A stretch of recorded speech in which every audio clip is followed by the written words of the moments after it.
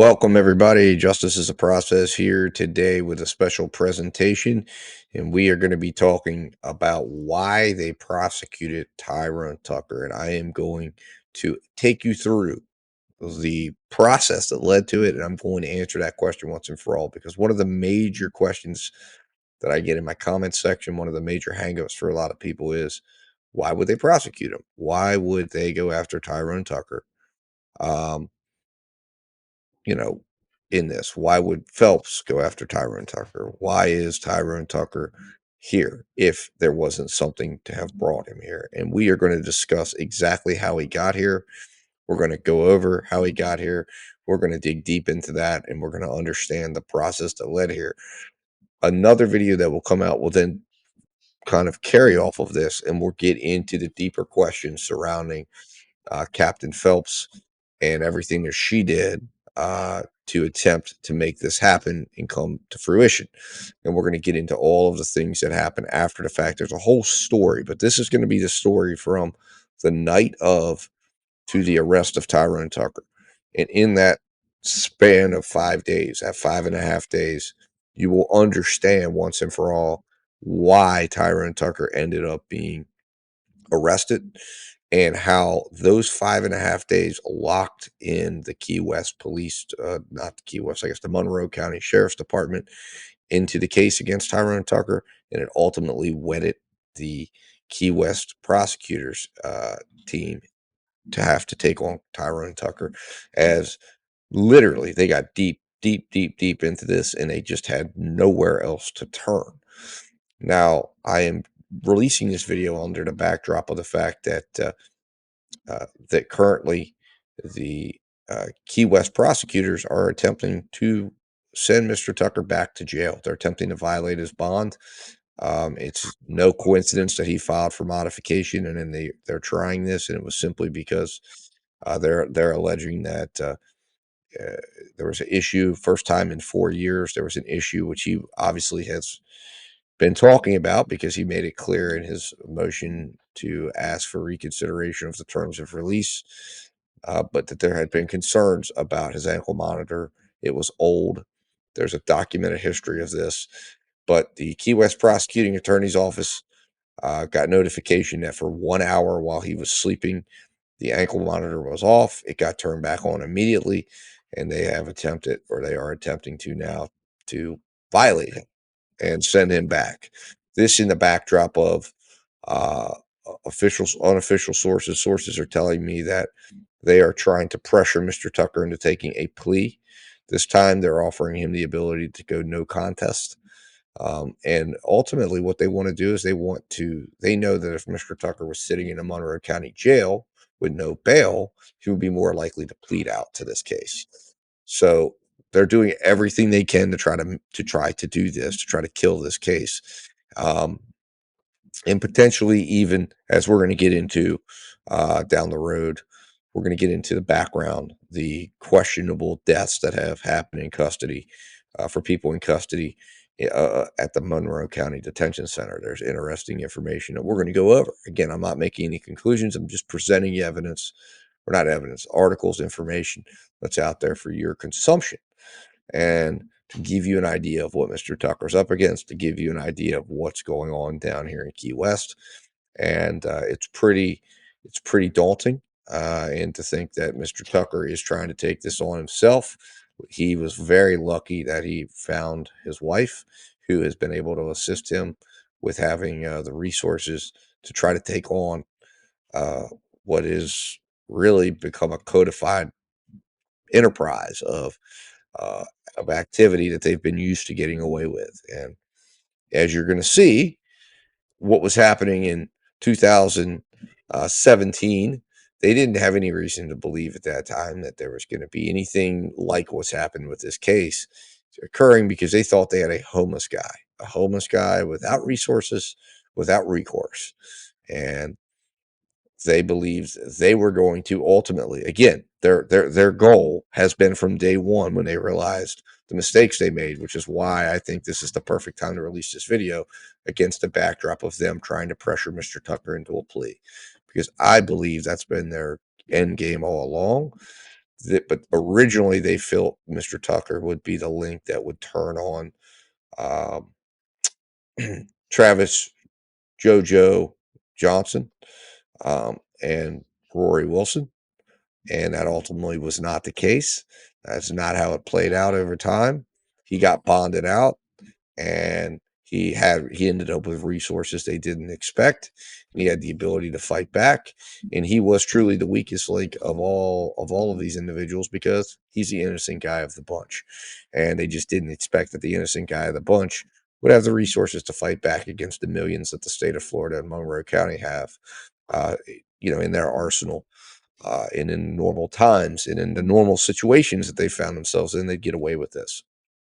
And they, with the threat of a life sentence over someone's head, they'd get them to plead guilty, walk away, and say, well, whew, I'm glad I dodged that one.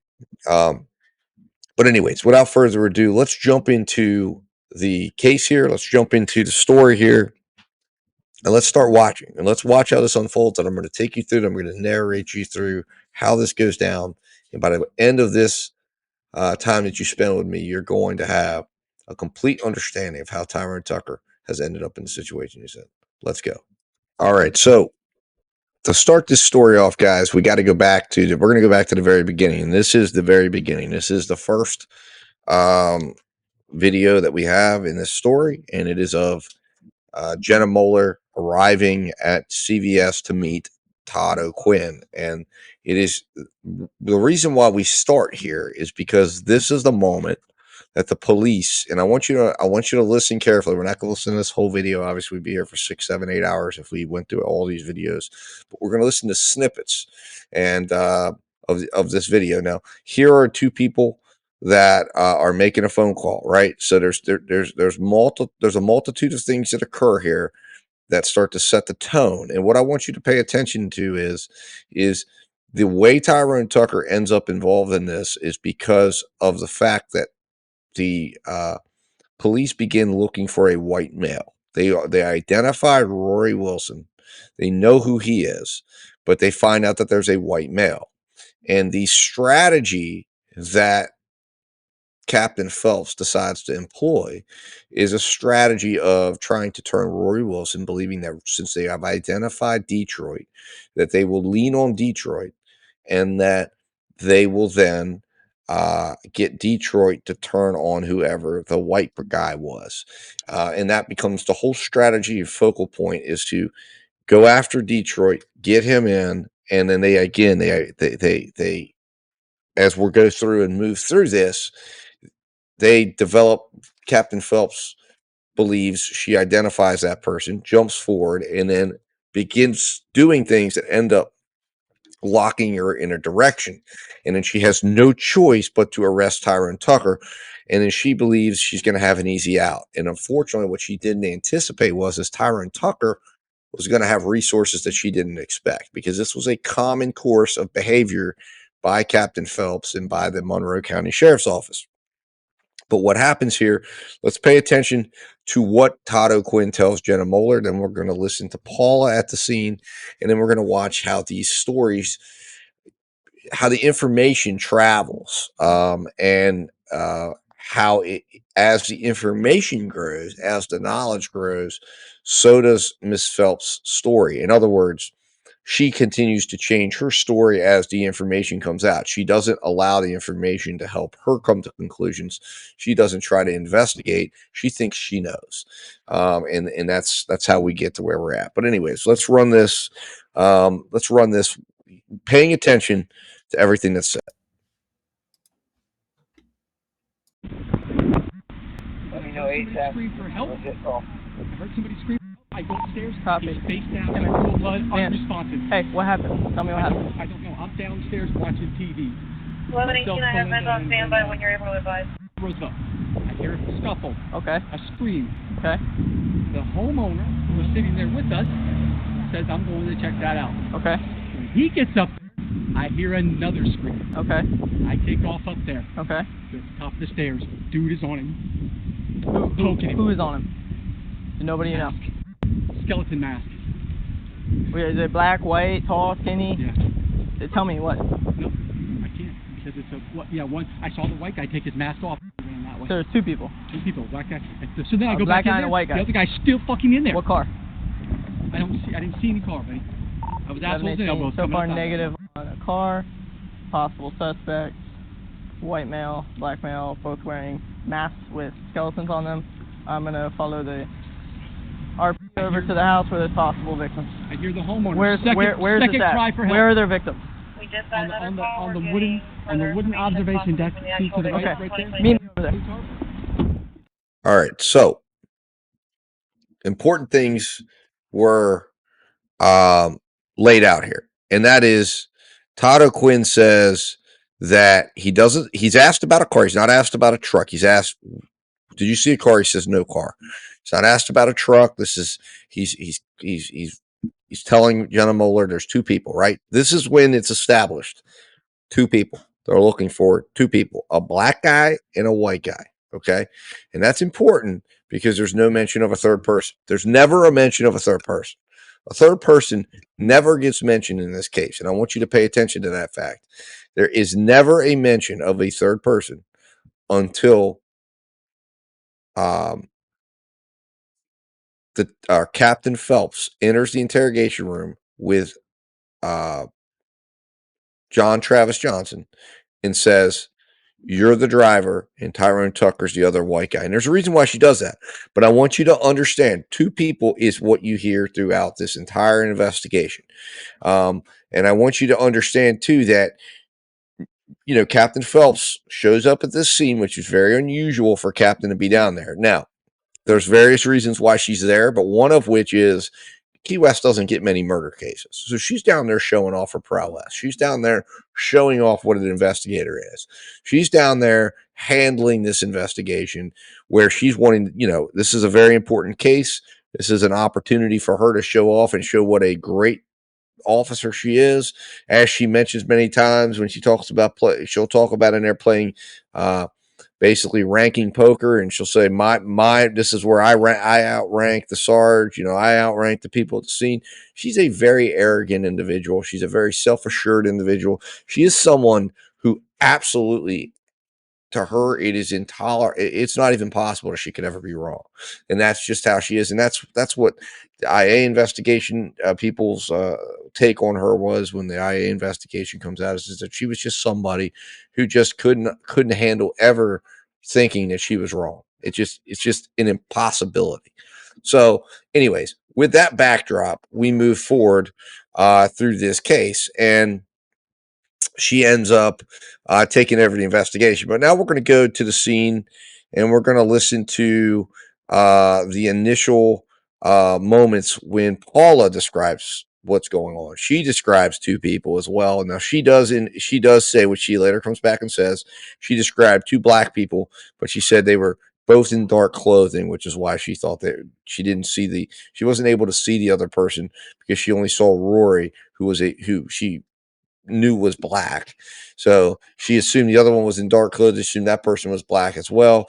But we want to listen here because she's going to say something in this in these statements here. She's going to talk about the fact that she heard a car leaving. Okay. And that's going to be important, but it's something that's missed because they don't go back and they're not tying these things together.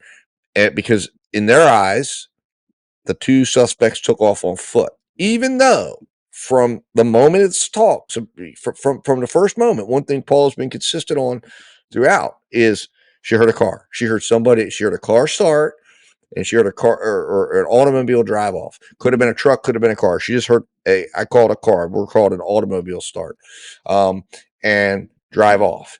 And when we later take into account what Todd O'Quinn tells Officer Blake, I think it was Officer Blake was his name, but tells the officer, the first officer he comes in contact with, besides Jenna Moeller, when he's talking, and he starts describing, he says, I watched him go down, and he gets in a truck and takes off. So you have that description. You know that's the exact person Paula says is leaving. Todd O'Quinn's outside watching. She's hearing a car start or an automobile start. He says he's getting into a truck and taking off. We can assume and put together all of that as saying he's saying that individual got in a truck. And as we later find out, an individual that owns a truck, the individual that Rory says he's with, is JoJo John Travis Johnson. Very, very significant. But anyways, let's keep going along this path. Let's go back to the scene of the crime, and let's listen to what Paula has to say. Sir, you hear me? You hear me?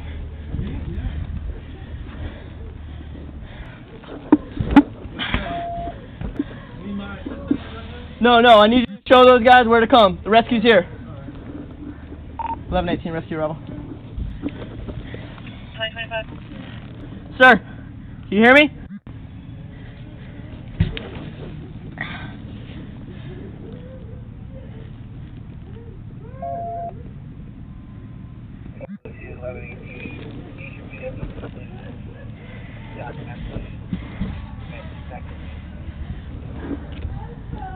Copy that. I got mail so far, not breathing, no pulse.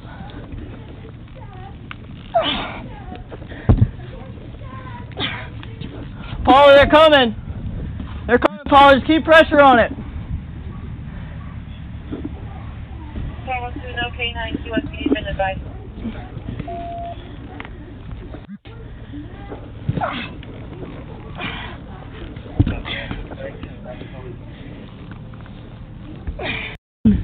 You want me to go down there with them? Watch your head. Come on. If we can, I'd like a blood pressure on it. Hey, universal precautions. Yeah. His name is Detroit. He lives somewhere on Front Street. He's some kind of fisherman. Okay. He's a big guy. He's really big. He has some kind of mask on. Okay. He's wearing black boots like that kind of. Was anyone else with him? Let me see your wound. Yeah, some guy. Yeah, we need to see the wound. Yeah, that's good. All right. And I think my vein. It's clotting. That's good. Okay. I need you to come 1118, black male, street name Detroit. He lives on Front Street somewhere. She says he's a fisherman. And there was another male with him. It's fine. Don't worry about it. I need you to follow all my directions. Paula, I'm right here, okay? The second suspect is also a black male. Blaylock, where's Hey, is the second suspect, is he a black male too? I think so. Roger would know better because he's the one that broke the knife to Roger's throat. It's unknown. One person said he is possibly white. One said he's possibly black. Copy, 1202 Charlie 3 is en route. I got a pulse on this. Let's go. The guy was here earlier and I told him. Okay. So you've seen him here before? Yeah, I told him to get out of here. He's a friend of April, Anthea Clay. Okay. Watch yourself. There's your car. Be careful. More about him. Okay. 470 advises on Why did he do this? I don't know. I guess he went. I don't know. He stole my money. That's what he was looking for with my purse. He just came up here to rob you? He came flying at the door. Let's go. Let's go downstairs. I was sitting on the bed. Like right on top of me. Okay. With a knife. Keep going. And he kept saying, "Bitch, give it to me. I'm gonna cut your throat. I'm gonna cut your throat." Okay. 470, do you need me to notify 475? What did he take from you? He stole my purse. Okay. What does your purse look like? It's a little pink. Thank you, sir. 2030. Oh my God! It's got my ID in it. And I Okay, gotta Paula, we'll get it. find We'll get it. We'll get it. We'll get it. Keep going. Oh, Keep going. Keep going. We're gonna get it. I think his friend stole my backpack. Okay. So you got a pink purse, and what color is the backpack? It's a little teeny purse, like. Okay. And it's got little witches and Halloween Here, things. hold that.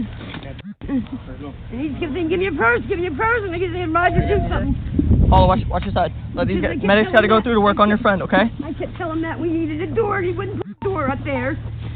He wouldn't put up a fucking door. And this guy just came up and he kept punching me in the face because I didn't want to give him my purse. Okay. And then what happened with your friend? What's your friend's name? The one that was Roger was somewhere. I don't know where he went. The guy with the gray hair. Yeah, Roger. Where is he? Is he okay? He's okay. He's gonna be treated right now, okay? Okay. Yeah. We're getting you to this truck. He hurt my hand. Okay. He punched me a few times. Okay. I don't want to go to the hospital. You're gonna have to go. What? You have a huge gash in your neck, Paula. Do what? You have to go. Okay. These people were all here to help you. I want Here. a cigarette. Sit right here. Sit right here on my car. I don't know Lean if I can. against- Can I sit on the chair? Lean against it. Okay. You lean against it. Do you want to hold your phone? Yeah. Okay. Okay. And then they took it off in Where some did kind of you seen these guys car. before? The one guy. Okay. He had a mask on, but I could tell it was him. Okay. He was here tonight. Okay, and his name's Detroit. This is his nickname. Okay, do you know his real name? No. There's people in the front of the house. And they know him? They would know him, yeah. Okay, do you know where he lives? Somewhere on Front Street. That's all you know? I believe on Front Street. Do you know if he lives at, in the trailers there? At Roy's? No, some warehouse. Some warehouse on Front Street. A warehouse on Front Street? Yeah, by search. Yeah, it's okay. Real quick, don't move your neck, okay? Come over here, me. Hold on. Paula, take that off, okay? He lives Let him see it. by the hogfish. Okay, by the shrimp boat. Yeah. Okay. Ma'am, look at me. I just gotta check out what's going on here. There's a lot of blood. They said it was clotting. Do I really gotta go to the hospital? It's clotting. You do have to go to the hospital. You do need stitches, okay? It's clotting, so you're good. See any major bleeding? How do you feel? My hand hurts a lot, and he punched me 3 times in the fucking head. Where did it? I don't know. I can't tell. Did you grab the knife? Right here. Yeah, I tried to. Yeah, when it was up against my throat. I'm getting more now. He sounds like he lives near the warehouse at Bama Seafood, right next to Hogfish, the shrimp boat, Bama Seafood dock. It's gonna be some guy by the name of Detroit. I'm trying to get a real name. What is that? Is that okay? Is that all right? It hurt my hand. It hurt my hand. We're working on him. I need you to stay here. Can you keep an eye? I gotta give him an update. Can I please sit in the chair? Because I really feel like I'm going to pass out. Yeah. Yeah. Okay. I need to sit. I'm not going to die, right? I'm not losing that much blood. No, you're not going to. Go ahead and take a seat for me, okay?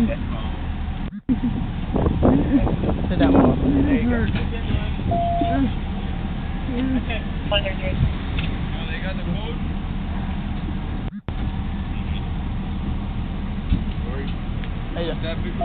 Yes, I got one here, one's in there. Where's she stabbed? She's stabbed in the neck. It's clotting. She's not in bad shape. No, he's not gonna fly. She might. He's not gonna fly?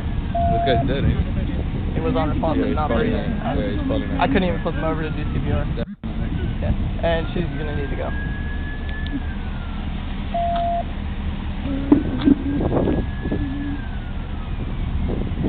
Yelling for somebody who's going to help me. Who's on the phone?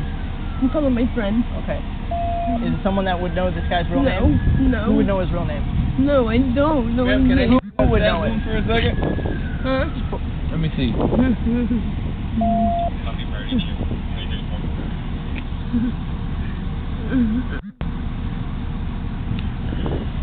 like pretty deep.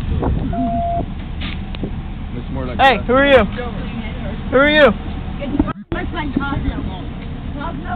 Yeah. Yeah, my friend. Look what they did to me. Cosmo, I gotta pat you down. You have any weapons? No. I called him. I called him to Hey, help I don't me. know you, man. Look. Cosmo, do you know this guy named Detroit? No. I know April, bro. Yeah. One of her fucking Don't look for it. and she's been causing me all kinds of she's been causing me all kinds of hell. Do I know him? No, he's on Front Street, but he was in some kind of bar tonight. Matt got hurt really bad, and Roger got hurt. Where did this happen? Right upstairs! Remember I keep telling Matt I need his door? He came up and stole my purse. It was my purse. Jack 5. Jack 4. All right, so there you can see and capture, and you can see now that is where all the information from this comes from. It comes from Paula. But one of the things you can hear her say multiple times is that individual one left in some kind of a car. Now, why does she keep saying that? It's some kind of a car. She doesn't say truck, because trucks, cars. I don't think she's going to know the difference of what she hears starting. But she repeatedly says the white guy left in some kind of car. That's what she keeps telling everybody. She told Cosmo that. She started to tell Mueller that. She goes on and tells other people this throughout as she tells this story, and consistently tells the story. And that is very important, because when you also tie in the fact that Todd O'Quinn later says that he saw what was going on outside when she was talking about what she was hearing going on outside. Now he is all over the place, and clearly just it never got asked. He's in a lot of different places, because what he's really wanting to do is cover up the fact that he was trying to make a drug deal that night. So that's what he's really trying to protect throughout all of this. And on top of that, he was having an all-out orgy downstairs prior to this going on, and that's why he missed anybody coming in. So point of the matter is, this is a consistent piece, but the big consistent thing here is 2 people. She doesn't say 3 people. She says 2 people. Everybody says 2 people, right? And how do we corroborate, right? There was a word used by Mr. Mansfield in his closing, corroboration, right? Well, corroboration means evidence backing up something, right? So what is, in this case, Todd O'Quinn corroborates what Paula heard. And Paula corroborates what Todd O'Quinn saw, right? So that's corroboration. On top of that, the fact that we know the state of Florida would have you believe that Rory was on foot and Tyrone Tucker was on foot and Travis Johnson was driving away having done nothing, right? That's just how the story ended up shaking out because JoJo was the one that ended up taking the deal. But the reality of the situation is, where's the corroboration? What's the corroboration? Well, what the evidence corroborates is there was only one person on foot, because both of these guys were allegedly masked. Both of these guys allegedly had weapons. Along the path that these individuals would have taken to get back to the warehouse on foot, we only find one mask and one knife, and that knife has the DNA of Roy Wilson on it. It has the DNA of Matthew Bonnett. It has the DNA of Paula Belmont. And that would suggest that that was the one knife that was used in the stabbings of both of those individuals. That corroborates that fact. It also corroborates the fact that there was no one else on foot that night running away from the scene, because JoJo, as in John Travis Johnson, he got in his truck, drove off, drove back, and he had his mask and he had his weapon, whatever it was, whether it was a knife or it was a club or whatever it was that he took with him that night. And he went back. He also had the purse and the book bag. Further corroboration of the fact that he had the purse in the book bag is the fact that where he went to stay after the warehouse gets busted, it gets found there. It gets found in a place he was at. See, the issue we have here is we have to then believe that Tyrone Tucker is just putting evidence everywhere, right? It's just ending up in these people's hands innocently. No, that's just corroboration of the fact that there were two people involved, Rory Wilson and JoJo Travis Johnson. Now, as a result, right, this would have been an easy case to prove. But as we're going to get into here, they dropped the ball. Captain Phelps drops the ball. She drops it in a big way because she actually has the case solved within about 45 minutes. She could have been a star here. She could have been the star 30-year veteran that she wanted to show everybody that she was. She could have had this thing wrapped up and she wouldn't have had to do near half of what she did and later ended up having to do because she blew it, because she basically fumbled the football and right at the end zone, right? And as a result, she spent the rest of the case trying to cover that up. She spent the rest of the case trying to make that up. She spent the rest of the case running around because of the fact that she dropped the ball. She dropped it right as she was about to score the biggest touchdown of her career. And we're gonna watch that as that all unfolds. So give me a moment here. All right. So to set the scene here, we've moved on. We are now we back at the scene while all of this is going down. Paula's getting treated now. She's on her way to the hospital. Moeller's running around. You're going to hear her on the radio, but basically, it's Brady, Officer Brady, and lots of good things end up on this body cam footage. But specifically, we start out with, you're going to see Captain Phelps. Now, note the time; it's 9:05. So this all went down about 8:15. So about 50 minutes after this whole thing goes down, Captain Phelps is involved. She's leading the way. She's leading everything. And they're down at this warehouse, right? And you are going to hear how they had this case wrapped up in a bow, in a tidy little bow. You're going to hear how Officer Pacifico asked the right questions, but yet the sergeant and the captain on scene ignore this. Not only do they ignore it, but they clear JoJo, otherwise known as John Travis Johnson. They clear him and they tell him to have a good night. And then they go on searching for this shrimper or whoever it is, Detroit, and they go on a wild goose chase. This wild goose chase goes on for a few more days. And it's unfortunate because if they would have understood who they had here, if they would have understood that there was a truck involved, if they would have paid attention to the fact that Paula said she heard someone getting in a vehicle. And that they have a white male with a black guy named Detroit that lives downstairs. You have a white male outside with a truck. You have this truck, which again, to me, it would have been this. This is the type of situation you detain them, you detain him, you start investigating right away because you think to yourself, could this guy, where have you been? What have you been doing this evening? And is Detroit inside? You get a search warrant for the building. I mean, you've just been told this is where Detroit lives.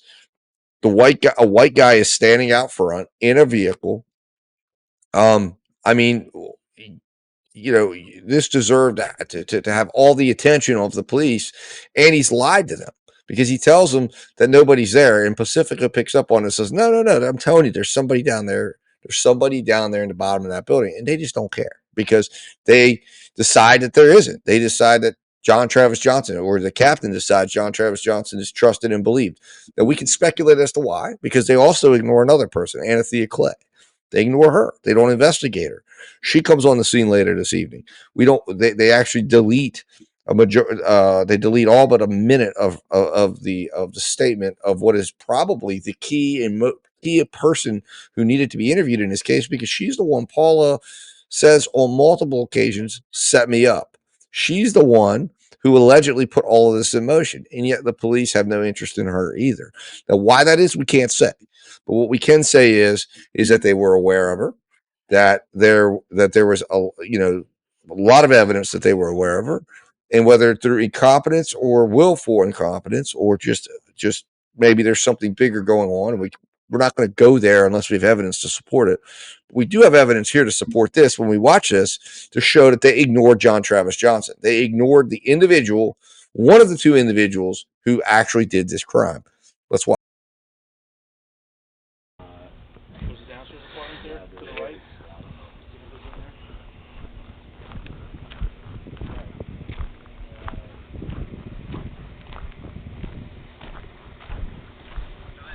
Hey, you called me.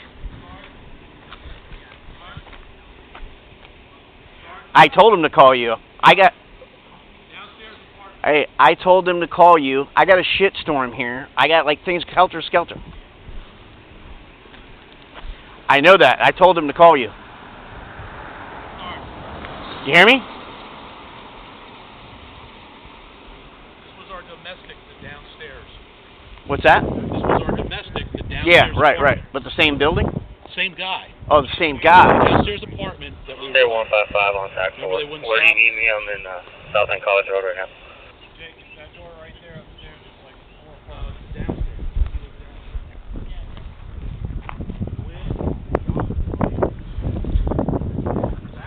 1202, revise last unit. Sierra 155. I'm on South End College Road. Where do you need me? Copy. If you could just penetrate into the Stock Island area and Bolo reference the black sedan and looking for the suspect that we dispatch got the name for, or in the cat. Copy. I have the city on outer perimeter for Stock Island, and county units can penetrate in to try to Bolo for suspect. And we're out at the warehouse on 2nd Street trying to develop suspect information here. They have their own rear entrance. That's why I just sent Hall to go around to cover the back. Yeah. I think we probably 1202, I copied that. 1121's already around to cover the rear. So nobody's been in here, but we still need to go in here and knock. Yeah, they could have went in the back on their own. Well, that's what I'm saying. So, and maybe we only need one unit out here. Obviously, he's here already. I'll hold this. If you want to go around with Hull and see if the black sedan is anywhere in that area there, and then we'll go to, They could come out of their apartment and get upstairs. Right. I understand. So, once you get there, I've got the interior lock too. once you get over there, okay, see if we can knock and announce on that door. You know where we were at. It's the one with the back porch. Yeah, I've got my door locked, this door locked, because the deadbolts were both gone. And there's an open report for theft. This is John Travis Johnson, a.k.a. JoJo, talking right now. Right now, we're just looking. You know who we're looking for, though, right now? I mean, you know what he looks like? Mm-hmm. Okay, because I think if what he was telling me, it might be the same guy that I dealt with here before. I'm telling you, me and Pacifico came here, dealt with William Hernandez. He's like, Detroit. But that's also David, my buddy David Gross. Right. He's in jail right now. Okay. For violation of probation. That's the only person I know that went by Detroit. Right. Well, and I never knew anyone else to go by Detroit. Right. And William Hernandez and his girlfriend Crystal. Right now, I have statements signed on him. This man watched him do what they did to my truck. So they're not allowed back over here. Right. If I get in contact with him, I'm calling Officer 1125. Matthew. He's a sheriff. Rear door. And I'm just in limbo waiting for all this shit to go down. I can't even friggin' make a claim until I get my report, which was supposed to be done today. 1202. I'm getting information that the subject, David Gross, is incarcerated at Key West jail. Can you ascertain if that's a fact? 1202, that's affirmative. I was advised a few times. David Gross is a current inmate at the Key West jail. Copy that. Yeah, we all got arrested together. Okay, he's in jail. We just confirmed, so this. Then we're. Matt's bringing a picture of another guy over that I guess he dealt with. They had said something about this over by Front Street at the 470. That's negative on a K9. It may be over at a shrimper there next to the restaurant there on Front Street. Hogfish. The only thing is if he's on one of the boats over there, on the dock between. Well, that's what I'm saying. They said something about a warehouse over there on Front Street. Now, see, what's happened here is he's missed a big piece of the conversation. We're going to play the conversation he missed. Well, you heard him on the phone, which is why we started it out right there. He misses Pacifico talking about the fact that the real Detroit is downstairs, and he gets John Travis Johnson to admit that.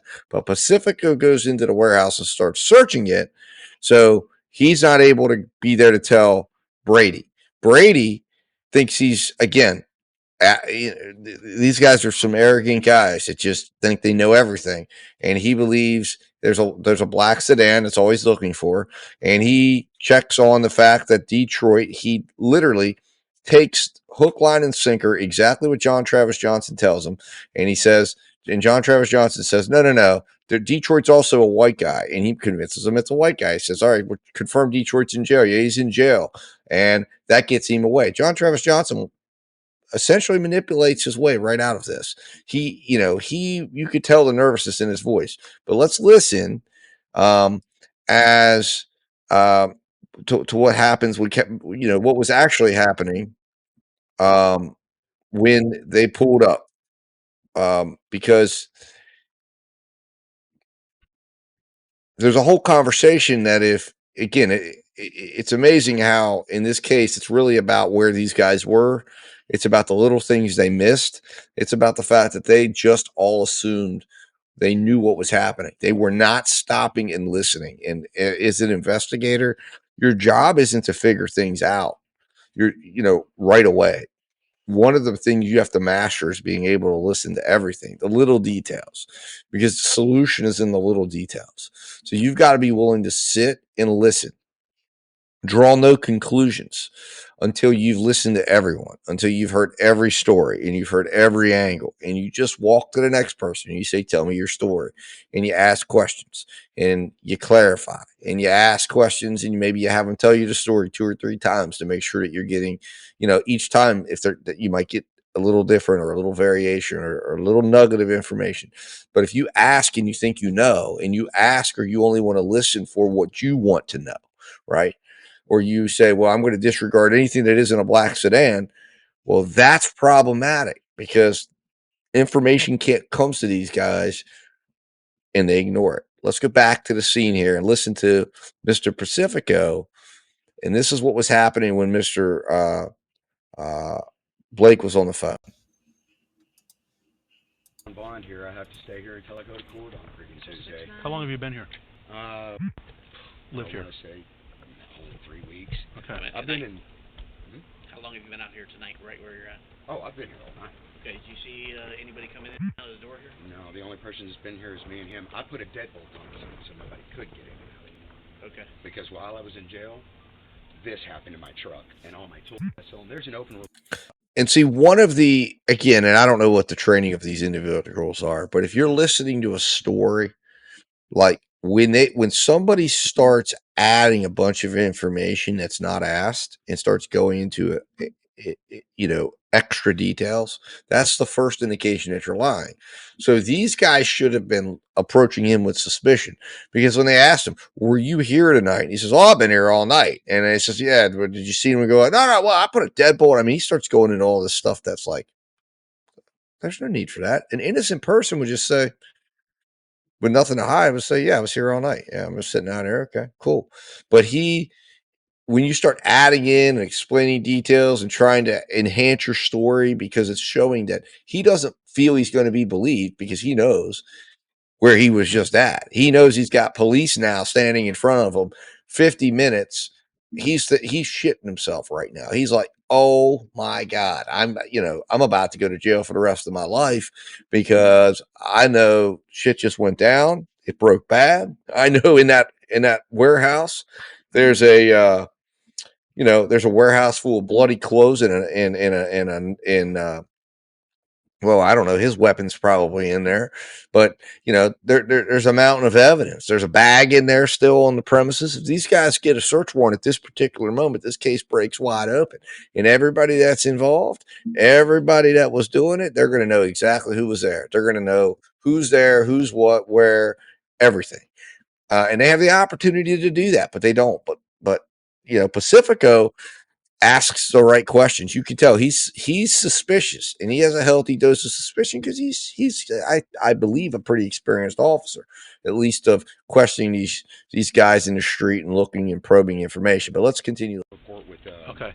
Officer. Do you know who lives in? There's what, 3 apartments upstairs, 3 individual rooms. That's the one that I'm upstairs. Okay. That's where Who's in the other 2 rooms right now? Nobody. Nobody's in the other 2 rooms. No, I got everybody out of here. It's just me and Scotty's the only one standing. Do you know who's downstairs? There's a downstairs apartment there, there to the right? Yeah, I don't know if he's Do you know who's there? I don't even know if he's here or not. He's got a pregnant wife. Right. Yeah. And do you know what his name is? Detroit's the only thing I know him as. There you go. Yeah. John, what's a good Sarge? Sarge? Sarge? Sarge? Okay, I want you to see who all was there and present. That was Phelps that we just saw. Then you saw the Sarge, right? And Pacifico's like, "Bingo, there you go. Black guy Detroit downstairs. Not a white guy in Detroit who's in jail, but the black guy Detroit downstairs. Bingo, there it is. I know he's there." Pacifico was there when he picked them up. He knew they were there. He knew they were not swept up. He knows this guy's lying. And, Pacifico's like, we need to get in there. We need to get a warrant on this place. But anyways, let's continue listening. Downstairs apartment. John, what's a good number to get a hold of you? 469. 469. 650.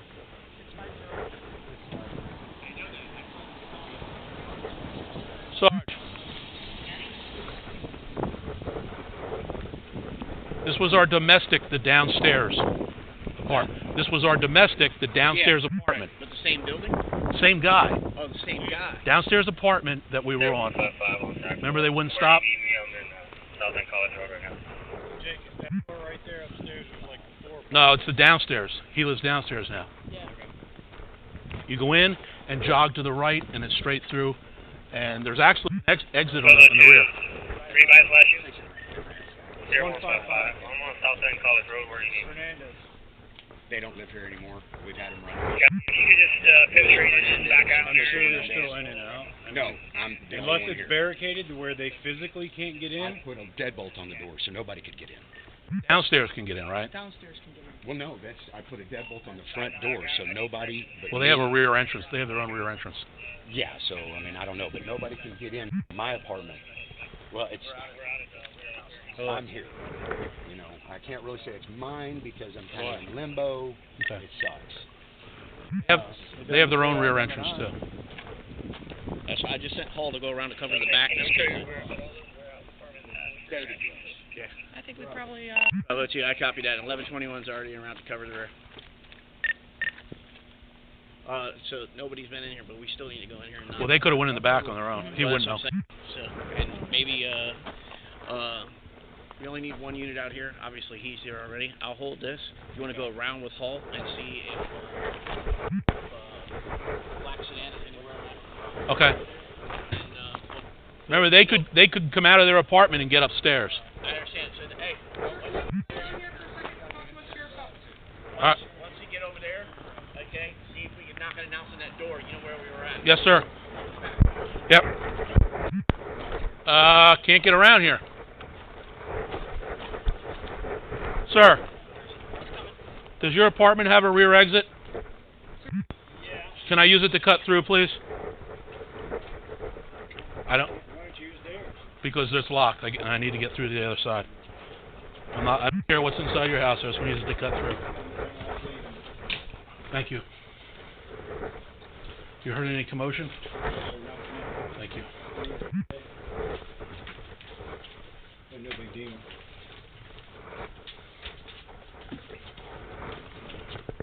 All right, as soon as you open the door, step back so I can go out first. So this is what the back. Yep. This is our break room and all. Okay. Thank you. I'll take it from here. If there's something bad out there, I don't want you involved. 11:25. I'll be coming out in adjacent apartments rear door. Any units back there?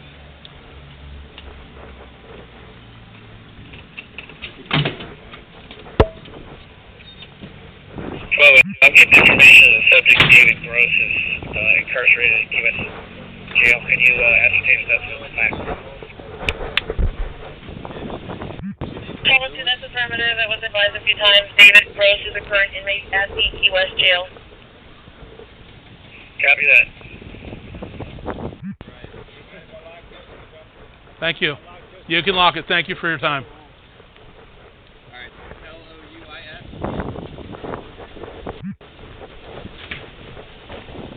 470, that's negative on a K9. How you doing? Copy that. Is there anything going on inside here? No, that's just fine. Who else is in the apartment there? Adult, That's it. Is this your only entrance? Yes. Okay. Can you go back inside? We may need you. Thank you.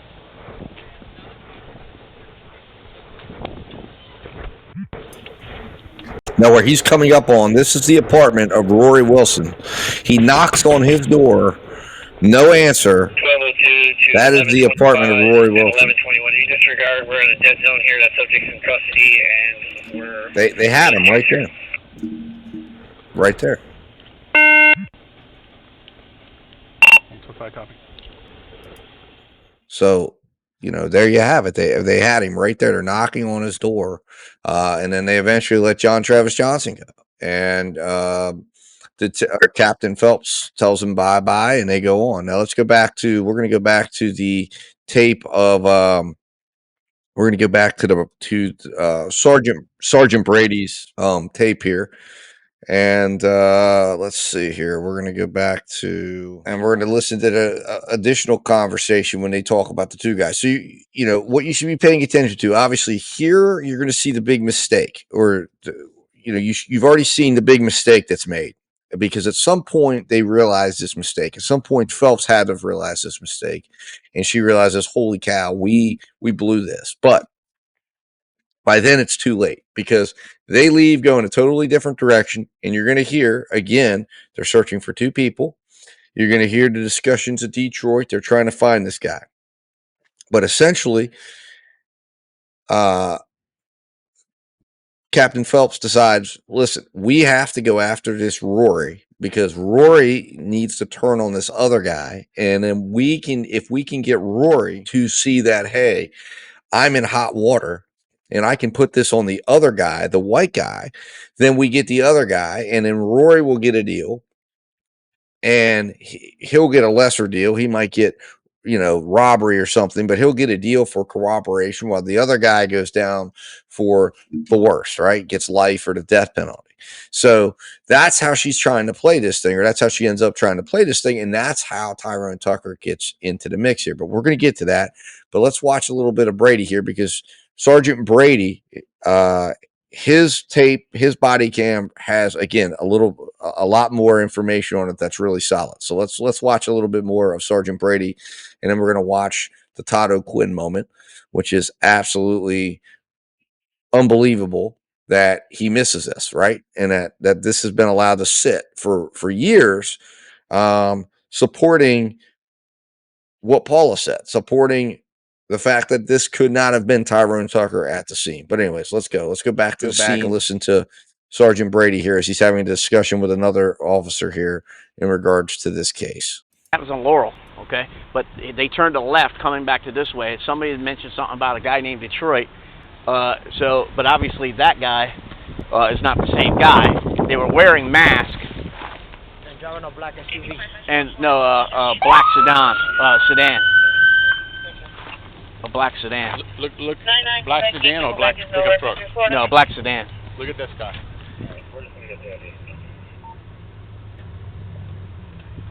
Yeah, no, I think it might be the guy that's down over here. But he owns it or whatever, right?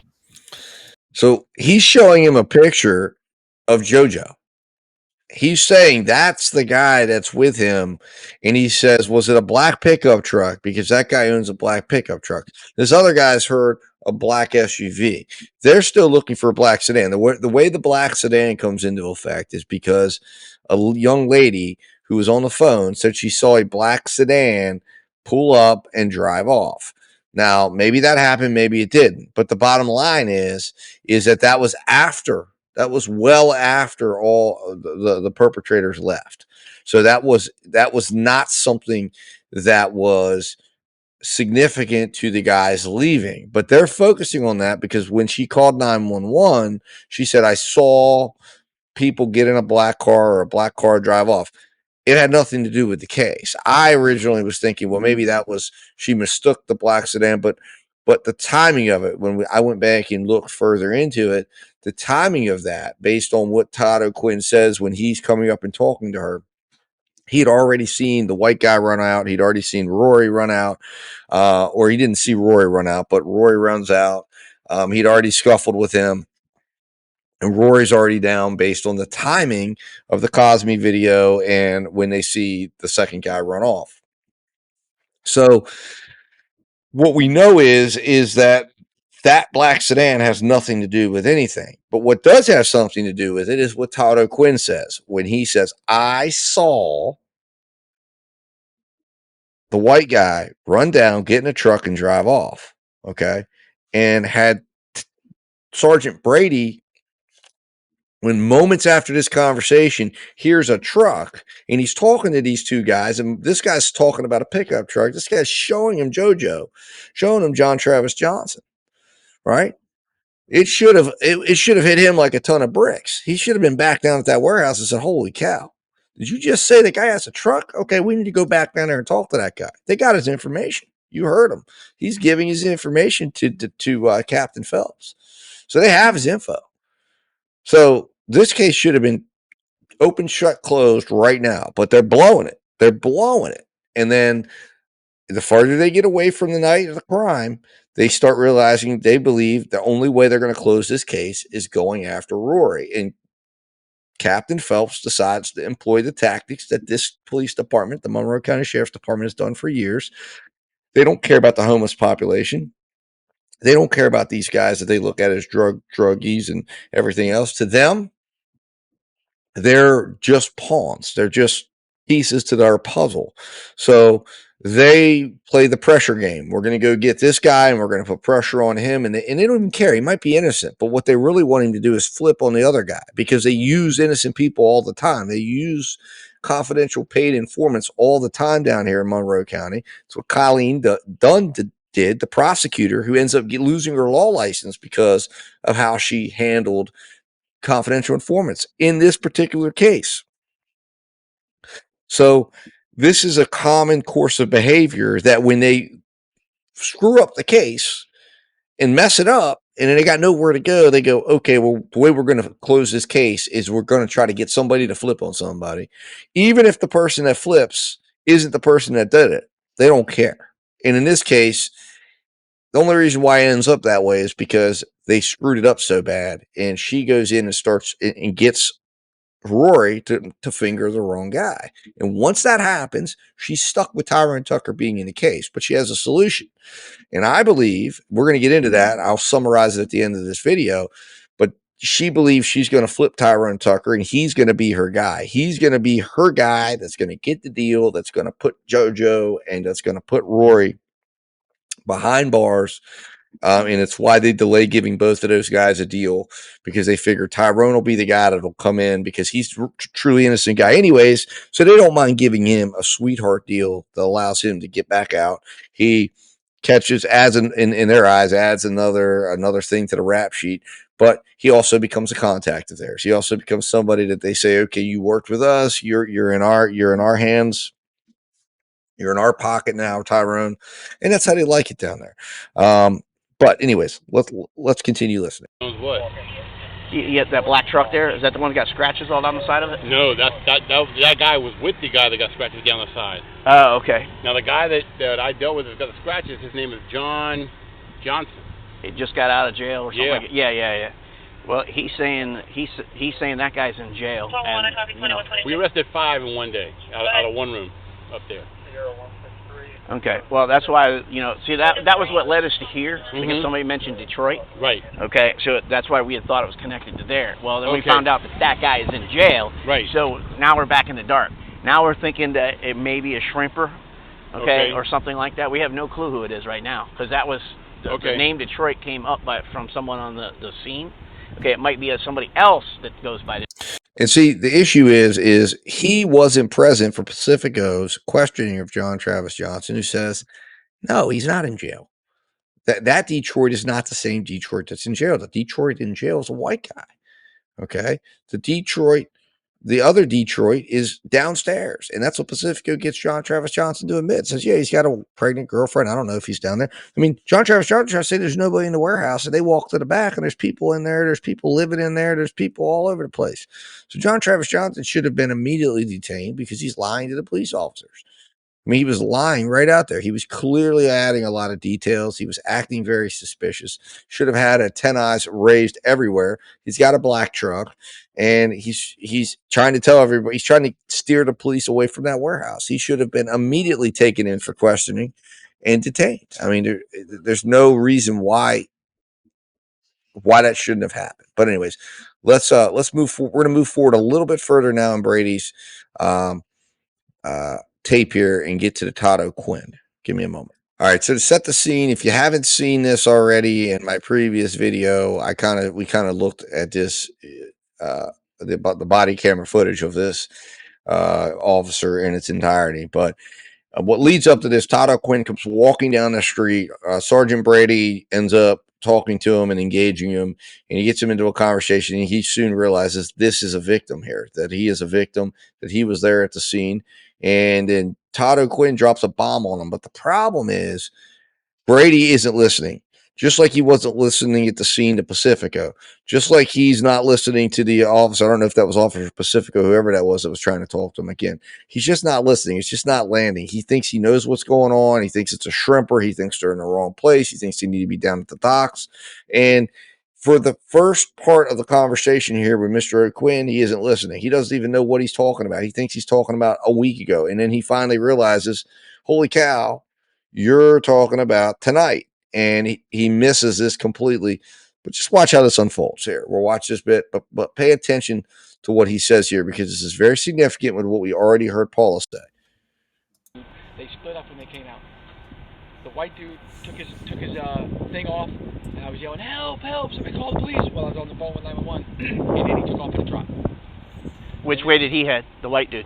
East, on Laurel. He went that way, come out of the gate and went that way. Wait, we're facing the guy's house. We're facing, if we're facing, If you run out of his house, you're looking at CVS. Right. In between Keys, Yamaha, and the other one. Right on Laurel, right there. Okay, come out so of which way is the white? He bangs a right and goes toward...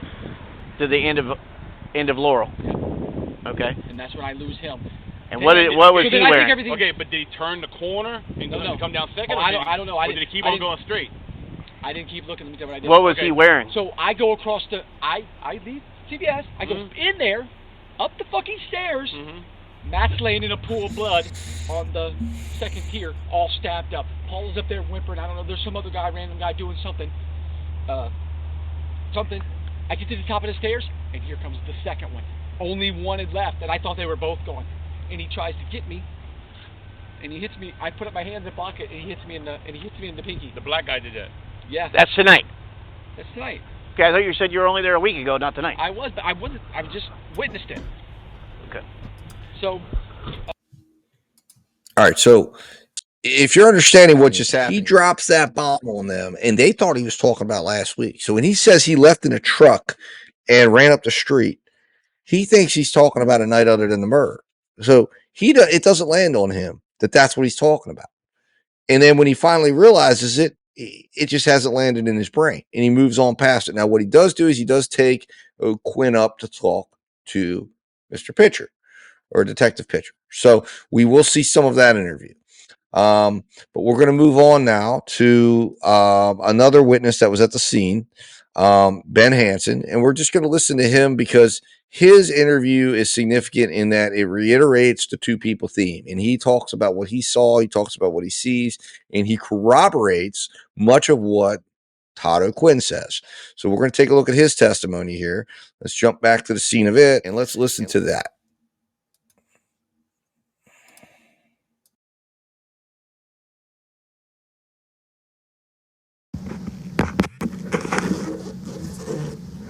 I'm sorry, bud. Can I get your full name again? Ben Hansen. And what's your date of birth, Ben? August 12, 78. You already have it. I'll perfect it. Then I'm good. Ben, do you swear everything you're about to tell me is true and accurate to the best of your knowledge? Yes. Help me out here. Can you tell me what happened tonight? From what you know, Two people were attacked. Okay. Where were you at the time? In my RV. In your RV? That separate one right there in the trailer. Okay. Where did it happen? I was sleeping, actually, and I heard somebody saying, who? Okay. And so I came out, and I didn't, what's going on? Somebody was running out the gate. So I came out, I grabbed my baseball bat I got, and I still am a boxer. I didn't have time to put anything on. Right. And I came out here, and that guy there was over there, across the street, and he was talking about that he's like, where did the other one go? I'm like, what other one?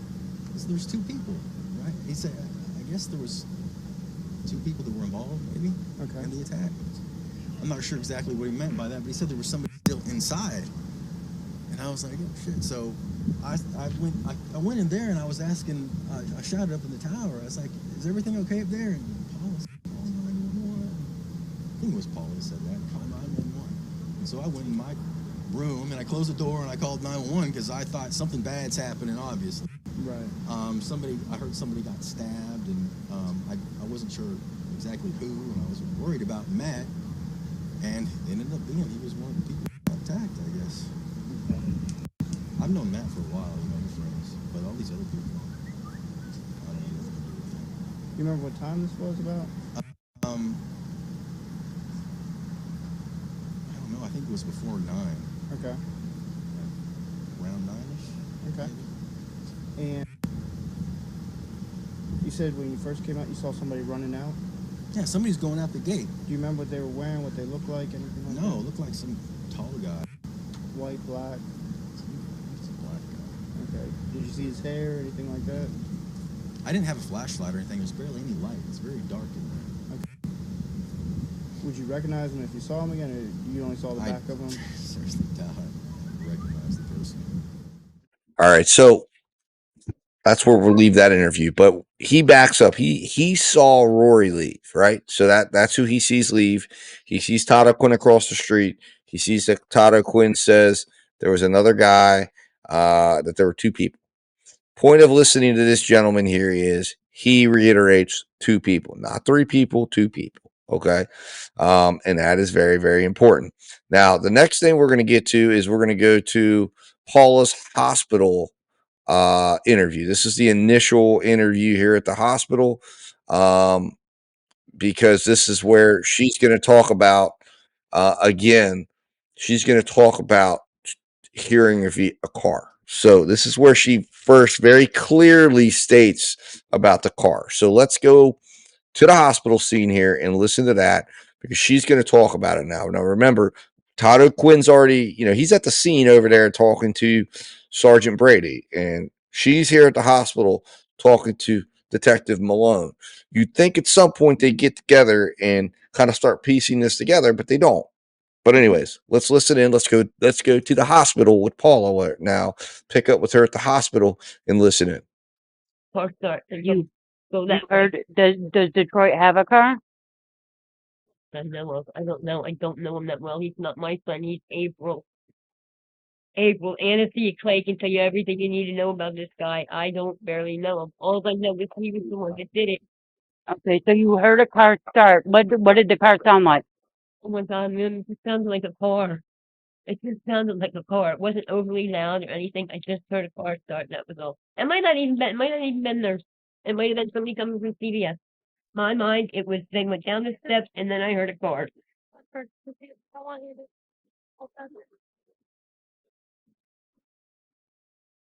I don't know. Okay, I'm gonna give you a break. Okay, they're gonna clean you up, and I'm gonna be.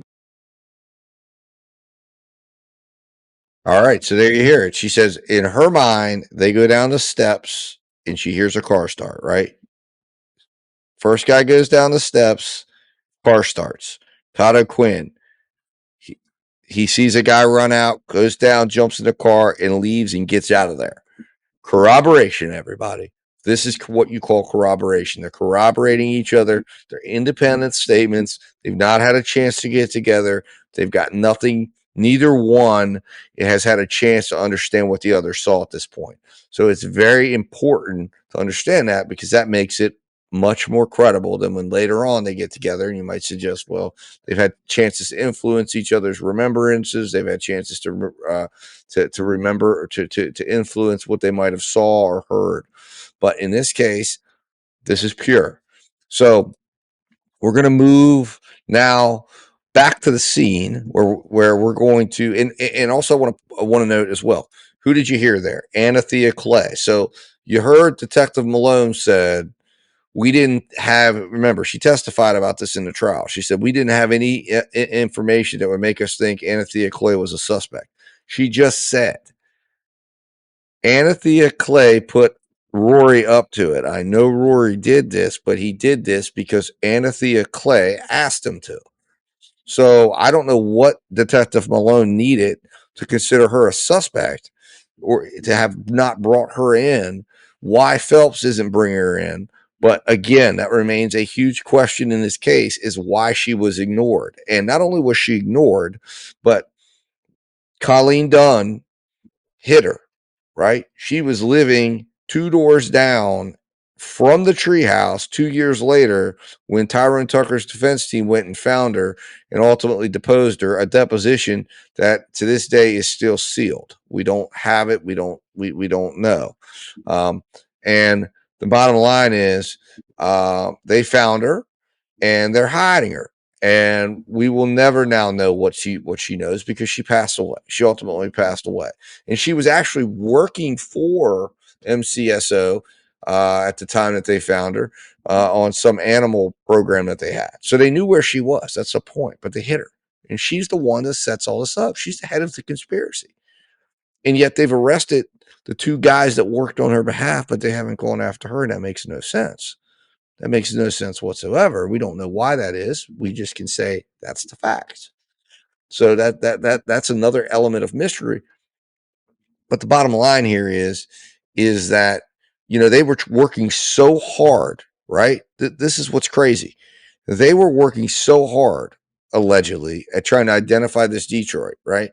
They were trying to figure out who he was to the point that they had to rely on T-Mobile records and Tyrone Tucker himself by going to Tyrone and say, who are you at T-Mobile or Metro T-Mobile earlier today? And they go that way when all they had to ever do was do what Paula asked, and that was go to Anthea Clay and say, hey, do you know a Detroit? Who is this Detroit? And she should have been brought in. She should have been questioned. She should have been interrogated. She should have been fully investigated. But you're going to see the only snippet of an interview, besides an interview that ends up happening 2 years later, which she refuses to answer any questions to the police on record. But bottom line is there's a 1 minute snippet. We're going to watch that here in just a minute after we get done heading back to the scene here, to go listen to Todd O'Quinn's initial statement. So we're going to listen to what he tells Detective Pitcher at the scene after he had talked to Sergeant Brady. But anyways, let's jump back to the scene. Let's continue listening. Let's continue following the developments here, following the information, seeing how this develops, and we're going to see the picture develop of how Tyrone Tucker ends up in the situation that he does. Todd, you swear and affirm that everything you're about to tell is true and accurate to the best of your knowledge? Yes, sir. Alright, if it's alright, I'd like to talk to you about tonight and fill me in on what happened. I'm still trying, I'm on the back end. I'm just trying to get caught up, okay? Start at the beginning, if you don't mind. The plan was I'd gotten, you probably noticed the piece, not really a door, but the piece of wood that's sit at the top of the stairs leading up against the thing. Okay. Paula had been complaining about people going up into her room or something up there when she wasn't there, this and that. So I had that thing, I was going to mount it on the stores as like a solid door. You could have a hasp and a lock and stuff. Okay. You could lock it when she's gone, lock it even when she's there, so she didn't have people come up there. So that's why I was here today. And but I had the wrong hinges. The door was too heavy for the light hinges that I had, so I needed to get a new set. So Matt and I, a girl came over, and Matt and I watched movies and played chess, and we. Do you know who the girl was that came over? Made some chili. You know, she's been there. She was there before. A lot of people there, so I don't. It was just like I would probably know if I saw her. Okay. So, anyways, she just pops in. It was one of April's friends, or it was one of the other girls' girlfriends. Okay. And came over. Matt and I had made some chili, and we ate. And then so I had to run across the street to CBS. So I'm going to leave. Matt hears. Well, we hear the scuffle there. I think it's Paula. I hear help. Or I can't make it out. My hearing's not too good anyway. So I just hear a woman's voice. Where were you at when you heard it about? Were you in the yard? I had already passed the thing and was fixing to go through the gate, and I turned back and I saw Matt come out and go up the stairs. Now I make it to here. Now I hear Matt yelling, "Help! Help!" I stand there. I see one guy come running out, mask on, blacked out, shorter guy, lighter guy. When you say shorter, like my height. Let me stand up one. Yep, exactly. Your height, but skinnier, way skinnier. Maybe, and when you say maybe 145, 155. And when you say mask, can you describe the mask a little Black before? mask with a white imprinted skull, like a Skeletor skull. Okay. With three little lines coming off the each side. Okay. Black long pants, black shirt, long, black. Was he carrying anything? A knife. Can you describe the knife for me? Can you use size one? Well, I mean, yeah, I know. So anyways, he bends the corner right here. He doesn't see me on a thing. He bends the corner right there. Takes off his mask. White hair, brown. White guy, brown hair. So, did you see what he did with the mask, man? Did you see what he did with the mask? He kept saying. Then these boats were in the way, so obviously I'm standing right there. I can't see him. I see him right through here, where there's no boat. Right. As soon as he hits the bow of this, which is about that telephone pole, I can't see him anymore.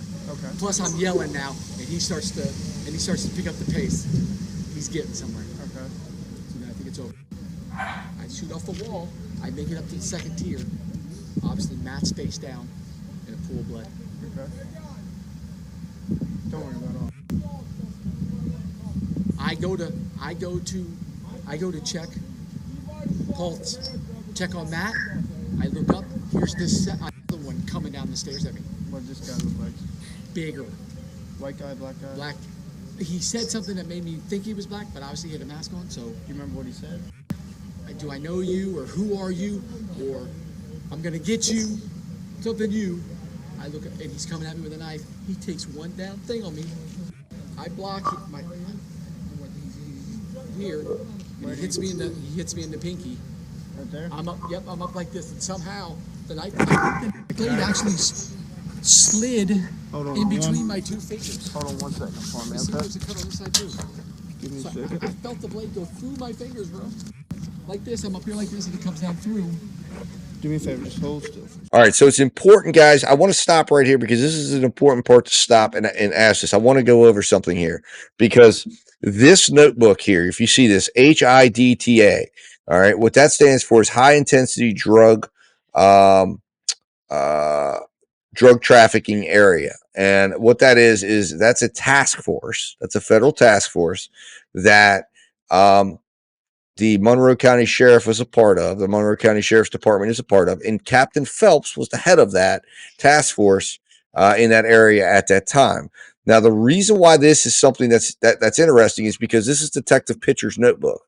This is the notebook he's using to take notes, showing that he's a part of this. Now, the interesting thing is the individual that you hear mentioned, but that nobody can answer why she wasn't brought in, is Anthea Clay. And as I mentioned to you, she was found there 2 doors down, 2 years later, living there. We know Colleen Dunn, the influential, powerful prosecutor who used informants and did all sorts of dirty things and lost her law license. This is one of the people that participated in hiding her existence, lied to the court, said they didn't know where she was at. Phelps comes on the scene, never brings her in, never questions her, never tries to interrogate her. They ignore her completely. They bring in Rory Wilson, who allegedly was sent there by her. They try to go identify the white guy that he brought along, but besides the 1 minute interview that we're about to move to, besides that, they never ever talk about Anthea Clay. In fact, Detective Malone even testifies in Ty Tucker's trial there wasn't enough evidence to suggest that she was a viable suspect. Even though we've heard Paula, we've heard now Todd O'Quinn, we've heard several people bring up Anthea Clay. We hear her name continuously come up over the course of this case as the person that set this whole thing up. And yet she's never questioned it besides the interview you're going to see here, where there's only a minute retained of that interview. The rest of the interview is lost forever. Now, this is significant because it's believed that she was an informant working with this task force. And that would explain why the head of that task force shows up down at the treehouse and why Colleen Dunn shows up down there, why they have so much interest in making sure that this crime doesn't catch her.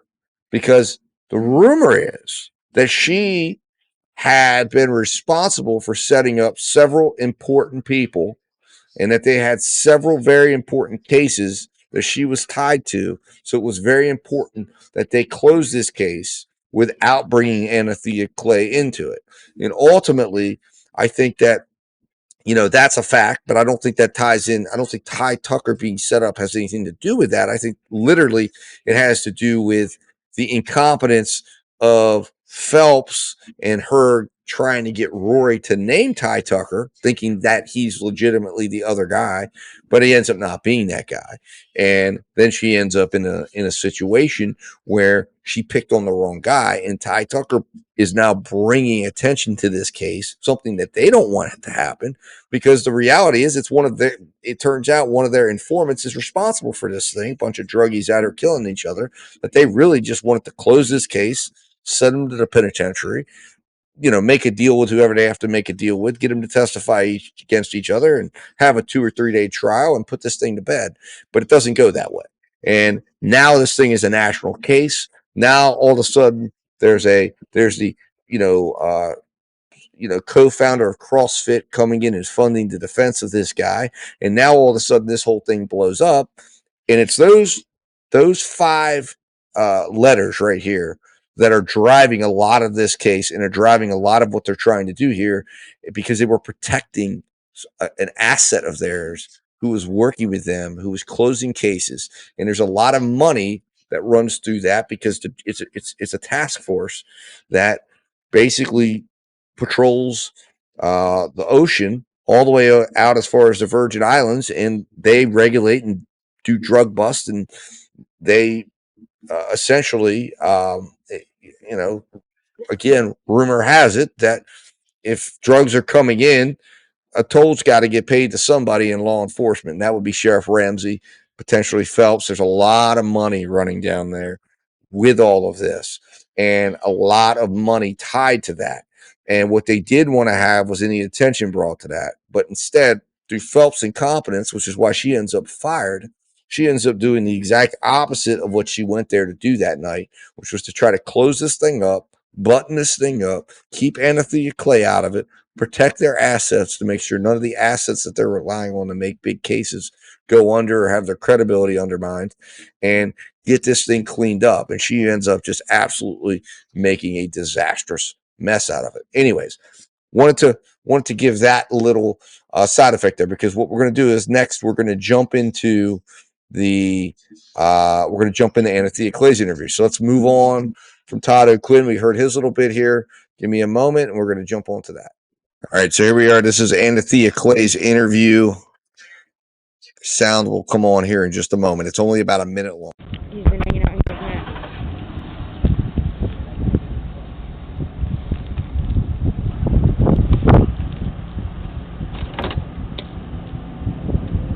You know who else is here? Crystal Dinklocker. Who's this?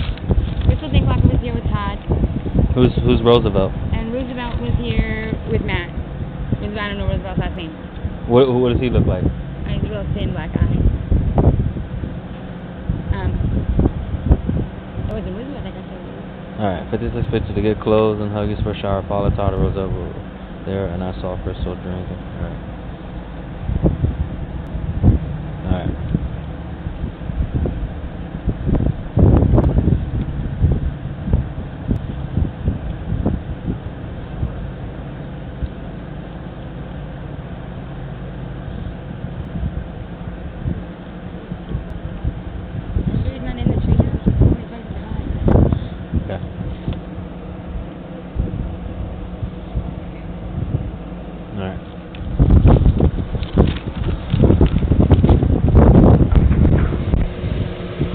All right, so that was it. That was obviously not much to the interview.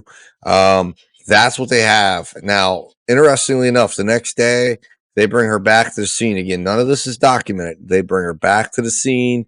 They're talking to her. They interview her. That interview never, ever gets documented. And she attempts to attack Paula that day.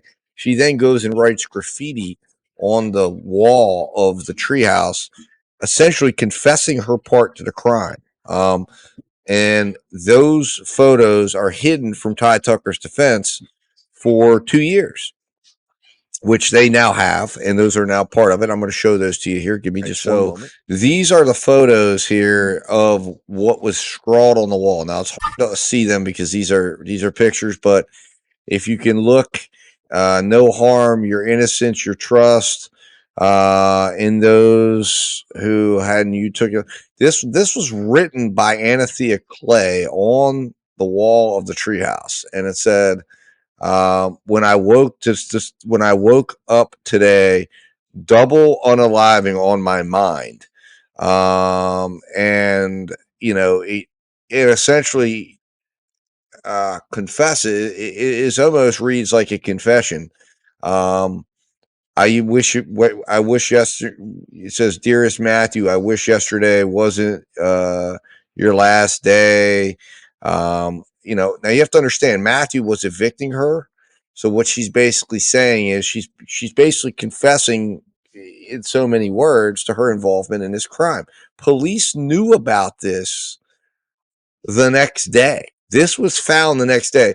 And the significance is this was found right here. The interview we're going to see here with Mr. O'Quinn that kind of popped up because it's next in line, where we're going to hear from Mr. O'Quinn again.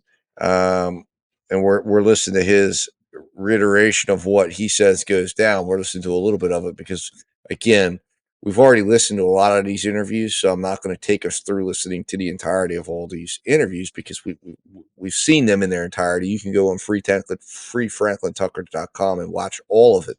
But I'm just going to take, again, the flavor of these interviews, what we want out of this, to see how this case is developing, what the police knew, what the information was they knew, and how Phelps tailors her story to what is known. In other words, two people, one black guy, one white guy, and in her mind, she knows who the black guy is. She needs to get the black guy to tell who the white guy is, and that eventually develops as this case goes on to her believing it was Tyrone Tucker, and she believed that's what the evidence was going to show, and then it doesn't. And then she has to make an adjustment to save her own self from being exposed for having elicited a fake confession out of Rory. So give me a moment here. Let's we're gonna go back. Let's jump into Todd O'Quinn's interview with Matthew Pitcher. Give me one moment. All right, so here we are. We are at the scene now, and we're going to pick up with Todd O'Quinn now the next day, talking to Matthew Pitcher. I've only seen him here one time on the property, and it was last weekend for one night, and I have never seen him again. What does Detroit look like? Black, okay, big, and bald. How tall? How old and how tall? Probably a little younger than me. He's probably early 40s, okay, late 30s, early 40s. I wouldn't say solid, kind of, not flabby, but wide. Okay. Not humongously, not real tall, not humongously tall, but wider. Intimidating. Gotcha. How do you know? Or just from here? He gave me the creeps the first time. He kept,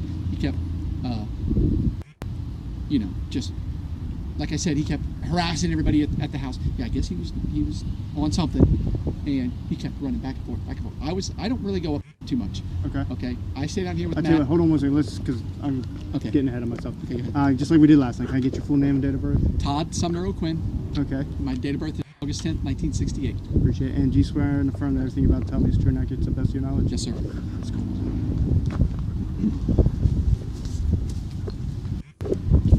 Okay, so before any of this, here's Roosevelt's bike. That's Roosevelt's bike right there? Roosevelt was another person that was here. Okay. Still down here. So, before anything happens, okay, you're here earlier at night, you're just chilling, everything is great, we're having a good night. Yes. Let's start there. Take me to there and we'll go from there. I come here early. Paula's been complaining about people coming up and stealing stuff out of her room and whatnot while she's there, or while she's not there, and nobody's there. So then, but I see Matt. So I guess he somehow Matt got to be, he either pushed Matt or Matt fell, whatever, I don't know how that happened, because I'm assholes and elbows going. So I'm getting out of here. I go this way right here. Okay. I get up out of my flip-flops. Which way do you go? I go this way. I go this way. Lost my flip-flops. One there, I found another woman at the bottom of the stairs, the other one was right out here. I come out here. See where that guy's standing right there on that ledge? Yep. That's where I go. Let's walk over. What's up, Red? Hey, can you excuse us? We're going to stand over here for a minute. Can we trade your spot? I stand right here where Red is standing. Exactly right here. Okay. I'm behind the van a little bit. Like about here. I see a guy come out of the gate. Okay. When he reaches about that telephone pole, he pulls off his mask. And I see it's a white guy, thin build, with light brown curly hair, short cropped. Okay, now, was he up against the fence? Was he out towards the road? Nope, he was right on the side of the road. He was just casually walking. When he pulled it off, I started yelling. He took one glance at me, and he booked, and he bolted. Okay. That telephone pole right there. The girl in the white pickup truck that called 911, I'm going back and forth looking. She's on the phone with the thing. Well, I know something is wrong with that because I'd already saw the blood before I left, and I know it was serious. So I said, I better go back up there and help him. I make it to the second tier again. I go back in there, make it to the second tier, and he's face down, unresponsive. I feel no pulse. I didn't flip him over anything. I just shook him a little bit, and then another one comes down. There's two of them. I see another one down. This guy's a lot bigger, heftier, and he says what I told you last night. Who are you? Do I know you? Something. And he's coming after me. Or he's just trying to leave and maybe I'm just scared and he's coming after me. Either way, I haul ass again. And then this time I went into the parking lot and I didn't look back. All right. So, again, we established two people. That's the information coming to the police at this point. Two people. White guy, black guy. That's what they think. Pitcher leaves, goes back. He's communicating that to Malone. He's communicating that to Phelps. Phelps, remember, as I said, she's there, in my opinion, for two reasons. One, she believes she's the experienced person that can close this case. You know, it's an unaliving case. You don't see that much in Key West. But two, most importantly, she's there because of those three letters, HIDTA, right? She's there because they have an asset that they need to protect. So she needs to close this thing, and she needs to close this thing without implicating and allowing her person, Anthea Clay, to getting implicated, because Anthea Clay is connected deeply with some important cases that they need to keep, that are important to that organization, that are important to making sure, most importantly, when you follow the money, they're important to the forfeitures that are going to be tied in with that, the money that's going to be made for the Monroe County Sheriff's Department, the money that's going to be made for Sheriff Ramsey. So at this point, it's on her to say, how do we tightrope walk this? How do we put this on Rory? We figure out who this white guy is, because we got to tie that loose end up. We can't have him out running around running his mouth or being out there. We've got to bring them in. We've got to make it look like it's a bunch of bozos that go out here and they hear about some opportunity to make a quick pickup. They run over there. They do a robbery. It goes out of control, and they make a deal with one guy. The other guy goes down, and it is what it is. It's just like every other case that's going to run through Monroe County. They're going to flip one guy, get the other guy. The truth isn't what matters. What matters is the business status quo continues, and the assets are protected, and the machine marches forward. But again, Phelps dives into this case and makes a critical error, makes a disastrous error, because she had it, but she should have had this thing wrapped up and buttoned up within first hours, but she doesn't do that. She bypasses JoJo, and as a result, she ends up making a tremendous mistake by going after Tyrone Tucker, believing he was the second guy, and believing, of course, that he's some homeless guy living at cots, believing he's not going to have any resources to fight back, and believing that either he or Rory will eventually make the deal that will go down for the other one, and both of them will end up, one of them will become an asset, one of them will go to prison, and either way, everybody wins and everybody's protected, and it'll be understood at why we're not going to name Anthea Clay. And the most important thing is the guy that's convicted of unaliving and goes away for the rest of his life will not be any credible person. And the guy that they make the deal with will shut his mouth and roll forward. And that's how this thing's being looked at this particular point. And they're in there trying to get the information they can, trying to get this thing under wraps as quickly as they can. And trying to cover this stuff up. But the problem is, guess what? Like I said, they're moving into territory here that they're about to make a big mistake. So let's roll forward here as we're doing, and let's roll on to the next piece of information, because the next thing that I want to show you, okay, is the Keys Electric video, because they come across this. This is a videotape that they get, and following this, and they end up, getting the Keys Electric tape, and the Keys Electric tape shows two men. Well, let's watch it together. First tape that comes in before any of the other tapes, before the CVS tapes or the Tom Thumb tapes, before any of that becomes available, before the Cosme tapes become available. This is the first tape they see. And in this tape, they believe they're looking at Tyrone Tucker, or at least they end up believing it's Tyrone Tucker once this comes to fruition. So Phelps believes she has this. She believes she has him dead to rights. We're talking a minute on how everything develops past this. But let's take a look here at the video. So this is the first scene. You're going to see this individual walking across the screen. That is they believe that's Tyrone. That's actually JoJo. That's actually John Travis Johnson walking across, as he's walking now across and going. Now, give me a moment. All right, now, a few minutes later, jump across. It's now 8:19, and we see the same individual, but now he's got a black guy with him. Now, what you're looking at right here are the two guys that were involved here. They believed this was Tyrone Tucker. They believed this was Rory. They had their two guys, right? And we're going to get into how this develops. But this is who they believe it is, right? Okay. This is it. They believe they have their two guys. It's two guys. That's it. The problem is they were wrong. And they didn't really they didn't have the information to suggest they were wrong until after Phelps sits down with Rory.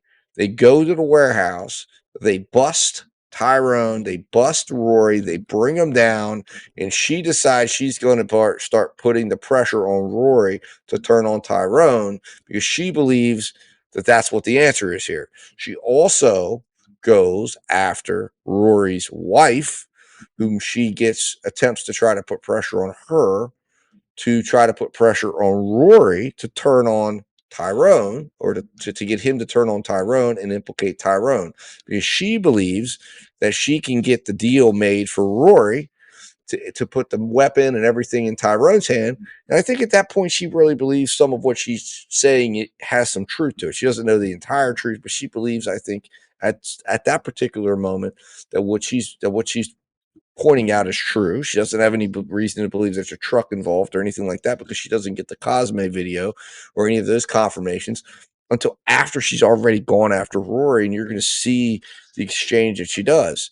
But this is important because this comes into the police's hands. Now, let's get back to the story here.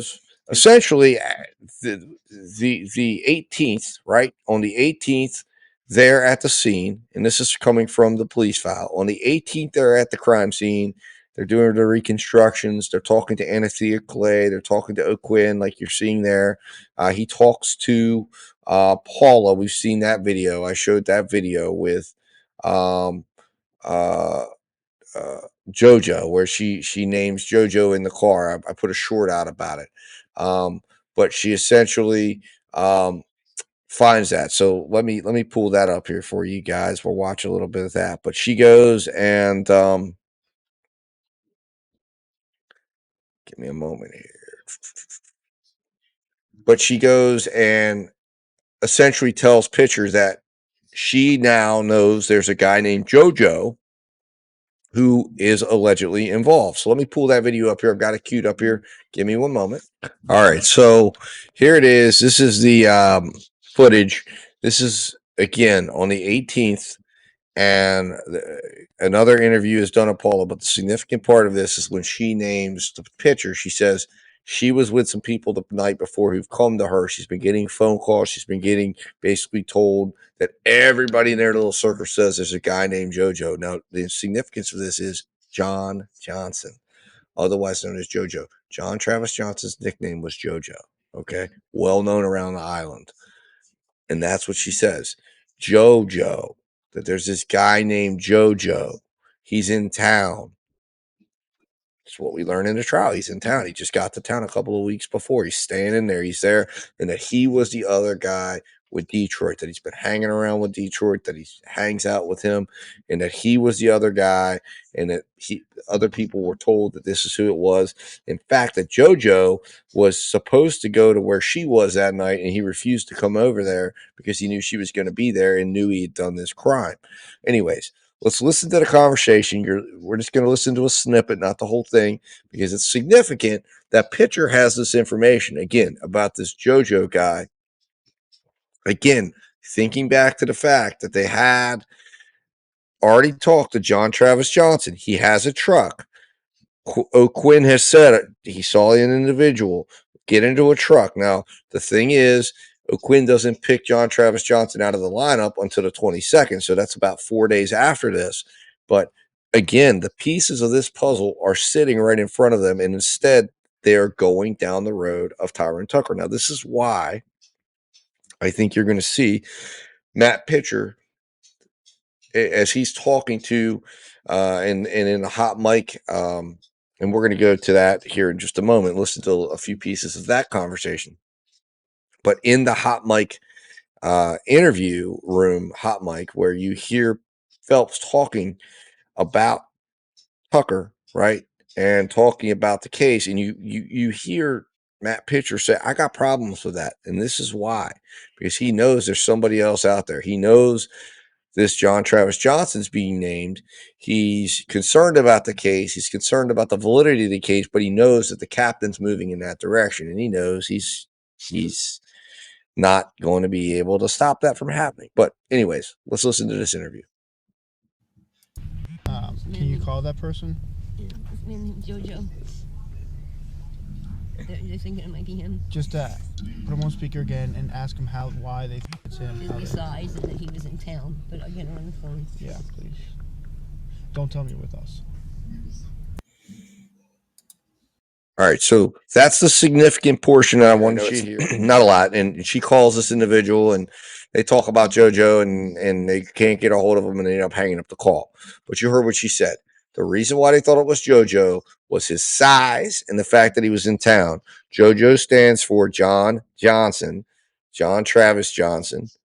That was his nickname. That was his established nickname among all of those people. Paula even came into the comments of this very video and established JoJo was John Travis Johnson's nickname. So it was already becoming known that it was John Johnson and Rory Wilson who did this thing.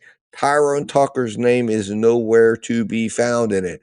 Paula's not getting in the car saying Tyrone did it. No one's going to the police saying Tyrone did it. There's nobody bringing Tyrone Tucker's name up.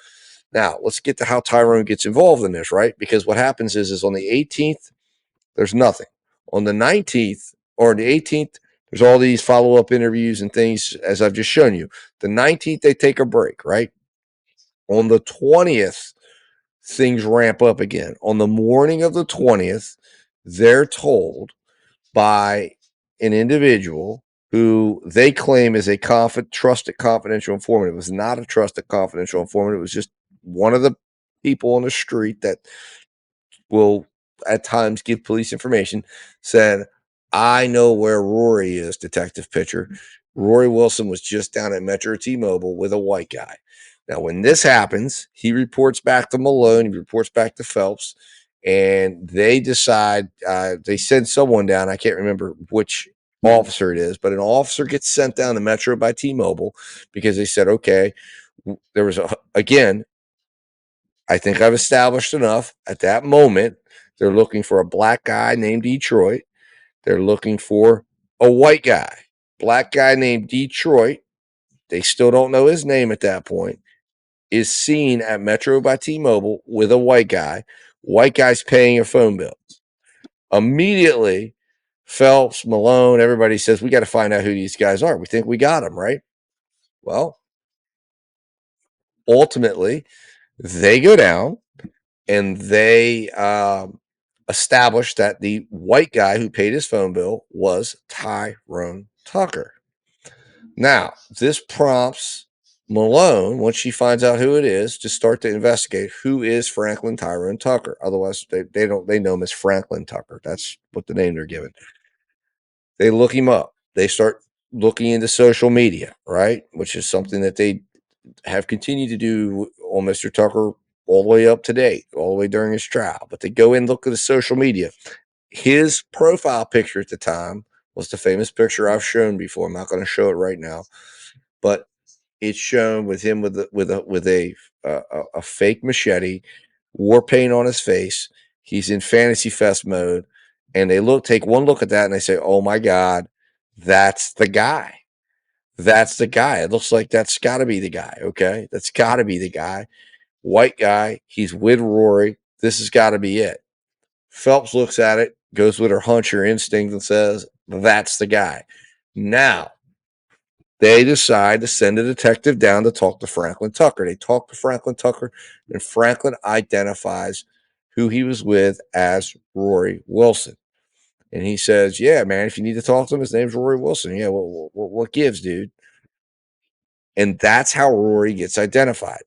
Now, then that afternoon, they are in an interrogation room on a hot mic. And in that hot mic conversation, which is on the full 3 hours of hot mic are on freefranklintucker.com. You can go on and listen to them. They're under the interrogation room tapes. But to talk about the highlights, essentially, they're talking about how they need to try to get Rory, right? That the key here now is to get Rory. That Tucker doesn't even know he's under suspicion, but that he fits the bill, he fits the profile. Phelps doesn't like him. That there's now surveilling Rory because they've now had a surveillance team watching him, and that I guess when they were watching him, they saw him putting some sort of clothes in a trash bag. Now this is on the 20th. This is like 3 days afterwards, and that trash bag is now on the front porch of the warehouse, and they want to go get that trash bag. So they're talking about how they're going to try to get this bag of clothes. On top of that, she's talking about this guy, Franklin Tucker, has got to be the guy. And we've got to figure out how to collect evidence on him. But that the best way to do that is we know Rory's involved. Unfortunately, if we don't get a Quinn to identify him, if we don't get witnesses to identify him, then we're never going to get Tucker. So the only option we have is to try to make a deal with Rory to get him to turn on Tucker and admit that Tucker was the other guy. They talk about it. It's really clear. This is really clear what happened. They go, they leave, they go on foot, walk over there, think they're going to make a quick in and out, go in, quick in and out robbery, goes awry. They go out, and she says, this is going to be really easy because we're going to be able to find we're going to be able to find all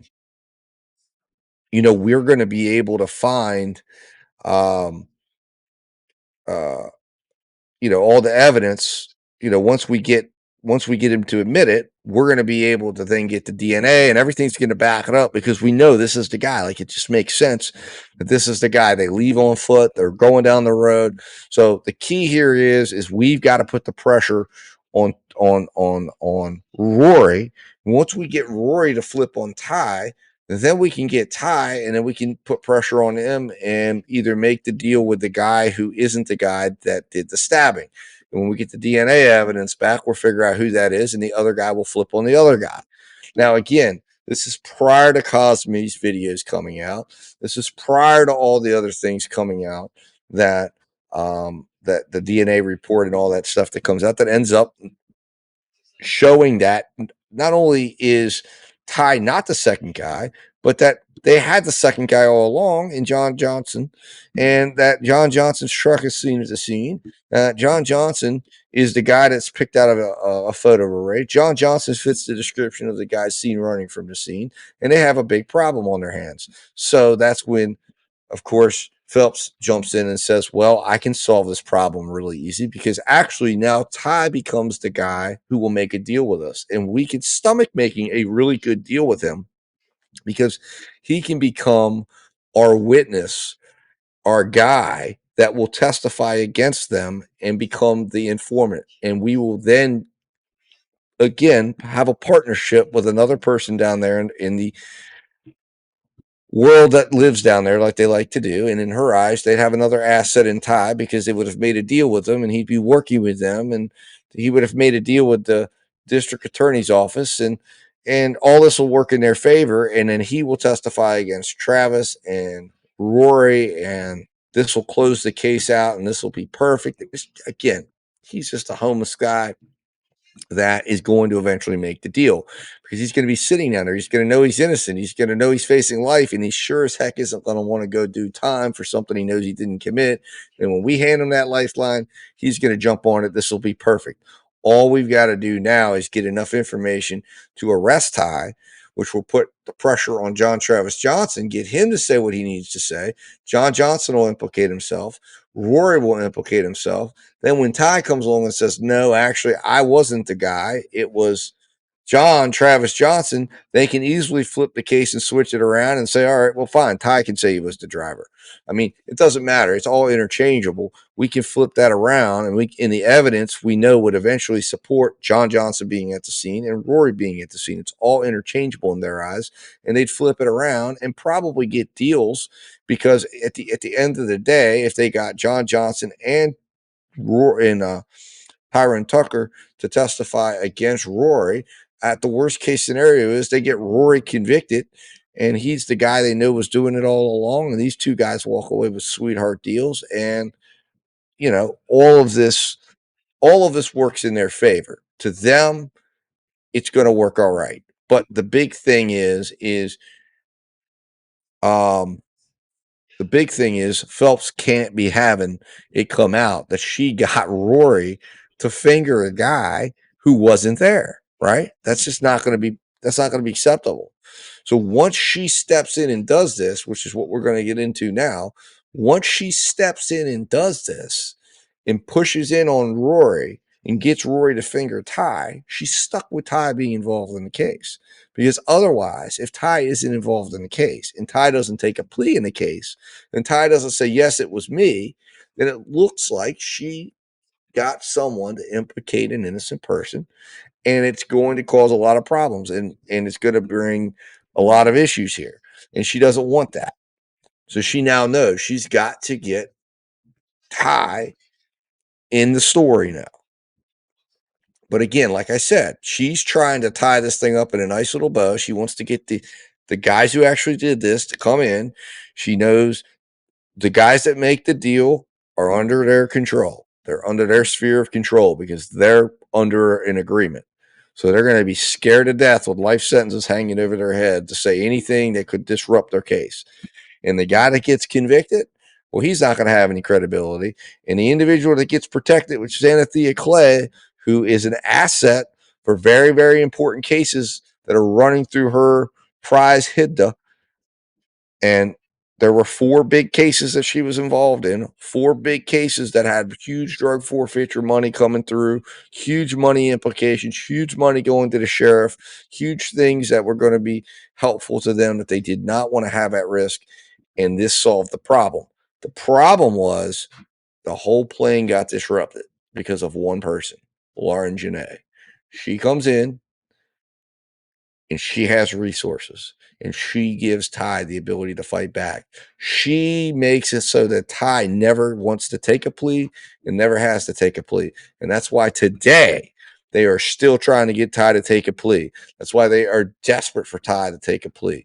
The only way he can walk away from this case is if he says he's guilty of something, because they know once he says he's guilty of something, he can never have any credibility to ever come back and have anything looked at or bring any heat on them. Okay. But as long as he's able to walk away from this thing with a not guilty verdict, or if they have to dismiss the case, it exposes them. And does it not? And it exposes them to a lot of questions now. It exposes them.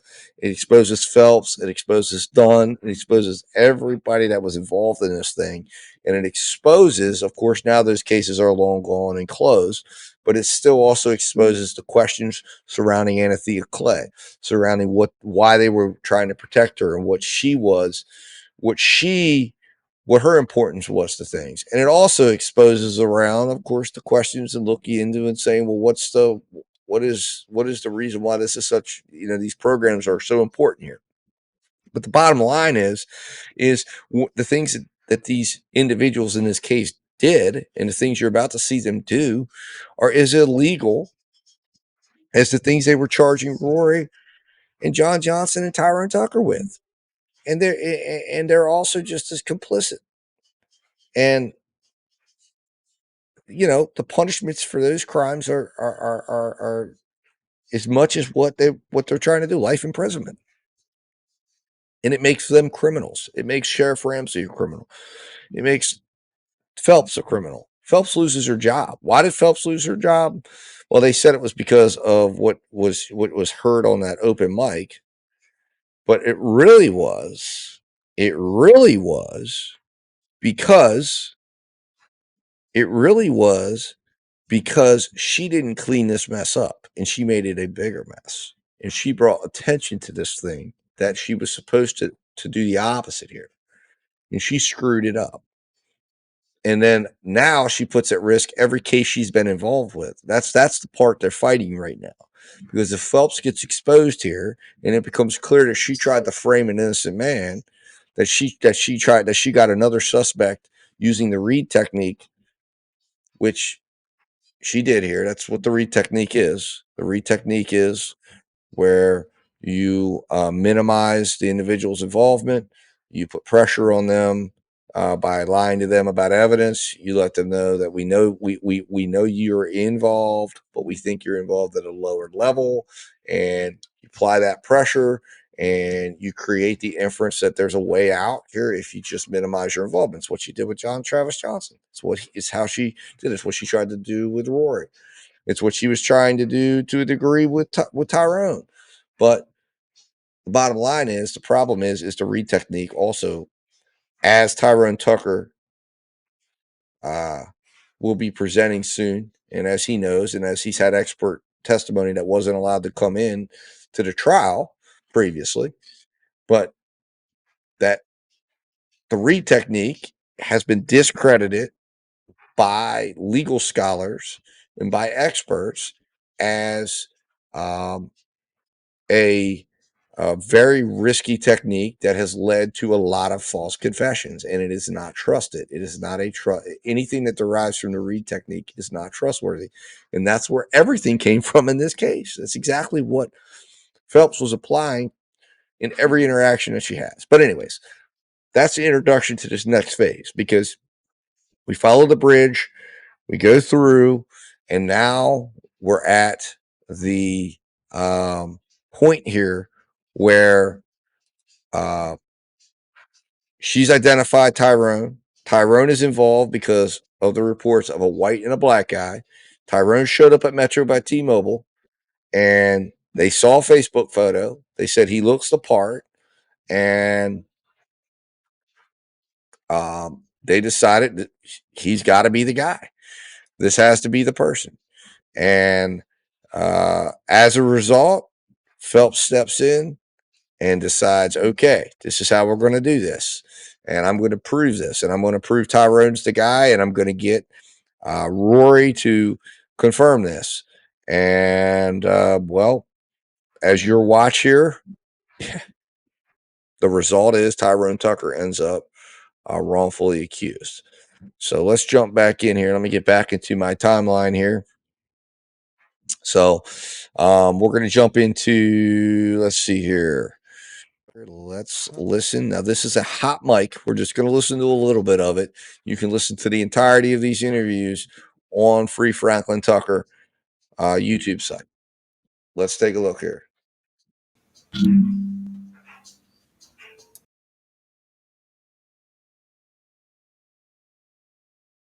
Todd showing the photo lineup and then go ahead. And if he gets on a bike, you get a mark in his staff. He just got wrapped up in it because that was going. Well, we gotta know who Detroit is in the state. Oh, Sergeant Richmond, so good. It's real good. So, David Smith has the white guy. Just a second. Matt, where's he at? He's at his house or a dope house right now. What's the exact? He's at a dope house right now. What's the dope house this guy's at? Hold on a second. I'm trying to get the address. Yeah, Roosevelt. Where's Roosevelt at right now? Roosevelt? No, Detroit. I'm in Detroit, sorry. Yeah, get your name for it, brother. The Orange Warehouse, what's the address? Oh, the Orange Warehouse on 2nd Street. Second Ave, all right. Second Ave. Where, they're all that's the white guy, right? Can't get to the... Yeah, that's the one, Second Ave. that's the one we're doing the lineup on right now. And Detroit is staying in one of those rooms back there. There's like 5 doors in a row. He's in one of those rooms. His girlfriend, wife, whatever it is pregnant. So that's where he's staying. So David Smith and the boys are down there on Stock Island.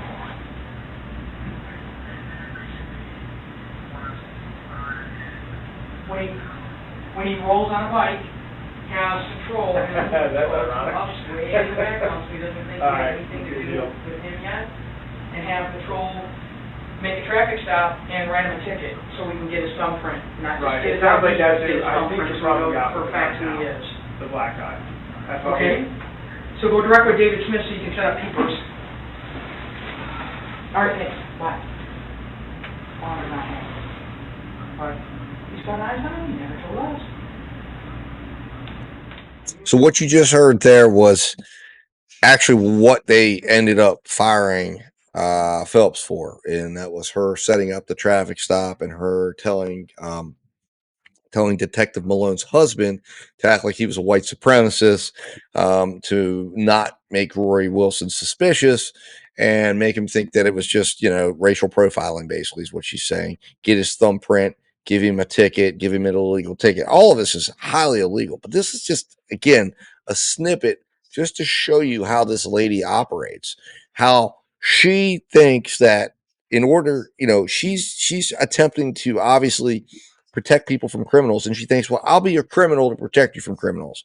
Well, then who are you really protecting us from? Because you're a criminal too, right?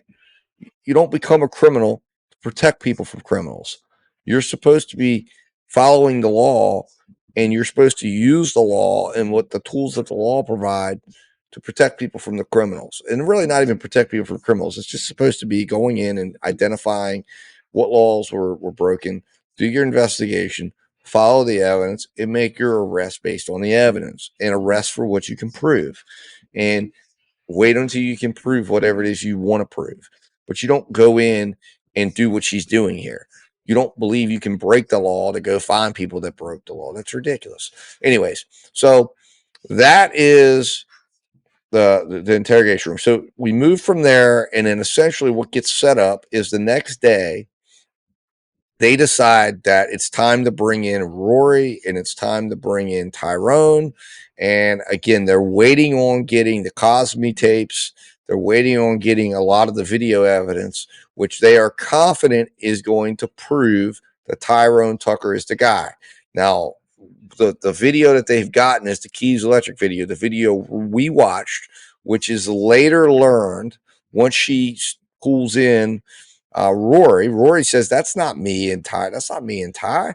That's me and JoJo. That's me and John Johnson. And Travis Johnson says, that's me and that's me and Rory. And Rory doesn't use Tucker as a alibi. In fact, Wilson puts himself, because when he thinks that there's video of Tyrone walking alone, right? He says, no, man, I'm with my man Travis. Well, he confesses to be with the very guy that it turns out was the guy that was there, was the guy that he says, I was with Travis in his truck. What shows up at the treehouse? Travis's truck. Two people get out of that truck. One guy leaves. Witness sees that white guy get in a truck. That white guy resembles Travis Johnson. Rory leaves. Travis Johnson goes back to the warehouse. Travis Johnson returns to Tom Thumb because he knows he's left his boy behind. Who comes back 4 minutes later but Rory and Travis Johnson? Tyrone Tucker is nowhere in this equation. Only one mask and one knife gets found along the same route that Rory took that night. They head back to the warehouse. The second mask and the second weapon never are found. Why are they never found? Because they went in the truck. They didn't have to get left somewhere along the path. They didn't have to get disposed of. Paula says the white guy took the bag. The bag ends up at the very place that John Travis Johnson stays at after the police come busting him on the 21st, when he decides, I'm getting the hell out of the warehouse. He's then called in and tricked to come in, believing that he's coming in regards to the situation, the theft that had occurred with his car. So he does end up coming back down to the police station. But before he does that, he hides the bag, which eventually is recovered. That bag is with him, who coincidentally, Paula says, that's who took it, the white guy. Of course, he says, well, how did you come across it? Well, Ty had to hide it in my stuff. That doesn't make any sense. It's ridiculous and ludicrous. Okay, just as it's ludicrous, the Ty was wearing a gator, something that not one witness says they saw. Nobody says they saw a gator. Everybody says they saw two Halloween masks. Nobody says they saw a Jägermeister gator. And again, when the state presents things out of context, when they present things out of timeline, when they present things out of order, then they basically get the jury and everybody else that looks at this case. They just say, well, we're making an accusation. And then people come back and say, instead of presuming Tyrone Tucker innocent, they go to their instinct and they say, well, why would he be charged if he wasn't guilty of something? Well, he was living at the same place as these guys. Wouldn't he have been involved? So was other people. So were all those people. Look, one of my viewers was saying, how many people were living there? Go back and watch the Pacifico body cam, and you see all the people that were living in that warehouse. And all of those people, I guess, by definition, if all you have to do is live in that warehouse to be a suspect, would be suspects in this case. Okay. So just because he was there doesn't mean anything, right? But the two guys that we know were together, the one guy who is coming up, JoJo, that night, the next day, his name comes up, his truck comes up. He's the guy that's there. It's just that Tyrone Tucker makes the mistake of going and paying a phone bill and having Rory walk along with him. And that's just pretty much his poor choice. That's the only mistake he made in this whole thing. And then he gets identified, and then Phelps believes that he looks like a guy who would do this. And well, let's jump into. We're going to move on, and we're going to start watching the different things here as this happens. So. The police, and I'm going to summarize this just because, again, if we get into all these different things, there's a lot of different videos. There's a video that you could see when Rory gets picked up and they come busting in and they pick Rory up, and then they interview Scott Kellenberger and they interview John Travis Johnson again, in fact, before he ends up leaving. But ultimately, they take Rory Wilson down to headquarters, and they take Tyrone Tucker down to headquarters in handcuffs. Okay. When they get him down there, they put Rory Wilson in the interview room first, and they start interviewing him. Then they bring Tyrone Tucker up. Then they bring Rory Wilson back up, and they're doing all this to make it look like they're each talking to detectives. And then ultimately they start telling Rory, Tyrone's leaving tonight. And why is he leaving tonight? Because he's fingering you. Because, again, the strategy here that Phelps had was that they had to flip Rory on Tyrone, because otherwise they had no evidence. They also needed to get somebody to identify him, which they had yet to do. And they were also hopeful that once they got the buccal swabs, which they got while he was there, that the DNA evidence would come back. And she was hopeful that once they started to suggest, we've got your DNA, Rory is fingering you, we've got tape of you walking with Rory, Ty. And Ty's like, what the hell are you talking about? That once all those things get presented, that they would start moving towards getting Ty to admit, or maybe even decide, I'll testify against Rory and say, yeah, it was Rory. Rory was the one that did the killings, but I just came along for the ride with no idea it was going to go down like it was. But ultimately, none of that happens because Ty says, I wasn't involved. He gets to leave. And then ultimately, the next day, right after this bust happens, the next day is when all of the evidence comes in that starts to exonerate Ty Tucker, and it starts to become a problem. Well, because of these two things, because of what happens at these interviews. So the first thing that happens that locks in Penny Phelps is this interview right here. And we are going to watch this interview in its entirety because it's that important. And this is an interview with Captain Phelps and April Walker. April Walker is Rory Wilson's wife, might be fiance wife. Anyways, she's pregnant with his baby. And the things that are said in this interview are so incredibly important. We've never watched it on this channel.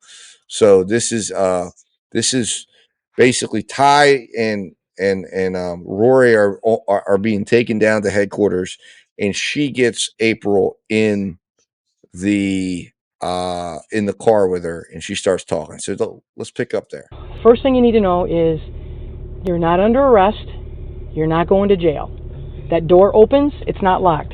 Like my door, go ahead and open your door. Anytime you want to get out, the door opens and you can get out anytime you want to get out. Anytime you're done talking to me, just say, you know what? I'm done talking to you, and we're done talking.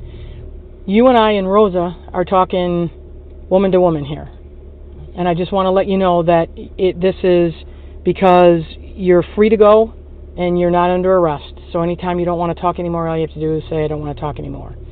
Now I'm going to give you my unofficial name so we can be a little bit more friendly and not so formal. My first name is Penny, and that is Rosa. Rosa's a detective with the Sheriff's Office, and I'm a captain with the Sheriff's Office. And we know that you have a warrant out of Dallas, yes, for a little bit of weed, although I was teasing you about selling bad bracelets. We know it was for a little bit of weed. But you knew, and we found out that it's in-state extradition only, so don't ever go back to Texas, because you'll get picked up in Texas, but you're not being picked up here, okay? What I want to talk to you about is what's going on tonight. So you tell me what you think is happening tonight, here. I really don't know. All this is new to me. I've never been through this before, so it's like new to me. Have you ever been arrested before? Once. Once? Was that for the marijuana? And that was the only time? Yes. Have you ever had the police come with rams and kicking in doors and screaming like they did? A little scary? Yes. More than a little bit scary? A lot. Did you almost think you were going to have the baby tonight? I was hoping not. And I understand you're like really 9 months, yes? Yes. Pretty darn close. Any day now. Yes. And you're hoping to have that baby on your birthday. Yes. Wouldn't that be cool? Or at least the day after. Well, let's say it, here's the thing, let's talk about this. So your baby has your birthday. Who gets gypped out of the birthday presents? You or the baby? Who do you think? Yeah, don't you think? So it would be better if it was the day before or the day after, don't you think? Right. Yeah. April, Rory's not here, and I want Rory to be here for you. So I want you to talk with us about what's going on and what's been going on, because you as a brand new mom, right now you're going at this alone, and it's going to be tough, and I'm just looking for a way to let you know that telling the truth is going to be the best way to go with this, because I'm going to tell you a story. My grandmother was 4'10", little bitty woman. She had a mean backhand. You never cursed in front of my grandma because she would smack you. And she drank Stroh's beer in the long neck bottles and smoked Pall Mall cigarettes till she was like in her 90s. And I want you to know, she tells the same story no matter how thin you rolled a piece of paper, to all of the sides individuals to the piece she's of paper. interviewing in this case. And so no matter how thin the story is, same there's story always right two here. sides to a story. So we know one side of the story, and what we're looking for is the other side of the story. Like, what happened, and to hear your version of the story, because we know one side, and I'd really like to give you a chance to talk about your side and Rory's side. I really don't know what happened or what's happening. What have you been hearing that's been happening? I know the guy right there told me that it was a murder that happened by CVS a couple of nights ago, and I told him I didn't know nothing about that. Okay. You mean the guy that's here on the porch that's kind of looking at us? Do you know his name? Okay. He's just somebody that lives in the building too? Yes. Did he say who was murdered by CVS or what happened? Did he give you any details? He just was like two guys. They robbed a guy, and then the guy got murdered. Okay. Has Rory been talking about what he's heard? No. What about the other guy? Does he go by Frank or Franklin? What name does he go by? What, the guy with the beard, yeah. Oh, they go by Ty. Ty? Has Ty been talking about it? Ty don't be around us. He stay upstairs. Okay. Even if he do come around, he don't talk about much. Kind of keeps to himself? Does he work anywhere? He work with this guy doing like landscaping. Okay. Is Rory working anywhere right now? Yeah, with Ty doing the landscaping. Trying to do the best he can to keep you comfortable and get ready for that baby. Mm-hmm. He told me that the baby's going to Michigan State. Is that true? No. I hope not, because I'm from Michigan. You know what we say about Michigan State, right? No. You only go to Michigan State when you can't get in the University of Michigan. So you got to convince him that that baby cannot go to Michigan State. Fair enough? Yeah. Why is he saying Michigan State? What's his great love with Michigan State? I don't know. Is Rory originally from Michigan? Detroit, Michigan? Really? Yes. Are you from Michigan? No, I'm from Miami. Have you ever been to Michigan? No. Don't go to Detroit. It's ugly, ugly city. Uglier than Miami. At least Miami has an ocean you can look at. Detroit's got polluted lakes you can look at. So, well, in Michigan you have to pick one of the two schools. It's like down here the Seminoles or the Gators. What kind of fan are you? So I guess we need to talk to them. That baby cannot go to Michigan State. Pinky promised me the baby's not going to Michigan State. I promise. All right, that's good. Because April, I know there's been a lot of talk about what's been going on, and it's really unfortunate, but Rory's name has come up in this, and Ty's name has come up in it, and that's why they're not here, is because their names are all wrapped up in this. And it's really, here's the weird thing for all of us that have done search warrants before. Usually, if somebody doesn't know what's going on, they'll say, what's going on? Why are you here? Do you have a warrant? I want to see the paper. I don't know what's going on. You've been really, really quiet tonight, almost like you kind of knew that someday we would come and knock on the door, and that it just happened tonight, and you kind of sat there thinking, okay, it happened, and this is going to suck, because you weren't the kind of person that asked the questions that people normally ask.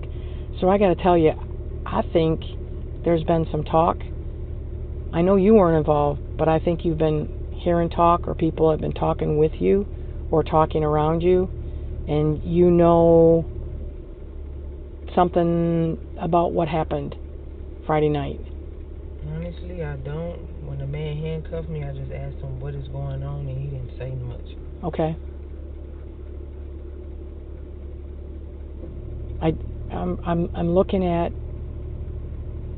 it was Friday. Where was Rory Friday? Last Friday, the 17th. Here with me. All night. Yeah. Telling the truth can only make things better. And what I want to let you know is, when you walk this neighborhood, like if you've been walking around it, there are video cameras everywhere. Everywhere. And we've pulled video from all over this neighborhood. And you know what we see on Friday? 8:11 p.m. Ty leaves here, and he walks up 2nd Street. This is the Keys electric tape, which actually is Travis. At 8:19 p.m., 4 minutes after a murder happened, Ty's coming back down 2nd Street. Guess who's with him? Rory. 4 minutes after somebody got killed. Now we don't. I mean, I know he went out earlier that day, but later on in the afternoon, like about 7, 8, he was in the house with me. Okay.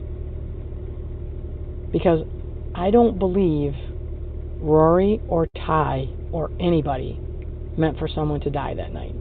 I don't think that meant that happened. That was a bad thing. And this is a minimization that they did that went wrong. And there's a big difference aspect between leaving your house, of what's called the read technique. looking for somebody to murder them, and going to and leaving the house, looking to maybe get some money back, maybe get some drugs. And what she's trying to do here is she's trying to minimize Rory's role. So what she's doing is saying, I don't believe anybody meant to do anything, and she's trying to get her to comfortably talk. She's essentially employing aspects of the read technique to her to try to get her to say, okay, and she's suggesting things. And the problem with this is because she's suggesting so much, we don't know what, if she says whatever Phelps says or has suggested, we don't know whether it's because she suggested that or whether it's because that's what actually happened. And that's a problem. That's a real problem in this case, because as you're going to hear, Penny Phelps spends the entire investigation in interjecting her own thoughts, opinions, and theories before anybody tells her what's going on.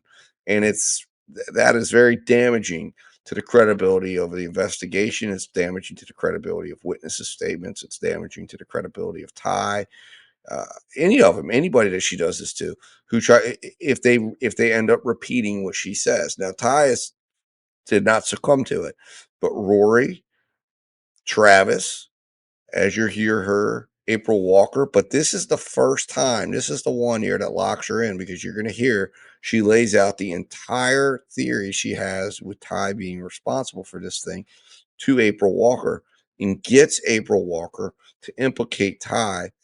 It's a very minor way, but it's enough that it's problematic if it turns out that Ty isn't involved. So this is why it becomes important that Ty has to be involved in this case from this point on, because Phelps involved him, not because the evidence involved him, not because there was proof he was involved, but because Captain Phelps at this point implicates him and then influences a witness to implicate Ty. And at that point, we're stuck with Ty involved.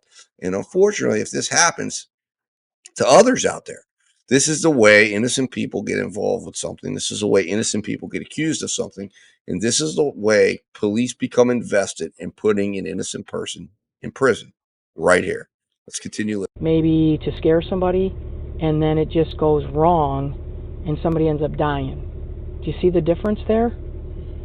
I mean, if you were facing a situation, would you rather be the person that went deliberately, intentionally, and meant to kill somebody, or would you rather be the person that went, got kind of hooked up in something and it just went wrong and it happened?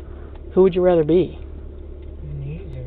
Yeah, me either. But I mean, if one or the other had to happen, I would much rather have it be an accident, like a mistake. And I think that's what happened here, because we're hearing that there was stuff going on with Rory and Ty, and some of the stuff might not even have been their idea. Now we think somebody talked to Rory and somebody talked to Ty and convinced them that this thing would be a good thing for them to do, and then they agreed to do it, and then it just went horribly wrong, and a mistake happened. And that person would be Anthea I Clay. And the cannot question believe is, that why did Rory they is not a go good man. after You know what her his last words when they to knew us who when it we were was? taking him? Please make sure April's okay. Please make sure my baby's okay. Please don't do anything to hurt my baby. So even though he's looking at some stuff, his last concern, you and that baby of yours. So I know he's a good man. I know he's going to be a good father, and I know he's done right by you. It's been really hard to find a place. And what she's essentially suggesting here to her in so many words is, Rory is the father of your child. If Rory is going to go down for this right now, he's the one that's going to be staying with us. Tyrone's the one going home. Tyrone's going to put this on Rory. So help out Rory by saying that you saw, and she's going to suggest here what she wants, because she's going to suggest and say, listen, I believe you have knowledge. I believe Rory told you something, which is in so many words saying, all you need to do is say, whether he said it or not, what I need to hear from you is Rory told me Tyrone did this. Rory told me that he did this with Tyrone and that Tyrone put him up to it.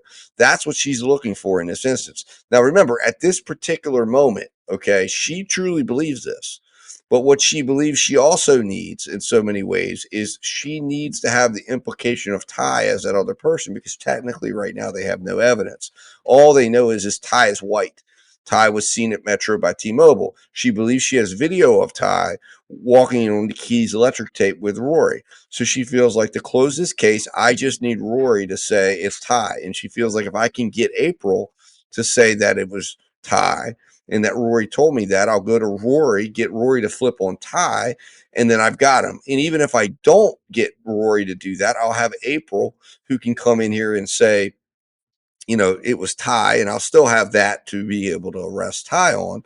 And eventually she's hoping get either Ty or Rory to flip on the other, not realizing that Ty is actually innocent. So Ty isn't going to flip on anybody. And that really the individual she should have been going after all along here was Travis. But at this point, she doesn't even think these guys drove in any vehicle to the scene. She believes they came on foot, left on foot, and she's got the Keys electric video. But what's about to happen if she waits a day before she has this conversation, she's having a totally different conversation. And she's clearing Ty, and she's able to clear Ty without any problem or any issues with her career. But the issue is one day late. One day late, those videos came back. They made the decision to move in on Ty. They made the decision to move in on Rory.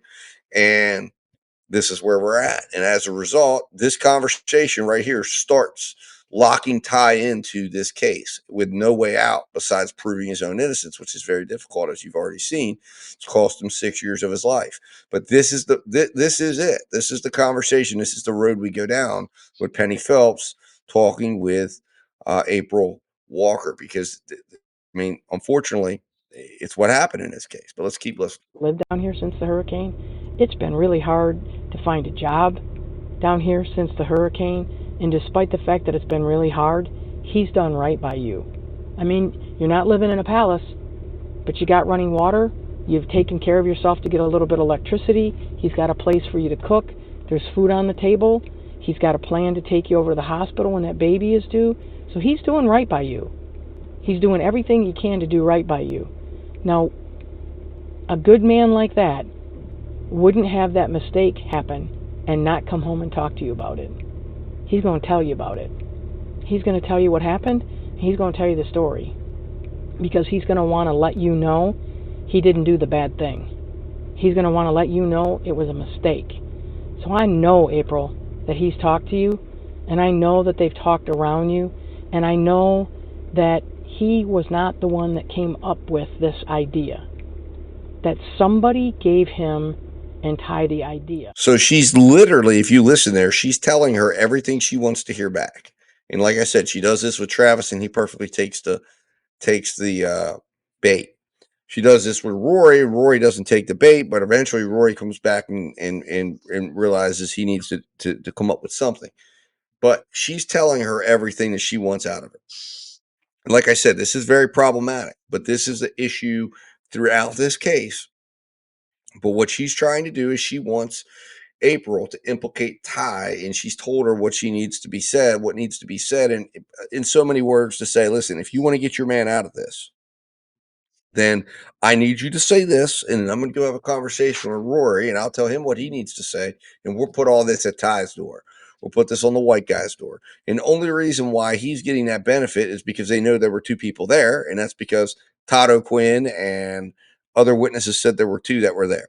And unfortunately, Rory left a trail of evidence from the mask to the knife. But on the other hand, she also knows that if she gets both of these guys confessing on the other, then she can let the DNA tell them who to cut the deal with. Because if the DNA comes back on the one, it'll be the other. But the problem is, like I said, she doesn't realize that Ty is completely innocent. He's not involved in this at all. And she ends up having to add him in as the third guy. But like I said, in her mind, that even becomes better because, again, they can then give a truly innocent man a walk in this. He'll spend some time in jail, but in her mind, hey, he's a guy who's been in and out of jail anyways. He's homeless. He's getting a roof over his head. He's getting 3 hots and a cot. What's it really matter whether he's at COTS or he's at the Monroe County Jail? And that's how she's going to think about this as this plays out. But what she doesn't realize is, like I said, is Tyrone Tucker ends up being more resourceful and having more resources than she ever dreamed of. And this completely goes off the rails. And we get to where we're at today. But let's keep watching. To go do this thing, get a little bit of money, maybe get a little bit of drugs to sell for money. And I think Rory got all wrapped up in that because he knew a little bit of money would help you and help the baby. He did it for all the right reasons, April. He didn't do it to go out and smoke crack. He didn't do it to go out and buy brand new shoes for himself. He did this to help you and help that baby. He did it for all the right reasons, and it just went badly. But I know he talked to you about it because he's a good man. And he would have shared with you to let you know, please don't think I'm a bad guy. Please don't think I did this to hurt somebody. He didn't tell me nothing. When he came back home, he didn't say nothing. Did you know something was wrong? No. Okay. Because he was acting the same way he normally act when he's around me. Okay. And that's Friday when he came home? Do you remember him leaving the house around 8 o'clock? He left way before that. Way before 8, okay. Do you remember what time he got home Friday night? Probably like about 9 o'clock. Okay. How was he acting when he got home? Normal, like just relaxed, like he always come in, ask me am I alright, did I eat? If not, can you cook something for me? And I told him, no, I'm fine, I ate. And he sat down and just started watching TV with me. Okay. Did Ty come home with him Friday night about 9? Oh, I don't know where Ty was at that time. Okay. Ty don't stay with us, so if he did come in, I didn't see him. Okay. When's the next time you saw Ty? That next day. Next day? Ty say anything? Have you heard bits and pieces of conversations between Ty and Rory talking? Most of the time when they talk, they come outside because they always smoking cigarettes and they know I don't like the smell. Okay. So they'll come outside and he'll close the door. So if they are talking, I don't know nothing. Okay. Because he's worried about you. He's really worried. And he just said, promise me. He made me promise that I would take care of you and make sure that we took care of the baby. And that we wouldn't do anything to put you and the baby in a bad way. And I gave the man my word. And the reason I did, because I can tell he's a good man to you. And he's going to be a good father to that baby. This is just something that went really, really wrong. And I want to work really hard at trying to help him get it right, get it straight. Just tell us what happened. Just be honest about it and just say, look, because I think he got jammed up in this, April, and I think you know it too. I really don't know nothing. Do you know a woman by the name of Paula by any chance? Do you know, has he ever talked about Paula? No. What about a woman named April? Your name? No. Okay. What do you think was going on when they were coming back 4 minutes after a guy died, walking down 2nd Street together? Why would they be together if they weren't together when he left?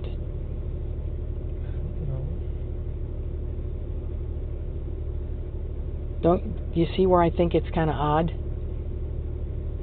Yes. I mean, they're coming from a place where somebody just died. I think by accident. But they're walking down the street, and they're not walking, April. They're not smoking a cigarette, and they're not walking like somebody walks when they're taking a walk. They're hauling. They're moving quick away from what just happened. And he comes home to you.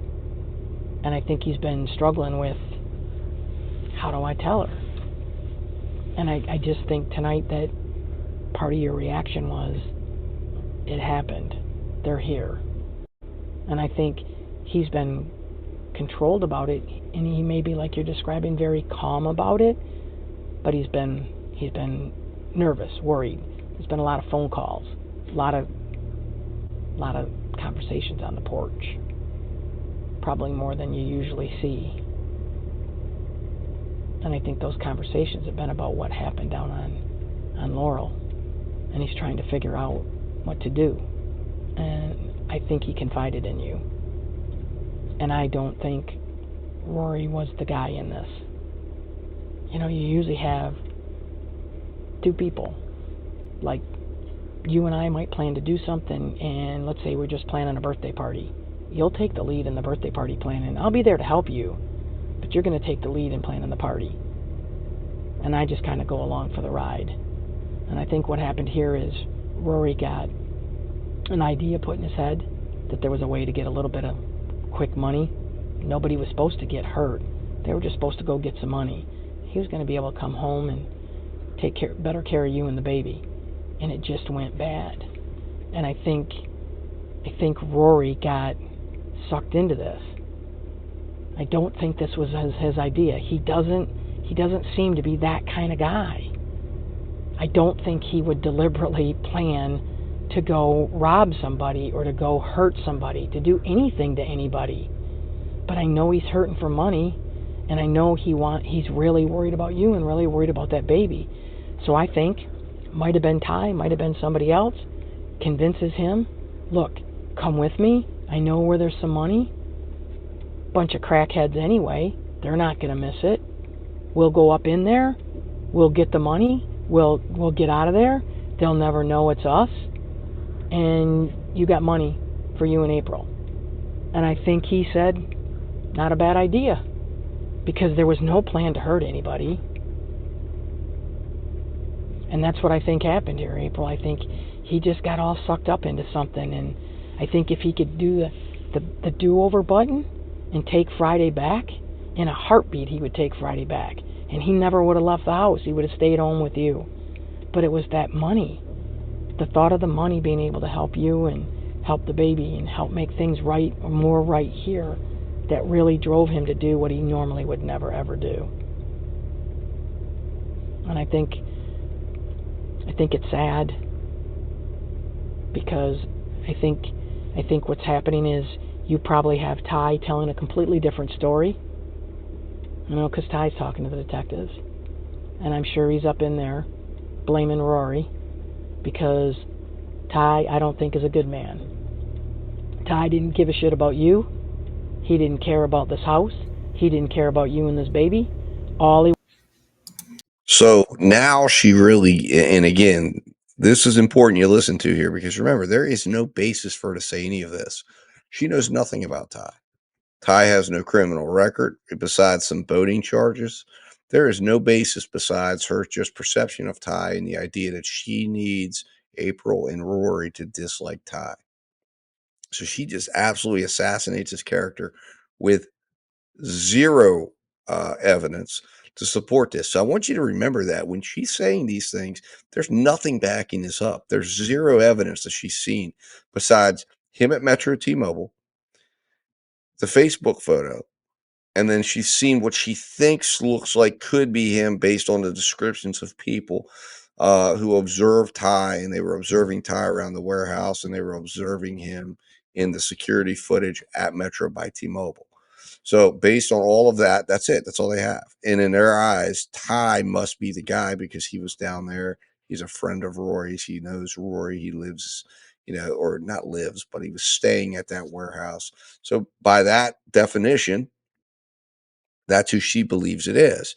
You know, interestingly enough, you've got Paula and you know, and Todd O'Quinn and everybody else describing someone that looks like JoJo, looks like John Travis Johnson, and Paula's bringing that to picture. And you know, if you go back and listen to the hot mic session in the interrogation room, Pitcher says on numerous occasions that you know, I'm a little concerned about this whole idea of Ty doing this.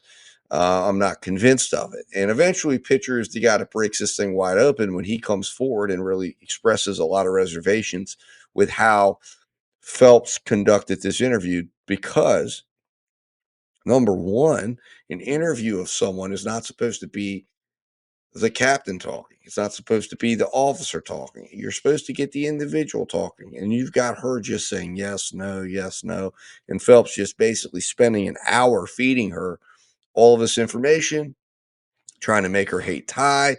And remember, Phelps knew that this lady didn't like Ty. So that's why she's basically saying to her, listen, I'm in agreement with you. I don't like Ty. I don't trust Ty. And her goal is to manipulate this woman into becoming a witness against Tyrone Tucker for the sole simple fact that she dislikes Tyrone. So you need to remember that when you're listening to this and you know, be listening, knowing that in the back of your mind. Anyways, let's continue listening. What we wanted to know is what's Rory saying? What's Rory saying? What's he saying? What's he saying? And I think he's in there telling the detectives, this was Rory's fault. It was his idea. I only went along. He did it. I didn't do anything, and Rory needs to go. And that's what really sucks about this. Because meeting those two guys tonight, for the very short time that I met him, April, I can tell you, Ty's not a good guy. Rory is a good guy. Yeah, I tried to tell Rory, like, when we first met this guy in Cox, that he don't mean you no good. And Detroit, well, Roy, he's like, you know, he's a good person. He's a good person. He never crossed me. And I'm like, but you can't trust everybody. Yep. I always felt that Ty wasn't right. Like, I felt it in my heart. He never cared about me or my baby because he would come through my house. Even if I told him don't smoke, he would still fire up a cigarette, like, disrespecting me, like, no care. Yep. And I think that's exactly what he's doing right now. I think he's disrespecting you. I think he's disrespecting that baby. And I think he's disrespecting Rory. And I think he's telling a story that makes Rory be the bad guy in all this, so he thinks he can walk out of here and skate out of here and say, not on me. He did it. He did all of it, and I'm going to tell you everything he did. And I know, April, I know that Rory talked to you and told you stuff. And what you tell me, if it matches what Rory tells us, then guess what? Who's more believable in this? You and Rory telling the truth, or Ty telling a bunch of lies? All right. So what she's just done here is she's pretty much communicated to her to say, listen, if you and Rory, trust me, if you repeat back to me what I've told you, what the score is, what I believe, and I get Rory to tell me that same exact story, and you and Rory put this on Ty, then we're going to go ahead and we're going to prosecute Ty. We'll make a deal with Rory. Rory will come home. Rory will be out on bond. He'll be able to come see that baby be born. All you've got to do is play ball and say exactly what I need you to say. Now, in one regard, she doesn't go all the way to where Phelps wants her to go. She does give her something, and Rory doesn't do enough either because he's leery of the whole situation.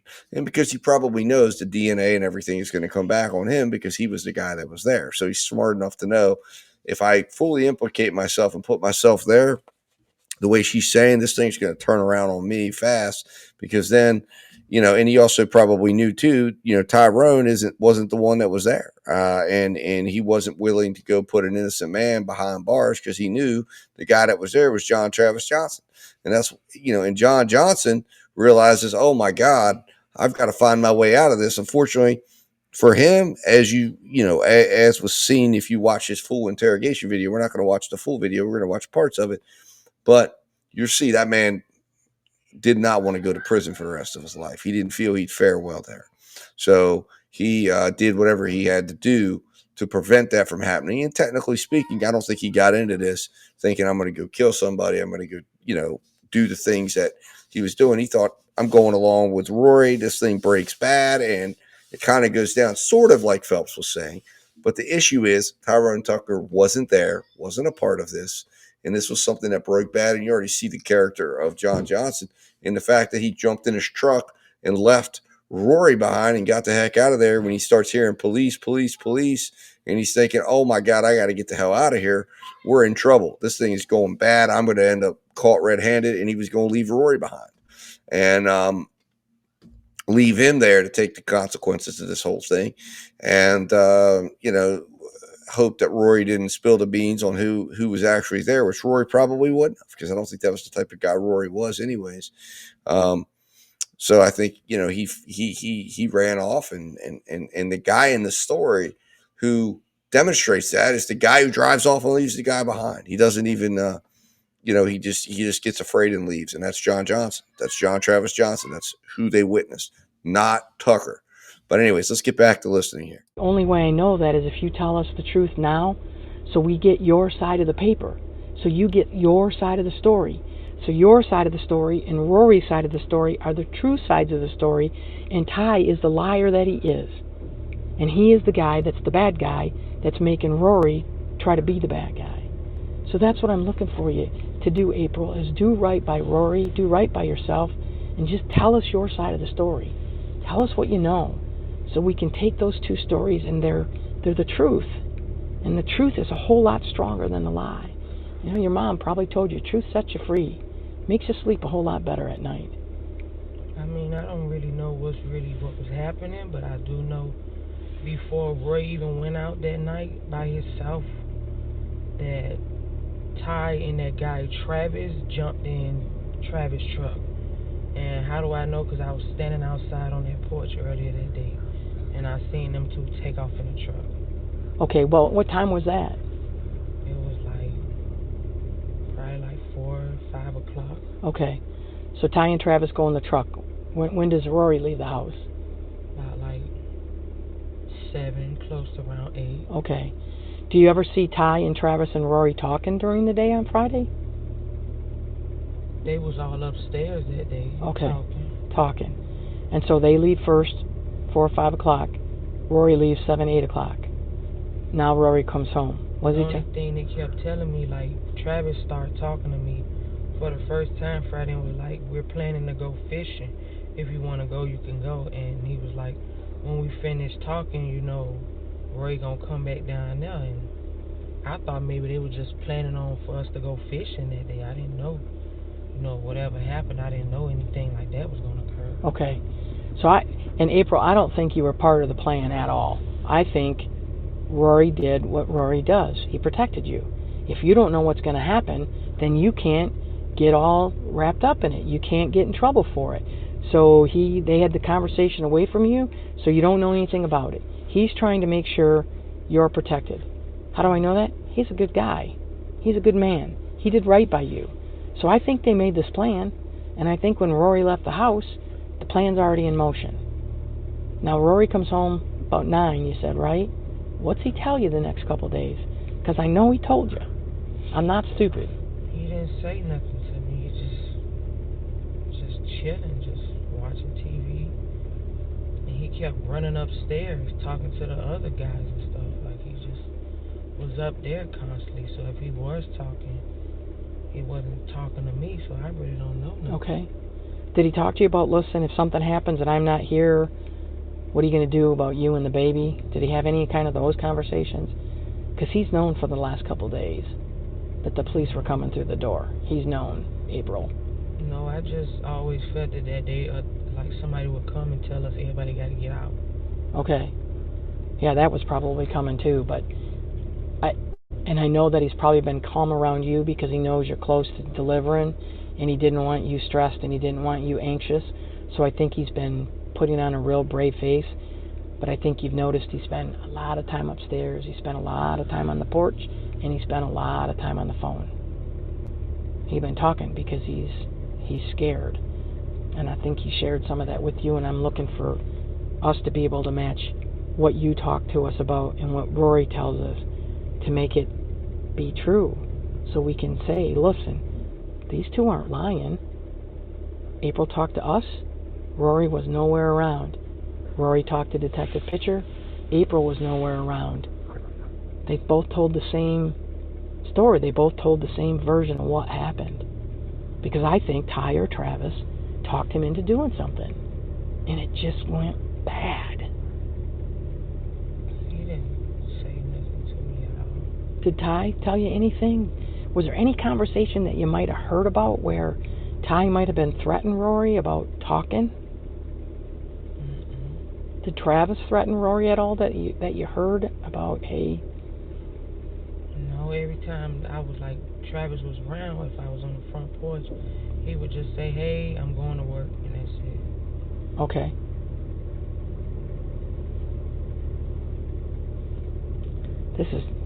April, this is a mess. I wish Me and Ty, we don't get along, so he really don't say nothing to me at all. Let me ask you this. Do you think Ty is telling the detectives bad things about you? Do you think maybe Ty is trying to say that you planned this and set Rory up? You don't think he would do that? No. I mean, I know from meeting you that you would never do that. I can tell. And that's why I wanted to talk to you, April, because I just see a good person who's in a bad spot and trying to make the best of it. And God love you. You know, it takes a lot of courage to do what you're doing, and most people would give up. And they would just say, screw this, I'm not doing this anymore. And you would have went back to your family. You wouldn't have stayed by Rory. You just would have went where life was a little bit easier. You didn't do that. You stayed with the guy. You stayed with your guy. And he's staying real loyal to you. And I know that he wants to do right by you because that's what he told me. Promise me you'll take care of her. Promise me you'll take care of my baby. And when he told me that the baby was going to Michigan State, I said, I'm not so sure I can promise you that. But what I think is happening right now, April, is Ty is talking. And Ty's talking a lot. And he's saying that Rory did this. And that it was Rory's plan. And Rory got them all to do it. And Rory told them about the money. And Rory said, let's go do this. And Rory went and got the stuff together. And Rory planned to meet there. And it was all him. And when it went bad, it was him that lost his temper. And I don't see Rory as a guy with a temper at all. He don't have a bad temper at all, and he never said nothing to me. Like I said, he just, every time he wanted to, I guess, talk, he would go upstairs, or he was outside on the phone. He was never talking to me. I mean, he talked to me, but not about if something went wrong or something happened. He would just chill, just ask me, am I okay? Is the baby okay? But other than that, he never said a word of anything went wrong or something happened. He never said nothing to me. Okay. Did you see him or Ty trying to do anything with clothes that might have blood on them? I seen Ty. What'd you see? He came downstairs, and then he was in the storage room, and I happened to open it because I heard noise, and Roy was like, why are you being nosy? And I was like, I'm not being nosy, I just hear something. I'm trying to figure out somebody's trying to break in our house, because people are always messing with that front door. And I seen Ty taking off his clothes, and he was putting them in a bag. What kind of bag was he putting them in? Like a regular plastic bag. Like a bag, like if you go to the gas station or somewhere, they'll give you a little bag. Okay, like you get from like a Winn-Dixie or a Publix or a gas station. Did you notice anything weird with the clothes?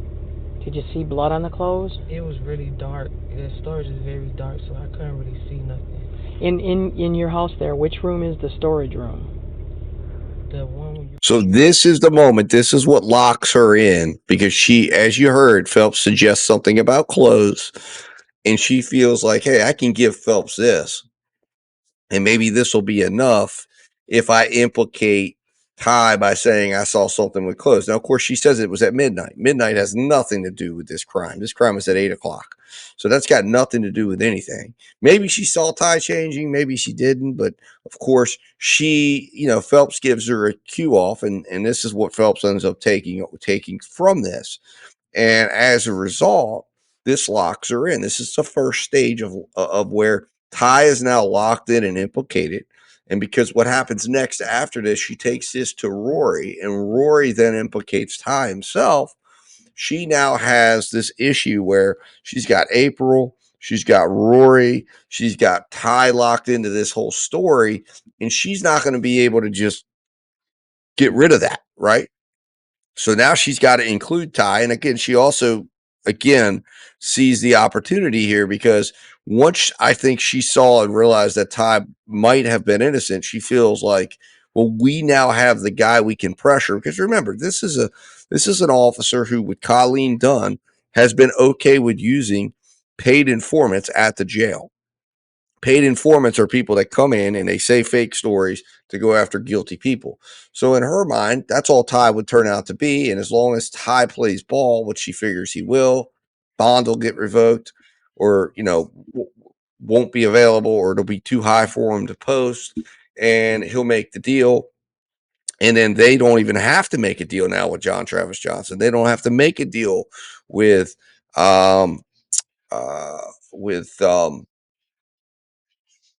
Rory, because Tyrone would be the guy that would provide that down the road, right? So for her, she's thinking to herself, this is perfect, because her only concern right now is to close this case and protect Anthea Clay, because obviously she knows Anthea Clay, the other woman named April that's referenced in this video right here in this interrogation. She brings her up, but she's doing nothing to talk to her. She's doing nothing to bring her in, because she knows that Anthea Clay is a very important informant, working with her on task force cases, that she needs Anthea Clay to not be affected, to not be in a position to where her credibility could be questioned in those cases. Certainly wants to avoid her having to be involved in something like this that could make her not be available to testify in those cases. So in this situation, if she can get in here, close this case, get these guys to confess. Like I said, she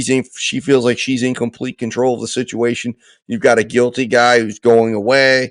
He takes it. He's got no credibility. You've got one of the two guys. Again, John Travis Johnson eventually confesses. But even if another guy, again, if that turned out to be Ty down the road, that would have played ball and taken the deal. And he comes in and testifies against Travis and says, yeah, Travis was the guy. I drove the truck, and Travis and Rory went in and I drove off. They could have easily shifted over to Ty if it needed to. But the problem was, like I said, within days of being locked up, Tyrone makes contact with his high school friend, Lauren Janae, who eventually becomes his wife, who eventually provides him with the resources to fight back, who eventually provides him with the opportunity to be in a position to fight these things. And Ty becomes a problem. He becomes a loose end. He becomes the thing that, well, now we've actually got to fight this guy. Now we're going to have to prove him guilty. And it becomes Phelps or Ty Tucker. And you damn well better believe that Phelps and Colleen Dunn and all these people that are involved in this thing are not going to let Ty Tucker take this thing down. And as he starts digging in and bringing up Anthea Clay, and it starts to threaten these cases that they've made, it starts to threaten what was really going on there at the treehouse. It starts to bring attention to a case that Phelps was supposed to come into and keep attention away from, because they didn't want eyes on this case. They wanted to close this case, make it look like it was just some crackheads fighting with each other, and make it go away. But of course, that's not what happens here, and the opposite happens because of this right here. That moment that you just had right there is the moment that Ty Tucker crosses over and becomes forever embedded into this case. Let's continue listening. You go out that other door, and there's a lot of stuff in that other room. Okay. So was he naked or pretty close to naked when you saw him? Pretty much. What do you have? What's the only thing he had on? A tank top. He didn't have on no boxers or nothing. That's when I just closed the door. After Roy asked me what was I doing, I just closed the door and locked it, and I just sat back down and just went to watching TV. Did Ty ever say anything to you about you seeing him? I don't think he seen me, but I know he heard the door, because it's kind of, you have to kind of shove the door for it to close, so I know he heard. Okay. What day did you see this happen? Friday. Friday, what time? Friday, maybe 12 o'clock. So midnight? Mm-hmm. Okay. What did he do with the bag after he put the clothes in the bag? I really don't know what he did with that, because I closed the door. Okay. Did you notice anyone with blood on their shoes? Mm-mm. So no blood on, no like bloody footprints in the house when somebody might have walked back in your house with blood on their shoes? No, because Roy was the only one came in the house that night. Okay. So when Ty came in, did he come in through the front door? Mm-hmm. So he usually comes in the front and goes up? Mm-hmm. So he's the one that lives upstairs. Yeah. So when he came in the front door, that storage area is off that front door. But you can get to it from your place too. Mm-hmm. All right. So you heard the noise, went to that storage area, and Ty was there. Yes. And he had only his tank top on. Like, I seen him taking his shirt off. Like, he had already had his pants off. I seen him taking his shirt off. Or whatever. I don't know whether he had on pants or shorts, but I know he didn't have nothing on, and I seen him taking his shirt off. He had an undershirt, a white undershirt on. What kind of shirt was he wearing that he was taking off? Did you see? Like a black shirt. Black? Did it have any writing on it, any design on it? I didn't really catch anything. I just caught him. It was already like halfway up. Okay. Did you see the kind of pants he was wearing? Okay. I don't know was it pants or shorts, but I know when I opened the door, those was already off. Like, he was practically naked. Okay. Let's talk about the mask that we found behind the door. Whose mask? That belongs to Ty. Okay. How do we know it's Ty's? Because he had it with him for Halloween. He brought it over here. Was that mask in the storage area? Is that where we found that mask, was in the storage area? No, it was actually, Ty actually had brought it in our house one day. And I told him, can you get that out my house, because I don't like scary masks. Spooky mask. And he took it and removed it. I don't know where he put it at, but I know he took it out of our house. Did you see it just recently behind the door where it was hanging? No. Okay, so you haven't seen the mask.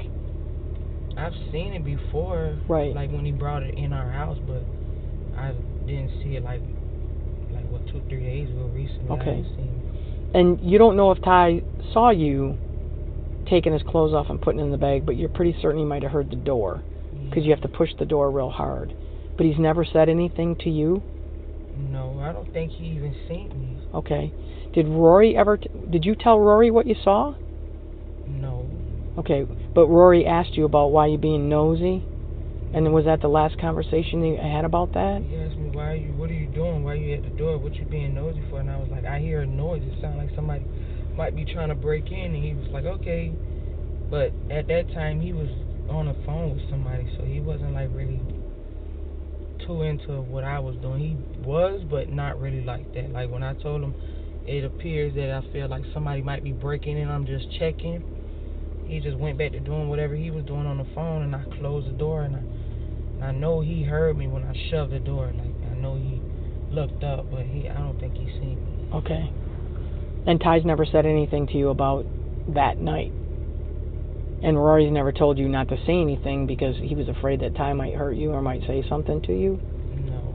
How do you feel about Ty? Like 1 to 10, 1 you don't like the, can't stand him, so 1 means you can't stand him, 10 you love the guy, and are you at a 1 or a 0? I'm like a 10 with him. I can't stand him. Can't stand him, okay. Do you trust him? No. Do you think Rory trusts him? Yes. But you've had that talk with Rory about don't trust this guy. He's a plenty of time, and he just. But Rory's a pretty trusting guy.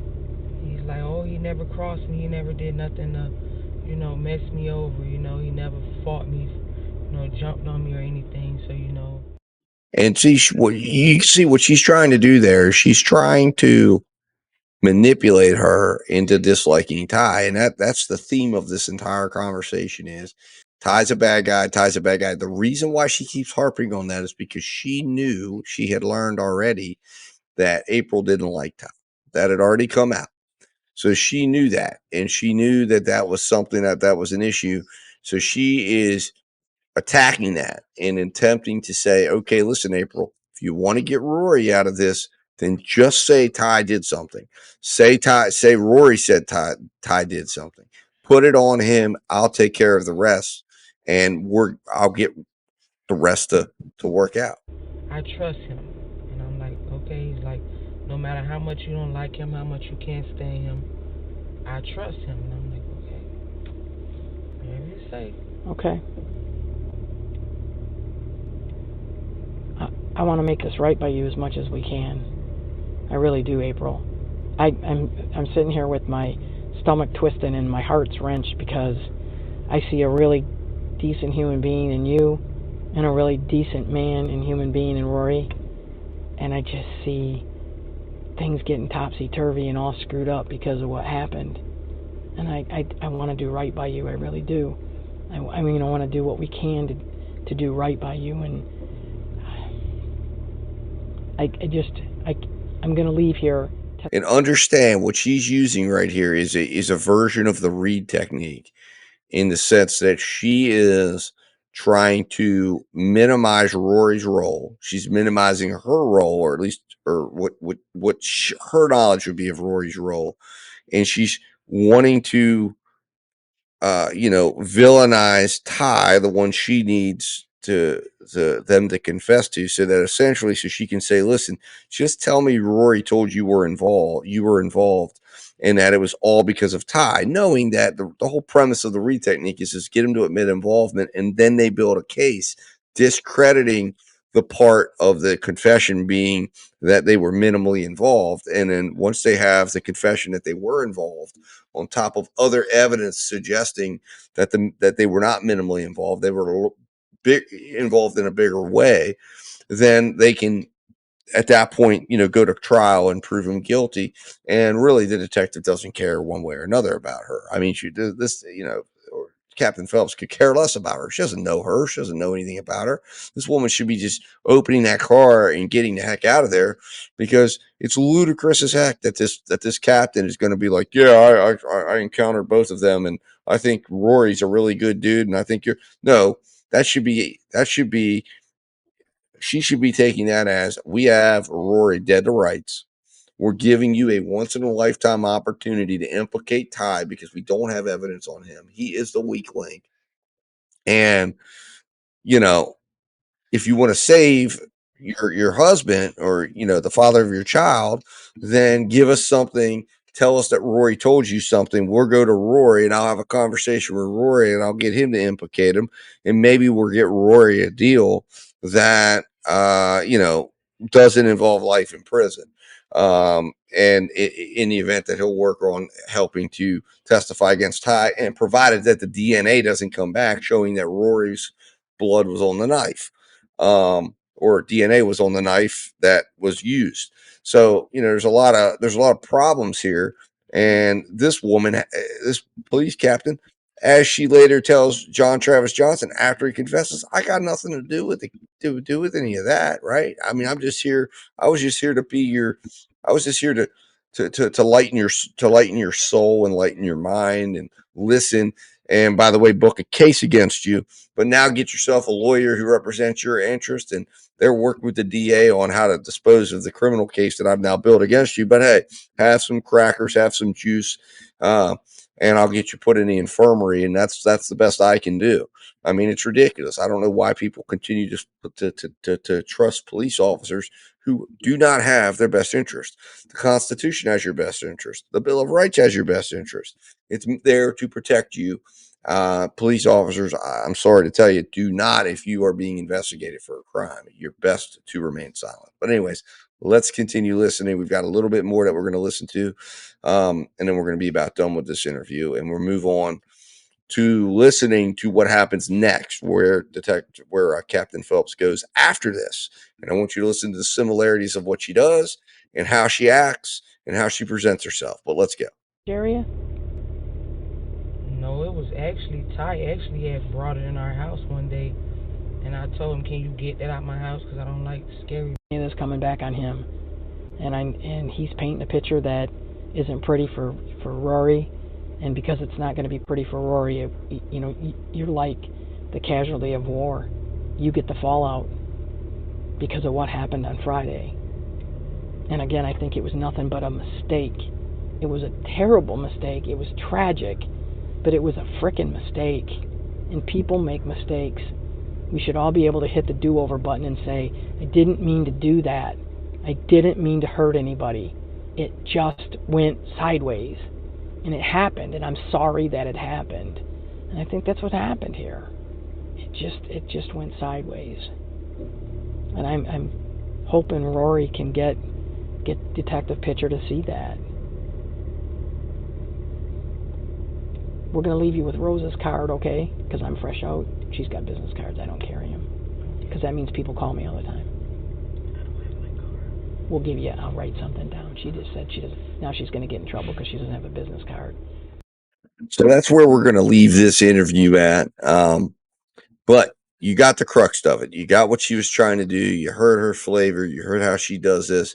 We now have a context in order to evaluate the other interviews you're going to see. But Ty is now locked into this case. She got her to say that she saw Ty changing clothes, putting them in a bag, which was information she needed. She suggested it, of course. She told her this information. This information didn't come from independent thought. It came from Detective Phelps suggesting what she needed, to which she then gave her. And Detective Phelps spent an inordinate amount of time letting her know, listen, I need something from you if you want to help Rory. So she said, okay, I'll give you a little bit.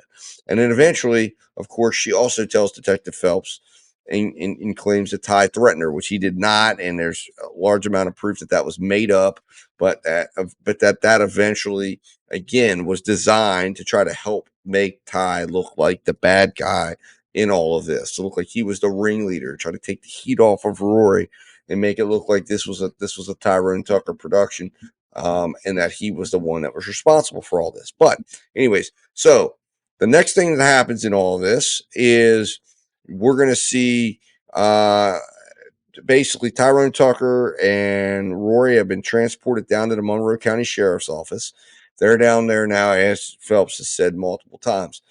The next place Captain Phelps goes is to Rory. Now, Rory, of course, talks to Pitcher and talks to Malone. So does Tucker.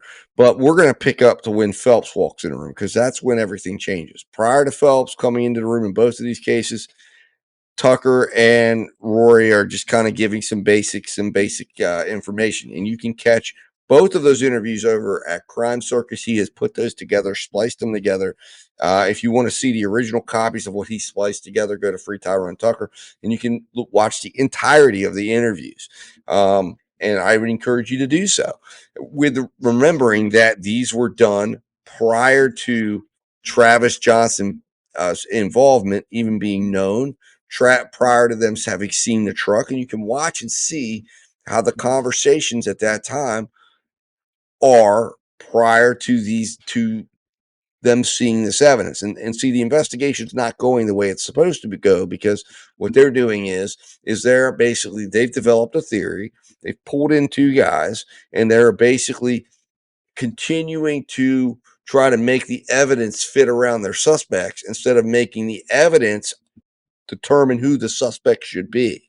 And that's what you see play out here. The only one in here that should be sitting where they are in all of this at this particular point is Rory, because he's been named, he's been identified. Eventually, the DNA would prove that he was in fact the guy, and he's seen on all the cameras. So at this particular point, the only thing they got to do is figure out who's the white guy in this. And really, they've already got enough evidence to suggest that was John Travis Johnson. In fact, they've got enough suspicious behavior right after this, 45 minutes after this, when he's talking with Phelps and company down there at the warehouse. You've got, again, like I said, all of the evidence that they're missing, that they've ignored, or either ignored inadvertently or just wasn't paying attention. But anyways, let's go on, and we're going to check out Rory's interview now is the next place we're going to go. So bear with me here as I pull that up. All right, so here we are. We are at the Monroe County Sheriff's Office. We're in in that interview room that you saw the hot mic on. And Rory's been talking with the police. He's handcuffed, and in comes Phelps. And I want you to listen to how she starts this interview out. I want you to remember the grandma story. I want you to see how she goes. I want you to start listening to this. And let's pick up here with Phelps coming in the room. Rory, I'll call you Rory. Yeah, thanks. Rory, I've been listening to you. She's been at the house too, so she knows a little bit more than I know, right? Good.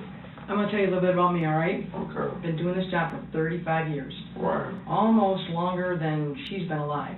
Okay. Okay? Okay. And I'm going to tell you what I learned from my grandmother a very, very, very long time ago. She was a little German Lutheran woman, 4'10", had a wicked backhand. You cursed in her house, you got it. Right. Whack right across the mouth. Right.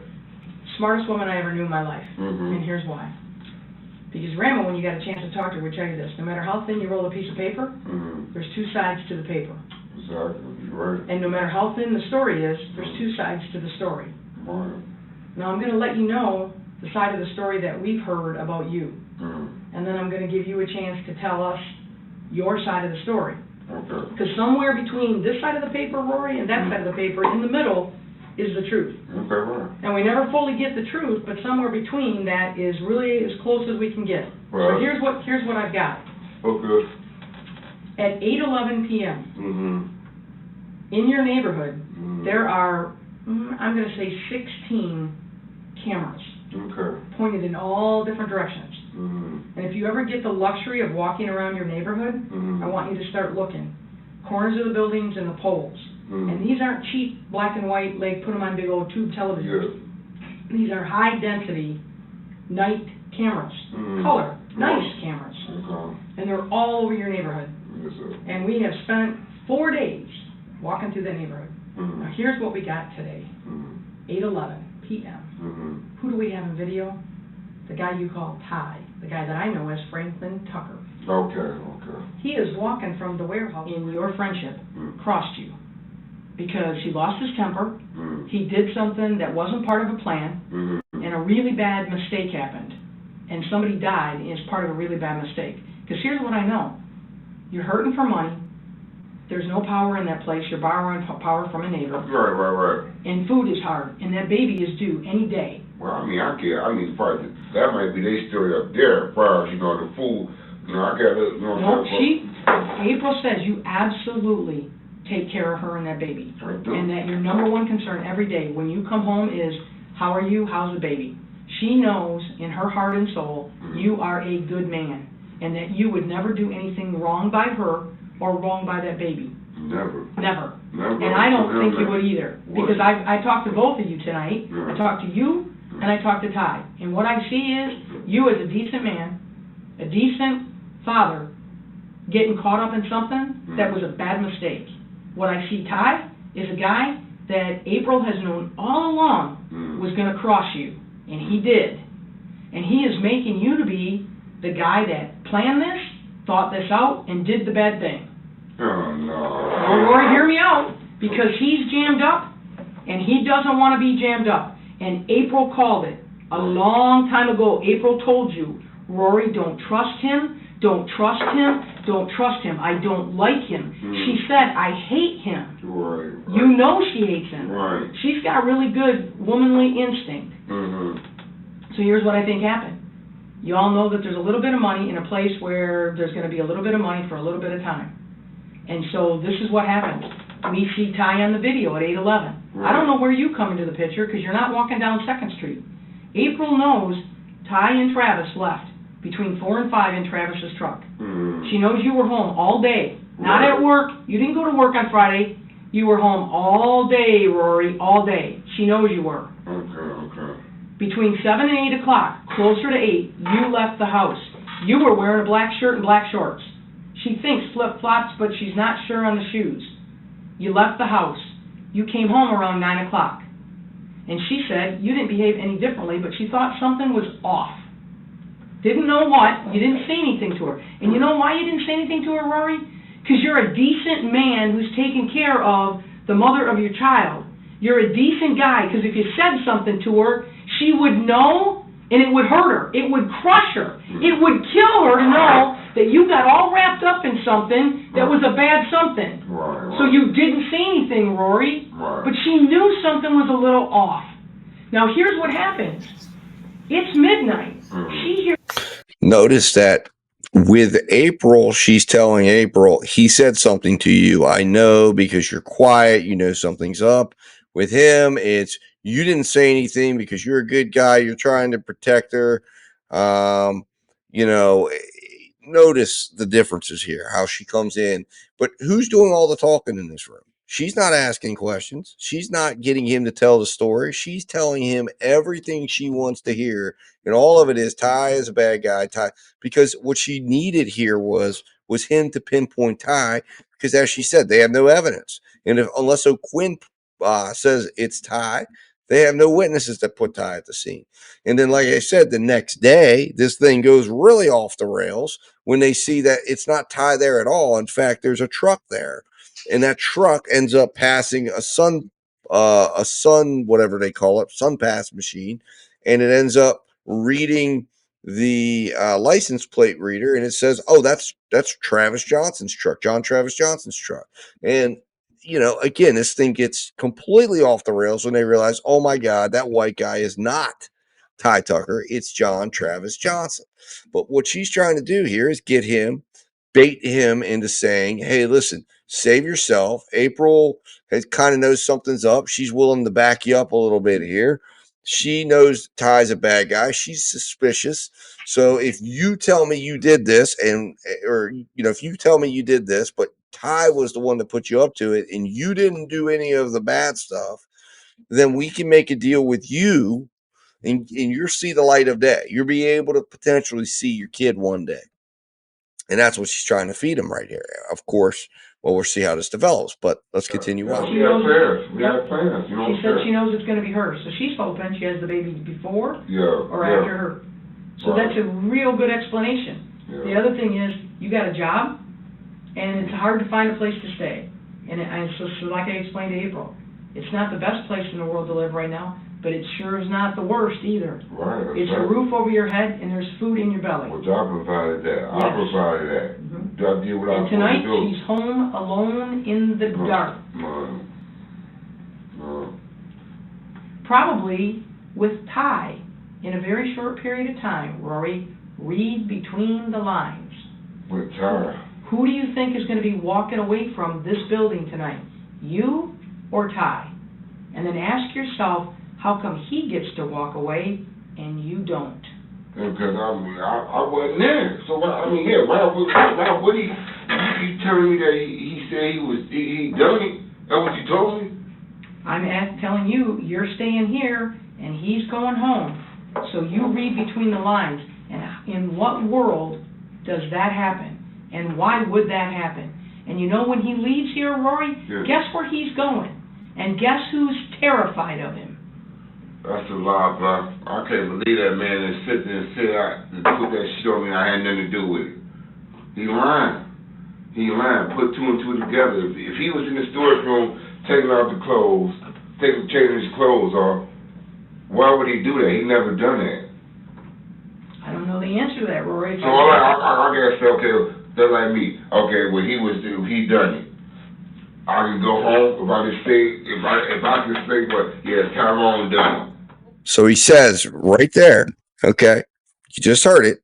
If so, I can go home if I just say Tyrone done it.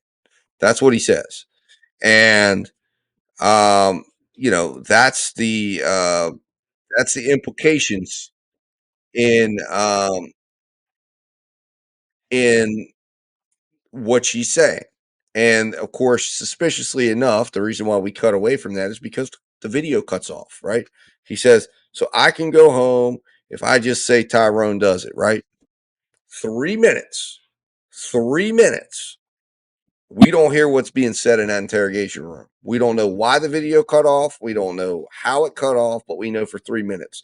Now, in Rory's trial, she continues along the lines of saying, listen, Tyrone is threatening the life of, essentially Tyrone is a danger to your wife. And essentially, look, if you don't start helping us here, your wife could end up going down for this because we might have to consider that she's involved in this. If she's protecting you and you're protecting Tyrone, basically implying that if he doesn't say what needs to be said against Tyrone, that not only him, but that she could possibly go and arrest April. I mean, this is what this woman's doing. Now, of course, the reason being is because she realizes she's running into a big problem here and she's not getting the information she needs to get Ty linked into this. The other thing is her strategy is send Ty home, right? Send Ty home so it looks like Ty is speaking against him, which was her whole move. Arrest him or detain him, bring him down, question him, get whatever story he wants on record so they can also have something to work to disprove, and then send his butt home, right? As they sent him home to walk all the way back to the warehouse. He was brought there with no shoes, so they give him some jail flip-flops, and he's made to walk all the way back home. But the idea for doing that was for two things: one, for Rory, and two, for April, because she knew that April could get Rory to turn on Ty. But the whole issue here is they want him to turn on Ty because at this point, she firmly believes that Ty is the second guy. Like that's the part you have to understand. But she screwed this up. And she thought she was in the process of locking this thing down, like I said. And in about 12 hours, she's going to find out, oh my God, I've made a huge mistake. But what is about to happen next forever ties Tyrone Tucker into this case. This is the moment that it crosses over. I mean, even Rory is questioning what April said, but she's pretty much made it clear. Well, April's going on record and said Ty was changing clothes at midnight. And he's saying that don't make any damn sense. Like, that doesn't mean nothing. But that's April's way of implicating Ty. April's reiterated that she doesn't like Ty. She doesn't trust Ty. She's told Rory about Ty. Now, 3 minutes of dead tape. Tape turns back on, and this is what happens. Let's go back to the interrogation room. You never intended to hurt anybody, and you sure as hell never went there to kill anybody. But it happened, and it was not you. You know it wasn't you. I know it wasn't you. April knows it wasn't you. But your side of the story is not an empty piece of paper, Rory. It's not. And you're giving me nothing in here if there weren't a whole lot of facts on the other side of that story. And there's a whole lot of other facts that point directly to you. So somebody walks tonight and somebody doesn't, and you know who doesn't, and it's not Ty. It's you. Why? I got a side to the story, Rory. I got his side of the story. There's lots of details, and I got a lot of facts that corroborate his details, and you're giving me nothing. You're not doing right by April. You're not doing right by your son.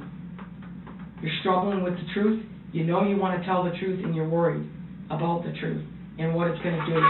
It's going to set you free, my friend. It's going to allow you to sit tonight with a clean conscience and know that you did right by April and by your son, that you did the right thing. You're going to own up to a mistake. We know it was a mistake. You're a good man. You are a decent man. You never, ever went there to hurt anybody, and you didn't go there to kill anybody. It happened, and Ty did it. Ty did it. Not you, Rory. He did it. And he's walking out of here. So I am giving you a chance to tell your side of the story, Rory. I am sitting here sick to my stomach thinking about April, thinking about your son. You know what's also causing me a lot of heartache? Is knowing that you're a good, decent man who has got pride in the way of admitting that I was in the wrong place with the wrong people at the wrong time, and they did stupid shit that I never wanted anything to do with. I never wanted anything to do with that. I never wanted that to happen. That's Rory. That's you. That's the good man, the decent human being. But you're sitting here. Now, I want you to remember what John Travis Johnson says back to her when he finally confesses. After she spends 6 minutes saying the same exact thing, he says, I never wanted this to happen. John Travis Johnson was very susceptible to this, but you can see Rory is struggling because he knows Ty had nothing to do with this, and he doesn't want to put this on Ty.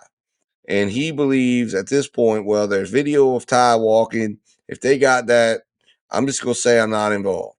But he's really sitting here struggling at this point, which he's getting to him because he's starting to realize, holy cow, if Ty's putting this on me, maybe Ty's putting this out on me, saying I did this. And of course, he doesn't understand why Ty would be doing that.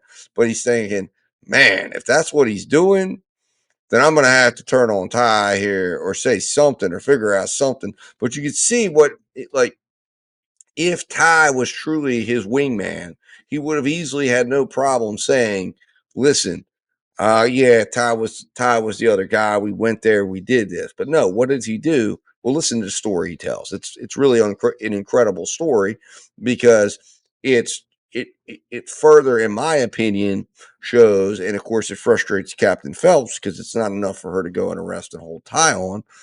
But it doesn't fully implicate him because he tells the story, well, I just heard him planning. I wasn't actually physically there. And that's not what she needs because she knows there's a video of him there.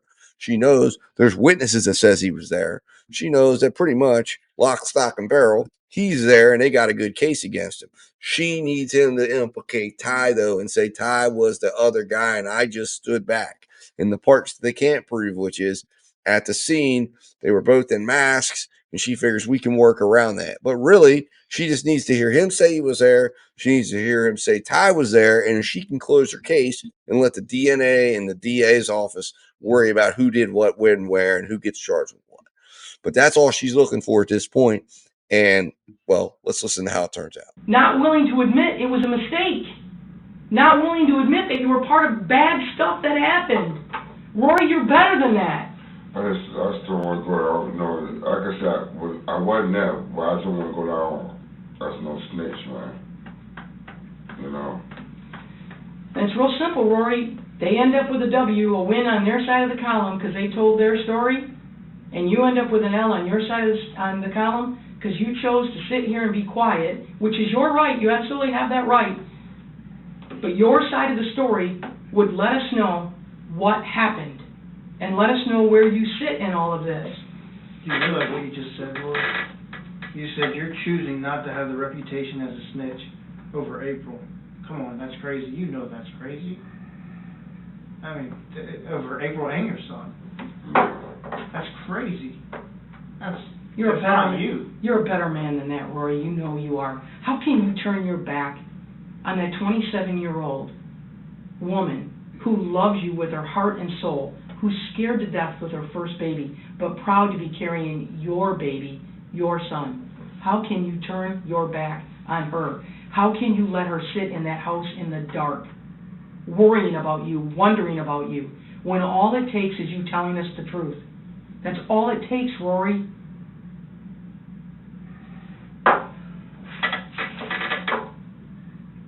Like I said, I wasn't there, man, but I know something about it, but I wasn't there. Tell us your side of the story, Rory. I know it's not easy, buddy. I know you're struggling with it. It's a simple choice. Detective Pitcher said, snitch, family. No brainer, buddy. You know it. Yeah, I mean, I was there when the plan went down. I heard about the plan, what was to go down. The guys, like 4 of them, it was 4. But whoever did it, I don't know, because I wasn't there. You know what I mean? But they was planning to go around where it was that, you know what I'm saying, was that part of a drug dealer, some shit like that. And they go make a lick. That's what I know. Honest God, true. You know what I'm saying? I didn't do nothing. I ain't kill nobody now, but I heard the And Rory, you made me sit here till like 1 o'clock in the morning, when you've been a decent man the whole time sitting here with me. And you've been struggling with just telling the truth. Smashed up, I'm worried about my kids. I know. I don't want nobody coming looking at me, you know what I'm saying? Tell me the details of your story, Rory. Who are the 4 guys? It was Ty, if you're his friend, I don't know Okay. him. No, no. Just give me names, buddy. My name was, one was Tony, Steve, and Tom. That's what I can tell. Now, I want you to notice what he doesn't do here, and this is significant because obviously, if Travis was involved, which he knows Travis was involved, right? By leaving Travis out, and we later find out Travis was, absolutely involved, right? He drove the truck. He was there. Of course, he told everyone he was there with Travis that night, and he was in Travis's truck. So he separates. He doesn't leave Travis there, right? He separates Travis from all of them, himself and Travis. Why is that? That's because he knows Tyrone. He believes, well, Tyrone's seen on tape walking. It ain't with me. There's somebody he sees walking back. That's easy to explain that that's somebody else. That ain't me. They got to prove that's me in the video. That's what he's probably thinking in his mind. And they got Tyrone on tape walking back to the warehouse. So therefore, I just got to make this sound like, hey, listen, I heard Tyrone talking with like 3 of his buddies that they were going to go down and do this thing. He clearly, incredibly, just comes up with these fake names. But the important thing is he doesn't implicate Travis, because he could have easily at this point said, listen, yeah, man, I was with Travis. We drove down, and Travis, Ty, another guy. And, if he really, wanted to try to put this off on the others, but that's not what he does, because he knows he doesn't want Travis talked to at this point, because he thinks if Travis gets talked to, if Travis gets implicated in this, Travis could turn on me, because he knows Travis was his guy. And Tyrone is just simply brought into this because, again, you see what I think is authentic shock at the beginning of this, when you saw her walk in the room and start talking about Ty, and he's going, what the hell? Ty? Why is he saying anything? Like, I can't believe this man would say this about me. And he's shocked because he's like, this doesn't make any sense, because he knows Ty wasn't involved in this.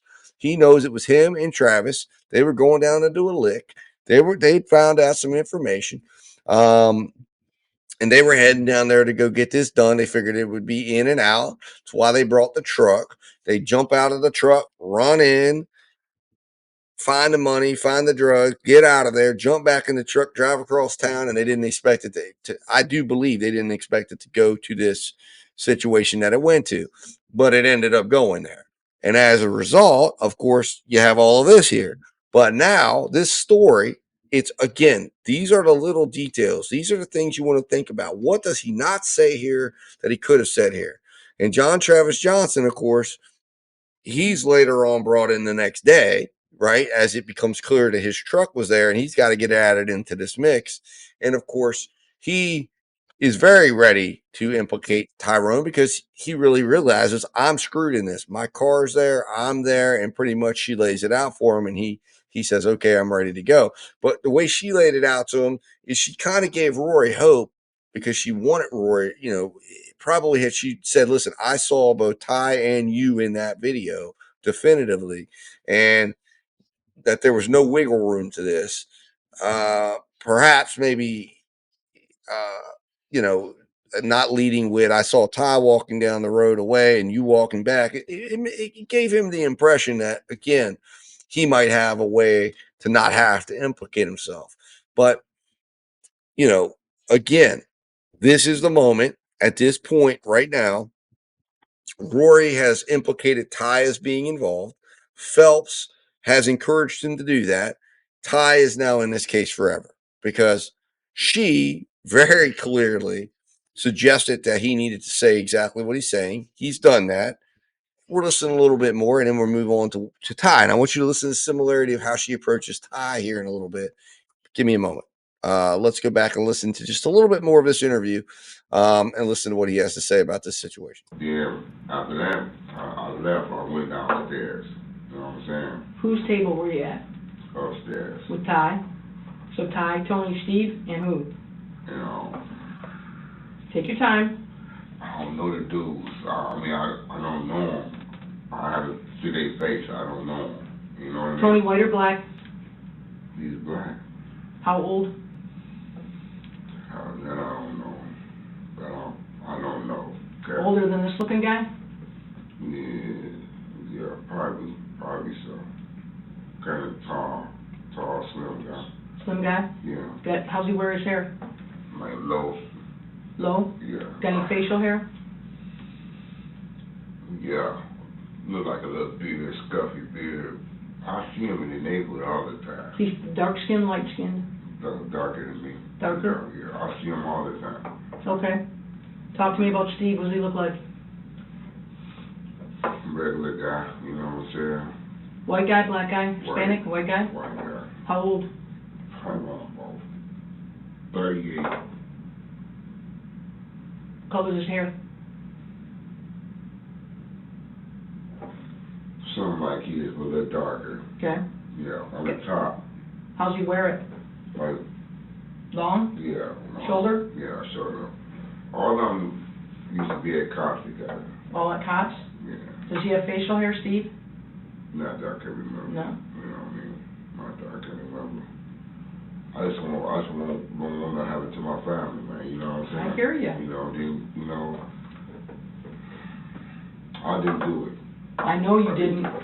Rory. That ain't me. But you know what I'm saying? I still want to. So I want you to we're gonna leave his interview there because I want you to listen to that significant statement that he makes, right? I don't want nothing to happen to my family. Now, why does he say that? Because again, what we learn in the trial of Rory is that Rory says that she threatened April with potential prosecution. So what he's trying to do here, he's sitting here saying, "Oh my God, she's going to come after her. She's going to try to put charges on her," and that's what the motivation was for him to come forward and say what he said, because she was clearly saying to him, well, not clearly, I guess we don't know, we didn't see it on tape, but that's the implications. But it's kind of suspicious that he would say something like that. I just don't want nothing to happen to my family. Well, why would he say that? That's because she was putting that pressure on him because she knew she couldn't walk out of that interview room without him saying something about Tyrone Tucker. That was just not going to be able to happen. There was no other way this was going to play out other than him implicating Tyrone.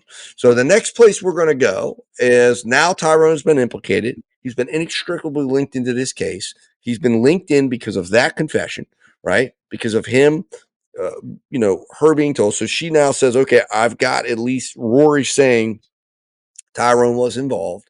It's not yet enough, but she figures it's what she's going to work with here.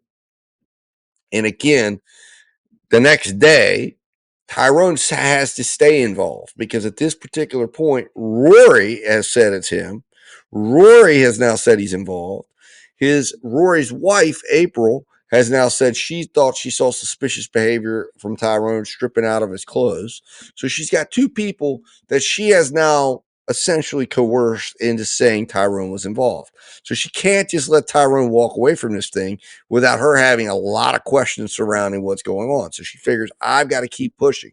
And like I said, this thing blows up on her.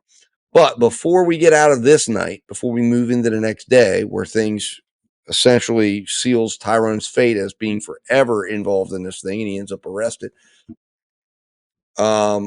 we are going to we're going to watch as she comes in and talks to Tyrone Tucker. Now, what I want you to pay attention to is what she says when she gets in there.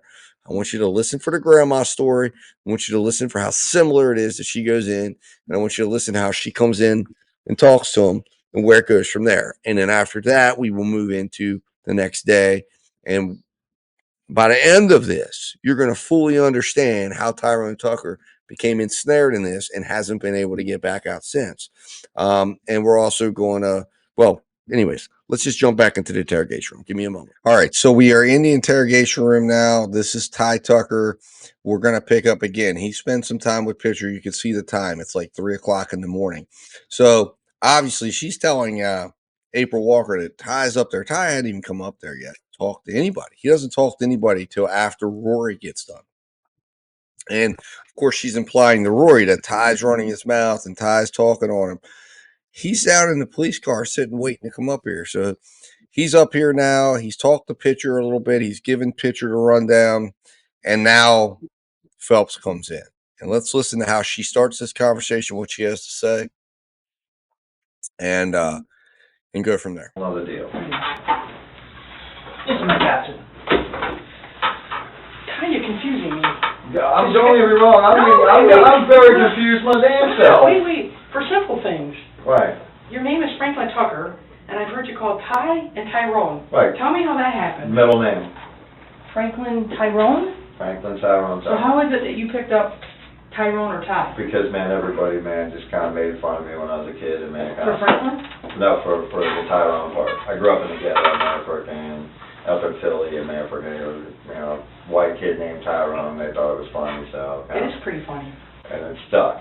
It stuck. So. For all these years? Yep, pretty much. Wow, that's kind of funny. Yeah. Do most people know how you got the nickname, or they just...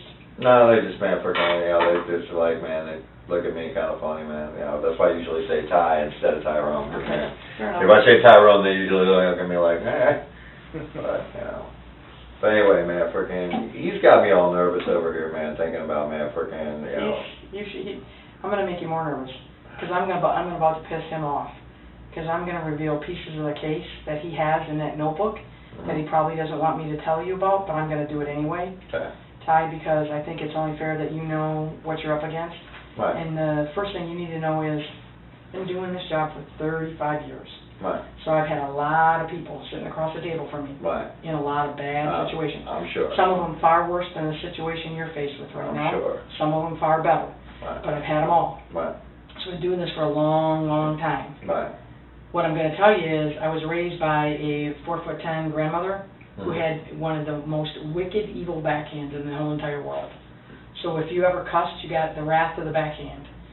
I'm sorry. I do it quite a bit. Yeah. So. No, but my grandma was also one of the wisest people that I've ever met in my marriage. It was loveless because it was an arranged marriage.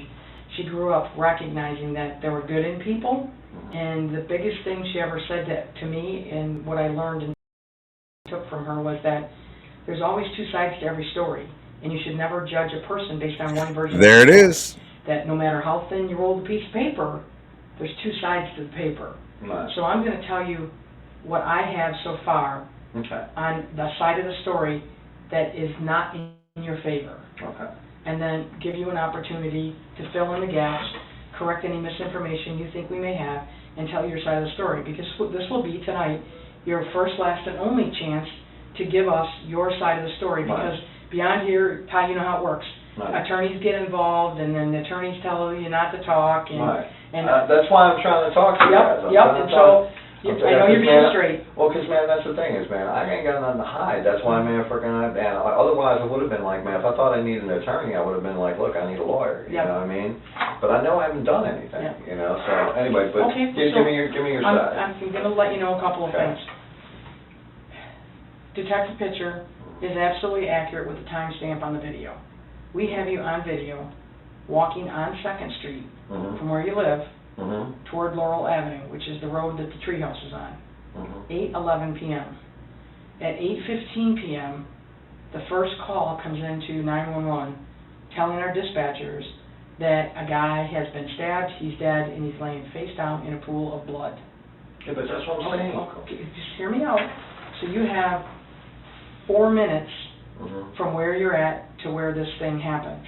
Now, the really disconcerting part of all of this is at 8:19, 4 minutes after we have a report of a man being killed, we have you and Rory on video walking back from the treehouse toward where you live. That's got to be impossible, though.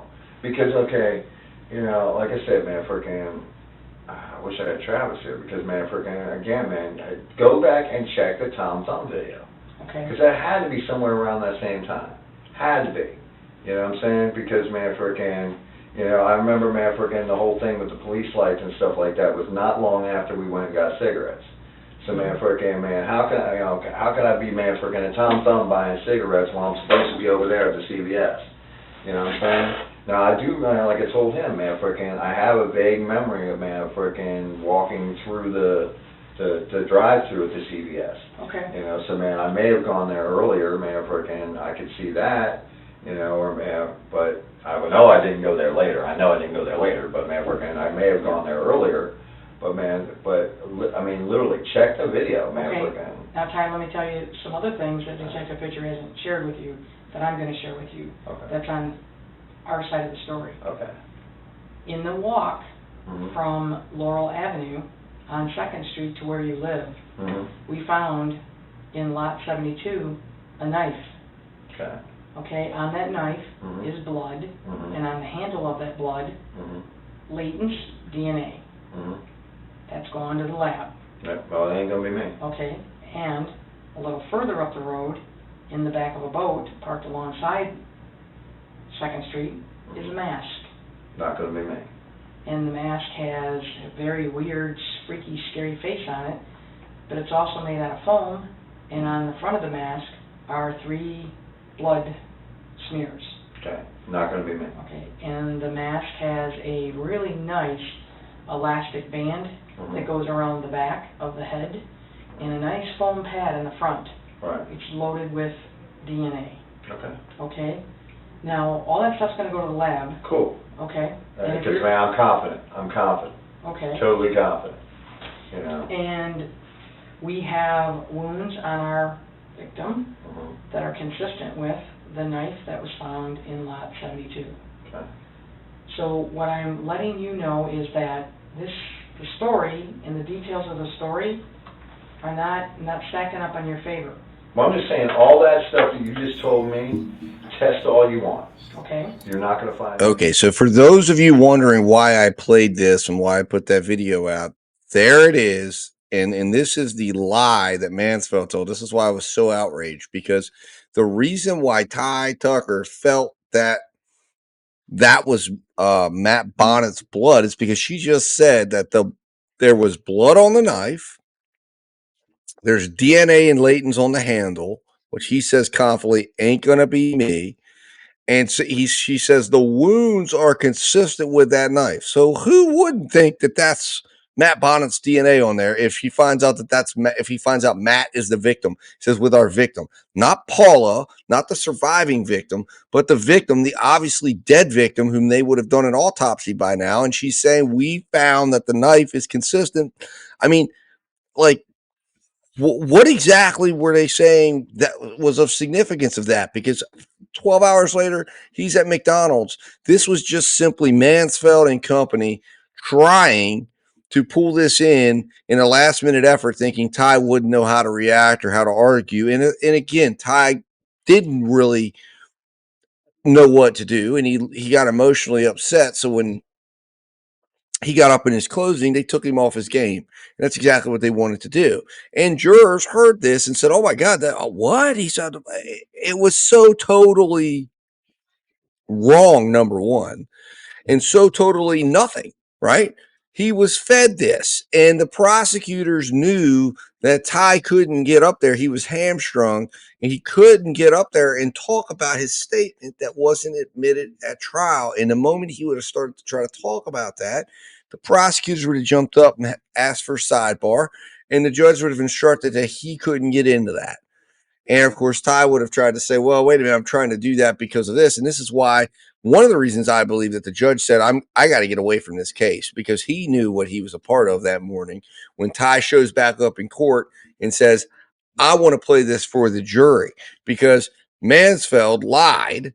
Mansfeld suggested that there was no way that, other than me being there, being somebody who was a part of this crime, could have known that the blood on the knife was that of Matt Bonnett's. And here it is, right here. She literally spells it out for him, and that's what he leaves and told her. That's what the police said, that Matt's blood was on there, and that's what she said. I mean, you just heard it. Play it back. Go in and play this clip for yourself. But you see what she's doing here to Ty Tucker. Now, like I said, Ty is very fuzzy. One of the things that you didn't get to hear is that when pitcher starts this interview out, Ty, because this wasn't significant events that Ty felt he had a reason to remember or know about.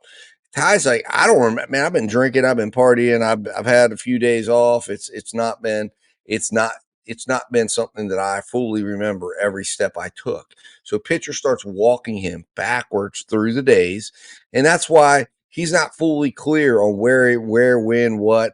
But what we do know is that Tom Thumb videos, right? Those Tom Thumb videos, and this was in a video. Somebody said, "Well, what's exculpatory about him buying cigarettes?" Well, what's exculpatory about it is it backs up his story, because he says he was sleeping.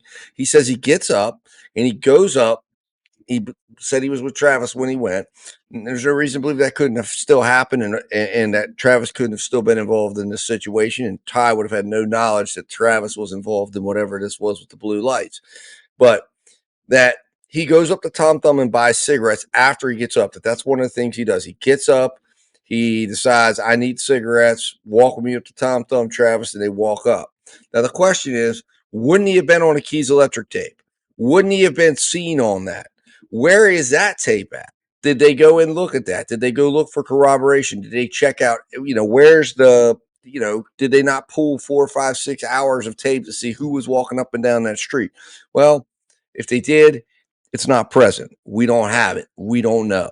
But what we do know is that they went and allegedly got the video from Tom Thumb, from the parking lot and from the inside of Tom Thumb, and they knew what time it was that Tucker went in there. Now, this wasn't extracted until, again, the Tom Thumb and the CBS video all comes the next day. What we do know is that they mysteriously lose the video, or they claim, well, we got the wrong day because it didn't show what they needed it to show. Whatever it showed, they didn't like, and they claim they got the wrong day. But there's a belief, and again, this wasn't something that was litigated out or brought into trial, but there is a belief that the manager, the person that released that video, says they got the right video. They didn't release the wrong video. They got the right video. But what we know is that video got destroyed. We know there were other videos on a hard drive that got destroyed. We also know that a screenshot, which pitcher had on his phone, got destroyed when his phone did a mysterious self-reset. And we know that the only videos we were left with were the Cosme video and the Keys Electric video. The Keys Electric video being in existence to show Rory and Travis walking back. Still no explanation why Travis would have run down there after Rory. and that Tyrone would have just stayed put at the house. Also, further, when you hear the idea that Tyrone and Travis are confronting each other at the house, yet he's running right back down the road, he wouldn't have had time for those confrontations. He wouldn't have been in a position to do that. That's a contradictory statement there in and of itself, because it's clear that JoJo would have just got back from whatever he was doing over there driving, and then he parked his truck and then headed back. Why would he have headed back? Because he knew he left Rory behind. Why wouldn't you have seen Rory and Tyrone? Why wouldn't you have seen Tyrone come on the Keys Electric video? What did Tyrone do? Where did he go? What was he? Was he up against the wall? Was he crawling through different places? We know Rory had to come on that camera. So where's Ty's return? Where is the return? Where is the video? And if that video existed, okay, and I've sent this case to Mr. Tucker. There's a case. It's a West Virginia case, and it's a case that basically allows for the fact that if you have evidence that that is missing, that was available to the police officers, that they got a hold of that evidence and had possession of that evidence, and that the evidence was alleged to have held exculpatory evidence favorable to the defendant, then you can then question to the officers as to what happened, where was this video, and they might say, well, we don't know, it was destroyed, and we never really got to look at it, but it could have contained that information. And the judge would instruct then that the jury should consider that evidence would have been favorable to the defendant. So in other words, if there was evidence that exists that would have shown whether or not Tyrone Tucker was or wasn't walking that night, and it's now no longer available, and that it could have potentially been exculpatory evidence, and believe you me, if they would have had all of that tape of Keys Electric showing the path back, the path that Rory took back, where was Tyrone Tucker on that tape? How did he get back? No one's asking this question. Not even Tyrone, I think, was asking that question. I don't know why he wasn't asking that question, but that's the biggest question. You have seen JoJo coming, going away, going towards, and coming back. But how did Tyrone get back to that house? We know he took off allegedly, by the way the police believe, is he took off walking the exact route that we would have seen, that we saw Rory end up going down. Where's he at? Why isn't there video of him walking back? We see JoJo going one way, and he comes back, and he's documented going the other. Where was it?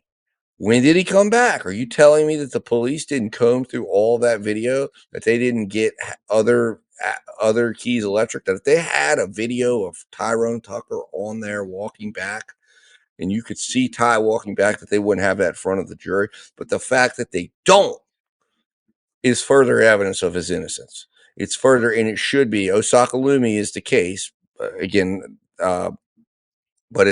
like I said, it's a West Virginia case, and it deals with, in that case, it deals with a missing couch. But in this case, this is evidence, exculpatory evidence. It's video evidence that could absolutely show either Tyrone Tucker walking back, which would be evidence of his guilt, obviously, if you see him walking in those key moments. But remember, the prosecution is putting the timeline on. They're not saying that Tyrone Tucker was floating around that island. Their man, Travis Johnson, has said that Ty came directly back afterwards and that they're having a conversation. That was testified to in the trial. So that now becomes part of the state's case. That's what they're saying is necessary to be proven. That's what needs to be corroborated. So the question then is, we have the Keys Electric tape at the time that we would have then should have seen Tyrone Tucker come walking down the street at that time. Where is Tyrone? Because we know John Travis Johnson says that Tyrone made it back. So what route could he have made it back? Did they go capture those cameras? Did they go look for those cameras?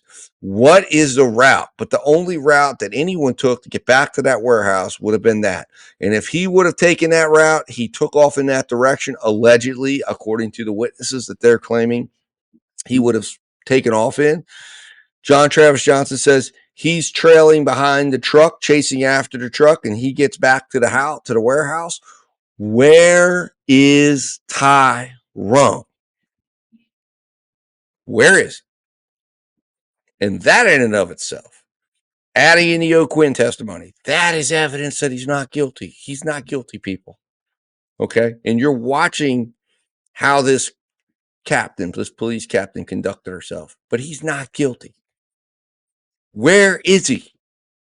Where was he? Find him.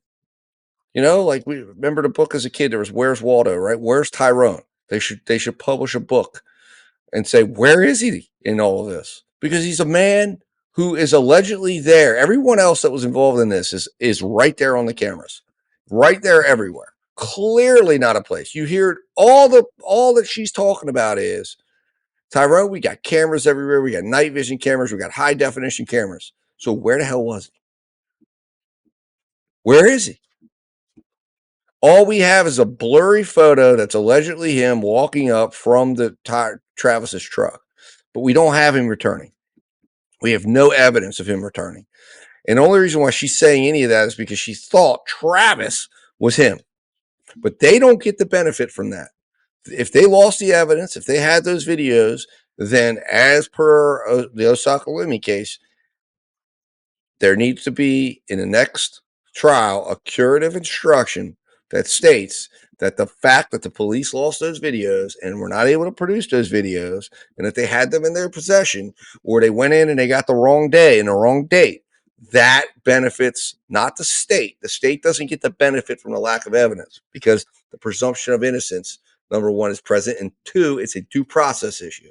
And the due process issue means that it precludes Ty Tucker from adequately being able to defend himself when they lose evidence or they don't allow him to view evidence, and they don't get the benefit from that.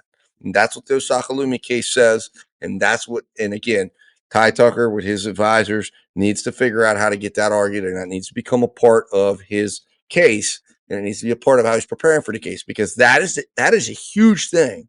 And he needs to stand in front of that jury, and he needs to point out, he needs to say, where am I? Where am I? How did I get back? And I don't answer that question. I don't have to stand up here and tell you how I got back. Okay. That's a question for the state. I'm telling you I didn't. I'm telling you I was sleeping. I'm telling you I did go here. But why haven't they produced it? Why? They have the burden of proof. They have to prove that I was there. They have to prove that I was returning when they did. And what they've held to you is, through John Travis Johnson's testimony, is that I did make it back, and that I made it back right behind Travis, which means tell me the route. They've told you the time frame. They have to prove that beyond a reasonable doubt. So show me, where am I at? Where am I at on the tapes? Take them through the tapes. Walk them through the Keys Electric tapes. And if they can't produce it, ask them why the Keys Electric tapes. And if they say, well, we don't know, well, they don't get the benefit from that. Under Osaka Lumi case and whatever case law they can find that supports that in Florida, but you can bring in another case and say, listen, in that case, this is what needs to happen. They don't get the benefit from this. They don't get the benefit from the lack of from destroying evidence or not collecting evidence that they should have collected, that they could have, that ends up getting destroyed, because regardless of whether they grabbed it and then destroyed it because the hard drive gets deleted, or they go down and get the wrong day and then it gets taped over, regardless, it's evidence destroyed. It's evidence destroyed that would have either shown Tyrone Tucker coming or not. And what we can assume is we know that what we see on that Keys Electric tape is we do not see Tyrone Tucker. We do not see him. We do not see him come up on that tape in the minutes before you see what we know to be JoJo. Okay? We know that. There is no Tyrone Tucker coming down that road. There is no Tyrone Tucker returning. There's just John Travis Johnson going the other way after he's already rode back with his truck. And there's only one reason why that is because John Travis Johnson was the other guy there. And Tyrone Tucker is innocent. And it's that simple. This is a simple case when it comes down to it. But anyways, let's continue listening to how this goes, and then we're going to move on to seeing the most egregious thing we see here, which is that of John Travis Johnson's interview with the police. And for him, with my, with anything of mine on there. I mean, granted, if a mask came from the house, man, it might have, man, a fingerprint on it, man. Who knows? I may have, man, touched it. Same thing with the knife, man. I may have touched it. But I guarantee you, man, frickin', you ain't got no DNA of, man, frickin' mine on the inside of that mask, and there is no, man, frickin', I never grabbed a knife and did anything to anybody. Okay. So, man, frickin', I mean, straight up test away. Because, man, frickin', I'm confident, man, it'll exonerate me. That's good. Glad to hear that. So, I mean, the timestamp with the video, I mean, like I said, that one, go check the one with Tom Thumb. I swear to God, man, frickin', I was there with, I know I walked with Travis that night to go get cigarettes. Travis seems to be the alibi of choice. He is, isn't it? That's amazing. I wonder how he's going to keep his story straight. It's not. Because he's going to have to alibi with how many people now? But man, the thing is, man, for real, you can check the video with Tom Thumb. And Would you find it odd that both you and Rory are using Travis as your alibis? Not really, because, man, he lives And not that you guys are together. No, it's because he lives in the same house, you know what I'm saying? But you guys are using him, like, well, I was with Travis, not Ty. And, well, I was with Travis, not Mine's Rory. easy to prove. So was his, according to him. Well, I mean, again, mine's video. But here's where, Maybe I'm wrong. but my bet is you are right. Right. I am going to find you at Tom Thumb. Right. And I bet Rory's right. I'm going to find him at Tom Thumb. And I bet you one is before and one is after. And that time in between is when the murder happened. I'd put money on that. I can't put money on it because, man, again, I don't know what time it happened and all that other stuff. But I do know I went with Travis to Tom Thumb that night, and I know, man, frickin' all that chaos that happened was not long after that. You know what I'm saying? So, man, frickin', it can't be, man, too much time in there. I mean, that's the only thing I can tell you about the timestamp. But that other stuff, like I said, I guarantee you, man, frickin', you're not gonna find anything, man, frickin' mine on that. Hey, if you leave here tonight, and that's still debatable, but if you leave here tonight, your mission, your homework assignment, I want you to walk through your neighborhood. Okay. And I'm going to let you know, there's no less than 16 cameras in that neighborhood. Oh, it doesn't surprise me. So you're very accepting. I'm not going to jail tonight. Thank you. I'm going to take you out. Okay. I want you to walk. I apologize for the bit of the walk back to your place. Okay. But here's what you're going to do for me, all right? Okay. You're going to take that route home. Hold on. You're gonna make me walk with no shoes on? I'm afraid so. So I want you to do me a favor, because this is important. Okay. This is the most important thing you're going to do. Okay. I want you to look at every camera you pass and see how many of them are out there. Okay. I'm going to leave you with this. Okay. All right? We're going to be enhancing cameras. We're going to be getting this. We already have a lot of information on what went bad that night. All right? Like I said, I'm Hold on. confident. All right? You're going to take this time, and you're going to think about that. Okay. And you're going to try to improve your memory. Okay? Okay. Because I believe while something went bad, murder was not the intention there. Okay? So just think about it. Okay. Let me take some pictures real quick. What do you sleep up for me? Yep. Tyrone Tucker gets sent home, right?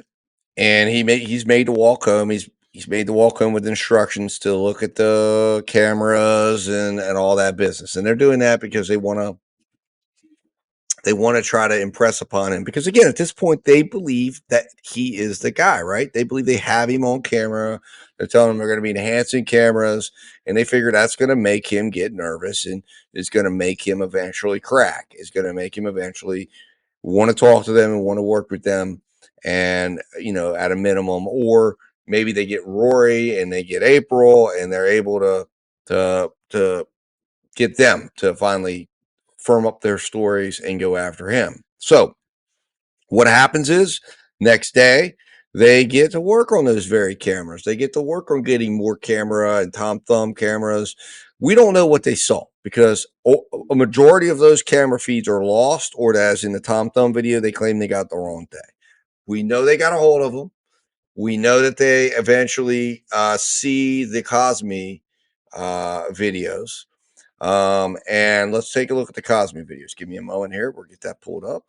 All right, so we're here. So we're going to watch all three of these videos. And where you're going to want to watch is right up in this area. This is where all the activity is. A truck is going to come in through here. It's going to park down here. You're going to see two guys get up and walk up this direction. And then you're going to see in this video. And then you're going to see the next video, you're going to see a guy run this direction. That's Travis. And you're going to see in the following video, Rory run. You're going to see Todd O'Quinn up over here. You're going to see flashlights. You're going to see Roosevelt Washington, who was somebody that was in the trailer over there. And, you know, in fact, if you go back and watch the Moeller video, you're going to see the perspective of what this was filming, because this is the white like tent that you see in that video. So we're going to be watching all for that. So let's go ahead and start watching.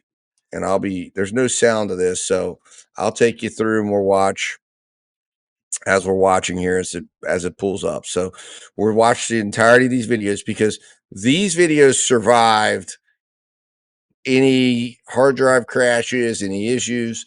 This is the stuff that survives, but also it's a SunPass reading, I believe, and I'm not certain. I never heard any verification that actually existed. But allegedly, it was a SunPass reading that saw this truck. Now, Travis looks at this video while he's at police headquarters later this evening, because they're receiving this on the day. It's during the day on the 22nd. They're receiving this video, and you can see there's like 33 minutes of this video. So this is not the whole video, but they've received this video, and there it is. There's the truck coming, pulls up over here, and it parks, and you're even going to see the dome light right over here. Come on, there it is. There's the dome light. And then be watching right here as you're going to see this is the road, and you're looking out. So you have to understand that what you're seeing here, the road is out a bit, but you're going to see there they are, and they're dressed in black. So the night vision camera makes it look like it's white. Now, the jurors thought they saw Tyrone Tucker's gate, but remember, Phelps thought that Travis, the guy in the video, was Travis in the first place because of how he walked, because they thought he walked similar to the guy in this. So that was not correct. But anyways, so here you're going to be paying attention to everything going on here. You're going to see a figure come running. That's Travis. And there's Todd O'Quinn coming. There's Travis. He's running back in the direction of the truck. Okay. And there you see Todd O'Quinn coming down. Now, it's hard to see if that truck moves because we don't see the whole thing, because this is chopped up video. And this is how apparently they presented it. And then you're going to see now Rory. You're seeing more flashlights run up. More people are coming up here. This is the area where there you see Todd O'Quinn running back up because he just got into an altercation. You're going to see Rory come running down here. You'll see him here in just a moment. Don't blink because you're missing. There he is right there. And he's running now and realizes the truck is not there. And I think you even see him run past there, so you can know the truck is not there. Video. But that truck ultimately cracks the case and brings Travis into it. And that's when they realize, oh, shit, we got a problem. Okay. Because we have a truck now arriving. And now they start to realize they had their guy all along. They had their two guys. Now they still don't know who's walking in that Keys Electric. They're still hoping upon hope that is going to be Tyrone. Now, the next desperate thing they do is they go and they go down and they get a scheme together to get Travis to come down, telling him that they're going to bring him in to talk to him about missing tools and to get his stuff back.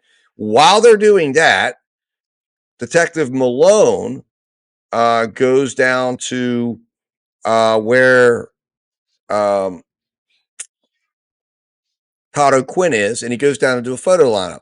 Now, the significant part about this is that Todd O'Quinn ends up not identifying Tyrone Tucker, which is what they wanted, what they were hoping. And instead, he points out Travis JoJo Johnson. Now, we have to know that he knows Travis Johnson's most likely involved in this. We also have to know that Todd O'Quinn is worried about fingering these people. He's worried about being a snitch. He knows he's still living down in this area. He's still trying to operate and use drugs and live around this whole thing. So he's trying to walk a very tight fence, very tight rope. But he points Travis Johnson out and says, that guy looks most like him. Of course, that's not what they want to hear, because they're hoping he's going to say, I saw Tyrone Tucker running from the scene. But that's where we're at on this. So now we have the implication of John Travis Johnson. He is now implicated. We've had Paula. We've had O'Quinn say at the scene that he could see the guy. We've had O'Quinn say at the scene that he saw him get in a truck and drive off. We've had Paula come in and say that she remembers that the first guy leaves. She hears a car start and drive off, verifying that what O'Quinn said was correct. We heard Ben say that he saw a white guy, and that he saw, well, actually, I guess he saw Rory leave, that he saw Todd O'Quinn running back up, verifying some of the things that Todd O'Quinn says. Now we've had Todd O'Quinn, as you're going to see here, as you're about to see, has picked JoJo out of John Travis Johnson out of a lineup. We heard from Paula that at the hospital, she says she heard a car. Then the next day, she goes in and says she's talking to people, and that all over the island, they're saying it was JoJo was involved. This guy named JoJo who just arrived back in the area. JoJo is the nickname John Travis Johnson went by. We now know that John Travis Johnson was down there talking to Phelps, and that he was acting very suspiciously, trying to push the police away from the place. We know that he's trying to deflect them away from Rory Wilson. We know that Rory Wilson shows up at the police station in handcuffs, eventually implicates Ty, but refuses to implicate Travis, indicating furthermore that there's a consciousness of guilt, that he knows that Travis is a guy that could hurt him, and he doesn't want the police talking to Travis. And on top of that, we now know that Todd O'Quinn now is going to pick JoJo out of that lineup as the guy most likely to have been the one at the scene, and he points right to Travis Johnson. And then we're going to see what happens when now the police confront it with, and we know there are tapes that the police that come into the police's possession. We know that Phelps is now on this day dealing with the idea here that she has gotten Rory to implicate Tyrone Tucker. She's gotten April Walker to implicate Tyrone Tucker. She now has a big problem because Tyrone Tucker is now potentially an innocent man, but she now knows that this could cause her huge problems if this comes out that she was able to coerce a confession out of Rory and his girl and the way that she went about the entirety of the thing. So she knows she's stuck with Tyrone Tucker being involved, but in her mind, that's a potential advantage because Tyrone Tucker becomes the piece of the puzzle that could come in here and become her witness, like she's done in many other cases, like Colleen Dunn has done in many other cases. And she could still close this case up. She figures Tyrone Tucker's a guy living at Cots. He's a homeless dude. And we lock him up. We get something on him.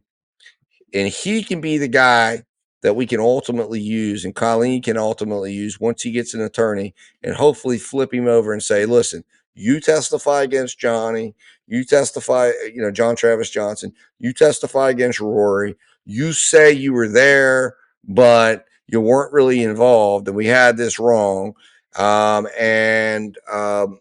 was really them, right? John's driving. He's got his truck there. Rory, eventually, if the DNA comes back and shows that it was Rory's hands there, that all works in their favor.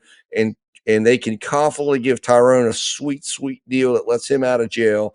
And that way they make sure an innocent man doesn't actually take the ride for this case. And at the same time, John Travis Johnson will go down, and he'll either be a guy that would cooperate and take a deal that's going to get him some significant time, but less time because he will have been proven to have been the other guy in this case, according to what they would have Tyrone say, however they would work it around. And then on top of that, you'd have Rory, who's going to take the biggest and longest amount of time. And the bottom line is none of those guys are going to pose a threat in terms of saying, hey, we want Anthea Clay prosecuted, because they're going to be able to effectively deal with what they needed to deal with in the onset of this, which is why Phelps was down there, because she was head of the HIDTA, the high intensity drug trafficking area task force, that she needed to make sure her asset, which was Anthea Clay, was protected, and essentially make sure that she wasn't going to get into any type of trouble that could put her at risk, because she just recently implicated and been a key confidential informant for 4 key cases dealing with the HIDTA. The HIDTA agents were around, around that treehouse. The treehouse was being used as a place to set up dealers and set up drug deals, and none of that was now going to be, at risk any longer, as long as she can close this case and keep Anthea Clay's name out of it, keep her protected, keep her on the outskirts, and at the same time get these, in her opinion, 3 crackhead drug guys, cot staying homeless guys, to just turn on each other. And again, one of them they will work out, which will be Tyrone or whoever. If one of them turns out to be actually innocent, they'll make a deal with him where he won't do much time. And in her eyes, whether they were staying at Cots or they were staying at Monroe County Jail, it doesn't really matter. Either way, they had a roof over their heads. I mean, they're not living in a palace like you heard her say. In this case, they're probably living, in her mind, in a better situation than what they would have been. And, it'll all get worked out in the end. But there's no way she's going to allow, this case, and the fact that if she lets Tyrone Tucker just walk completely away from this, the potential issues it could bring for her, if it gets outed with how she went about things in this case. But really, she doesn't even believe that's really a threat at this point, because she figures Tyrone, I think she really believed, and probably I would say if you were able to go in and look at where their minds were at, that she begins to see that Tyrone could be an asset in this case eventually. And she figures Colleen will flip him, the threat of life in prison, the fact he's got a public defender, he's going to be scared to death. They're going to flip him over, and he'll end up walking away from it and be okay. But again, the wrench gets thrown into this is within a couple of days of Tyrone Tucker being locked up down there, Lauren Janae comes in and ultimately provides Ty with resources that were never expected. And as a result, this entire case blows up, and blows up in a big way. And the nightmare happens. She loses her job. She's got high-powered lawyers looking into this case. It becomes a national deal. And again, we're going to walk through the aftermath of everything and how they extended this case out for 6 years. We're going to walk through that gag order, which was key in that. We're going to walk through how this thing became the nightmare that it was. But we got to finish this first 5 days first of understanding why he was prosecuted. And then we will get into how they've continued this and how they've covered it up.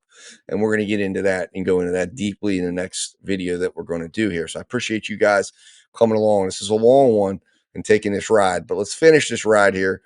Let's go and go to the scene where Todd O'Quinn is doing his lineup. Give me a moment here. Let's cue this up.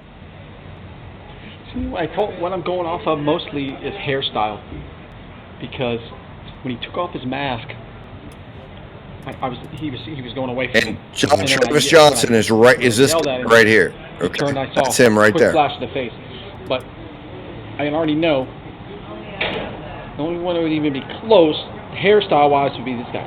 No way he had big hair like that. No way long hair. Well, remember that stuff is. That's stuff that can change. It can change. That's really my identification, because that's what he was going away from me. I mean, he flashed me real quick. I could never in a million years do a facial lineup. He was 100 feet away, glanced at me one time. I'm going by his hairstyle, which I know that's not a good identification, but it was. I didn't see his face.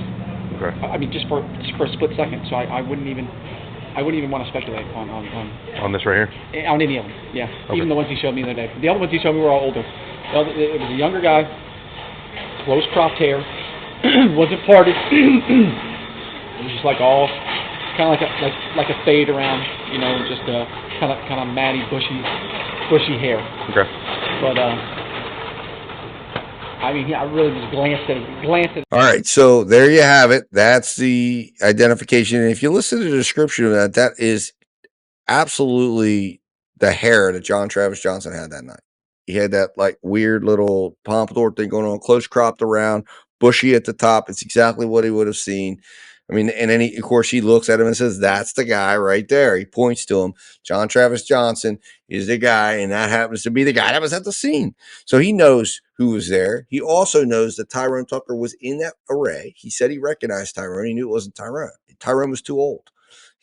Tyrone is too old. I mean, that was, he just knew it wasn't Tyrone. And many people say, "Oh, well, Todd's involved. Todd's covered." No, look, Todd, you heard that statement as he's talking to him. Todd's running around. Todd was all amped up. If he thought it was Tyrone Tucker, he would have said, he just like he was saying, he knew it was Rory. He knew Ty. It's not like they were like best friends, but he knew of Ty. He'd hung out with Ty, just like he knew who Rory was. He would have said, I can't believe it. It's Tyrone Tucker. I mean, this guy's Ty. I know him down at Cots. He'd have been blasting that everywhere, but he wasn't. And again, where was Ty? Where was he in the videos? How the heck did he get back to the house? Okay. Where is he? That's reasonable doubt in and of itself. He doesn't show up on any video. Nowhere. Nowhere to be found. Nowhere. And we know the time frame. We know he's supposed to have made it back to the house to have a conversation with John Travis Johnson prior to Rory arriving. We know John Travis Johnson then goes down and meets him. Where is he? Where was Ty? And that makes no sense whatsoever. The fact that there's not a trace of him on any of those videotapes. Not a trace of him on any of those videotapes. It makes no sense. And that in and of itself, I can't believe that jury went back to the jury room. And even they would have known that on their own and wouldn't have been asking that to themselves. Well, where was he? I mean, how the hell did he get back? I mean, no one asked that question in the trial. It was never even explained. It wasn't even touched upon. It was just, and to me, that's just an incredible fact that was never really talked about or focused upon. But anyways, so now we're going to move on to, like I mentioned, while they're doing that photo array and he's picking out John Travis Johnson on the photo array, although not officially and not conclusively because he said he couldn't do it conclusively. But I don't think he really wanted to because I think he was worried about doing it and looking like a snitch. But while that's happening, they have John Travis Johnson down at the station. We're not going to go through that entire video. Okay. You can watch it on Crime Circus. In fact, I may link his videos in there because he does an excellent job splicing everything together and really making really excellent watchable tapes that have just been absolutely amazing, right? I mean, to watch. I've watched all of them and he does a fantastic job. He splices stuff in, he puts in things, just does a really good job. I recommend them, and I think I'm going to try to put them in this video to tie in so that you can go watch them on his channel and see the entirety of these interviews. And that really, really helps when you watch these interviews in their entirety. But we're going to watch and pick up again where Phelps walks in. Once again, he's been brought in. He's brought in by pitcher. They do some sneaky stuff here. They get him to sign away his Miranda rights, believing that he has to sign away his Miranda rights in order to talk about the tools and talk about the truck. Then they flip the conversation on to, hey, this is about what went down at the treehouse. And then Phelps walks in the room, and that's where we're going to pick up. All right, so here we are, guys, setting the scene. He's been, like I said, he's been at the police station, and Phelps walks into this room, and for 6 minutes, she's just going to absolutely go off, and she's going to use, you're going to see all the same tactics, all the same things, all the same stuff that we've just seen her employ with Rory and Tyrone and April, and she's going to very quickly move him into his story. We're going to pick up here and watch this and watch what happens here. And of course, this ultimately seals the fate of Ty Tucker because she ultimately is able to accomplish getting Ty Tucker essentially tied into this case. And again, she saves, in her mind, saves her own career and puts this case to rest where she's going to be able to make an arrest for these three guys, turn it over to the DA. Her friend, DA Colleen Dunn, whom she anticipates is going to close this case and get this thing wrapped up for her and keep her out of hot water. But anyways, let's start this thing out. Let's listen. Travis, I'm going to take a deep breath because I'm going to try to keep my temper in check right now because right now I'm really upset and it's not at you, okay? Yes, ma'am. And you and I have had some good conversations over the last couple of days, and I'm going to tell you what has just happened and why I'm so upset. We are picking up April right now, and we're taking her to a safe house. Okay. And the reason we have to do this is because Ty threatened to kill her and the baby. Yeah. Yes. So two of the decent people in the story, Yeah. Are no April and longer her baby, who have nothing to do with any of this, No. have now been told, you better stop talking, you better start running, because if anything more is said to the police, I am going to take care of you and your baby. And I've got a 27-year-old first-time mother who is scared to death that she's going to get killed merely for telling the truth. What the fuck, man? And I told her to call me this morning if she needed anything and gave her my phone number and if I needed, because I came back to the house this afternoon. I called you guys, told you, and got my stuff and got out of there. And I told April, she told us if she needed anything at all to give me a call and I would come back and help her. Travis, the really sad part of the story is this. We've had the opportunity to talk to a lot of people that are involved, and most of the people in the story are good, decent people.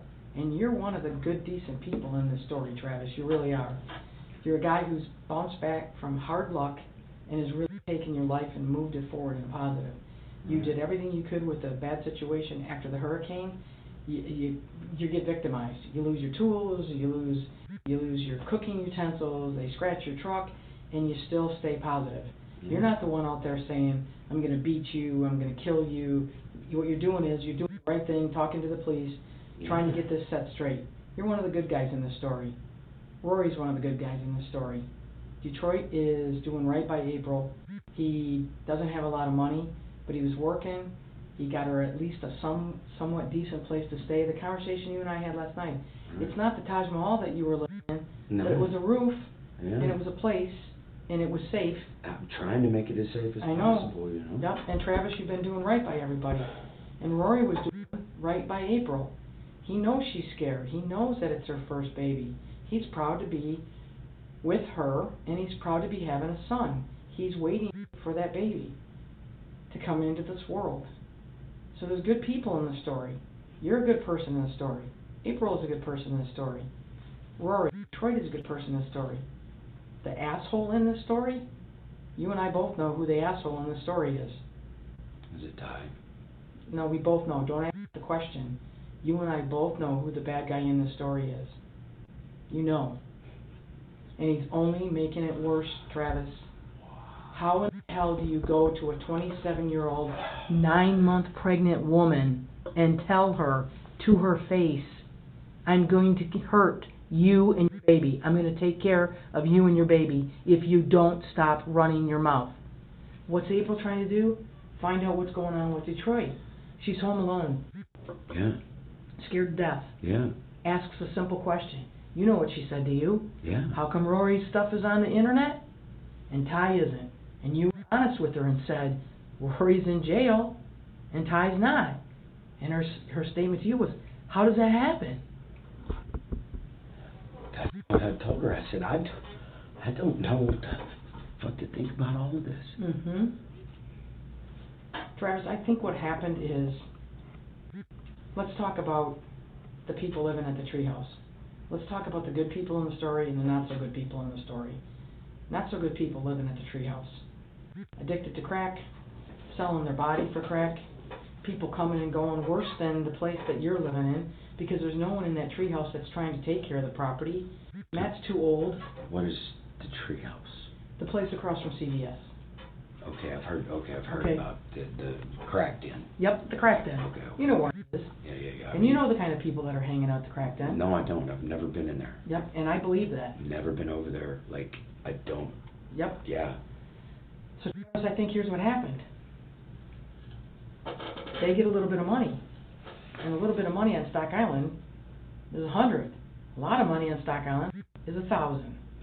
And there's word on the street that $1,000 has changed hands. So Paula at the treehouse got $1,000. And I think there's a discussion, there's a plan.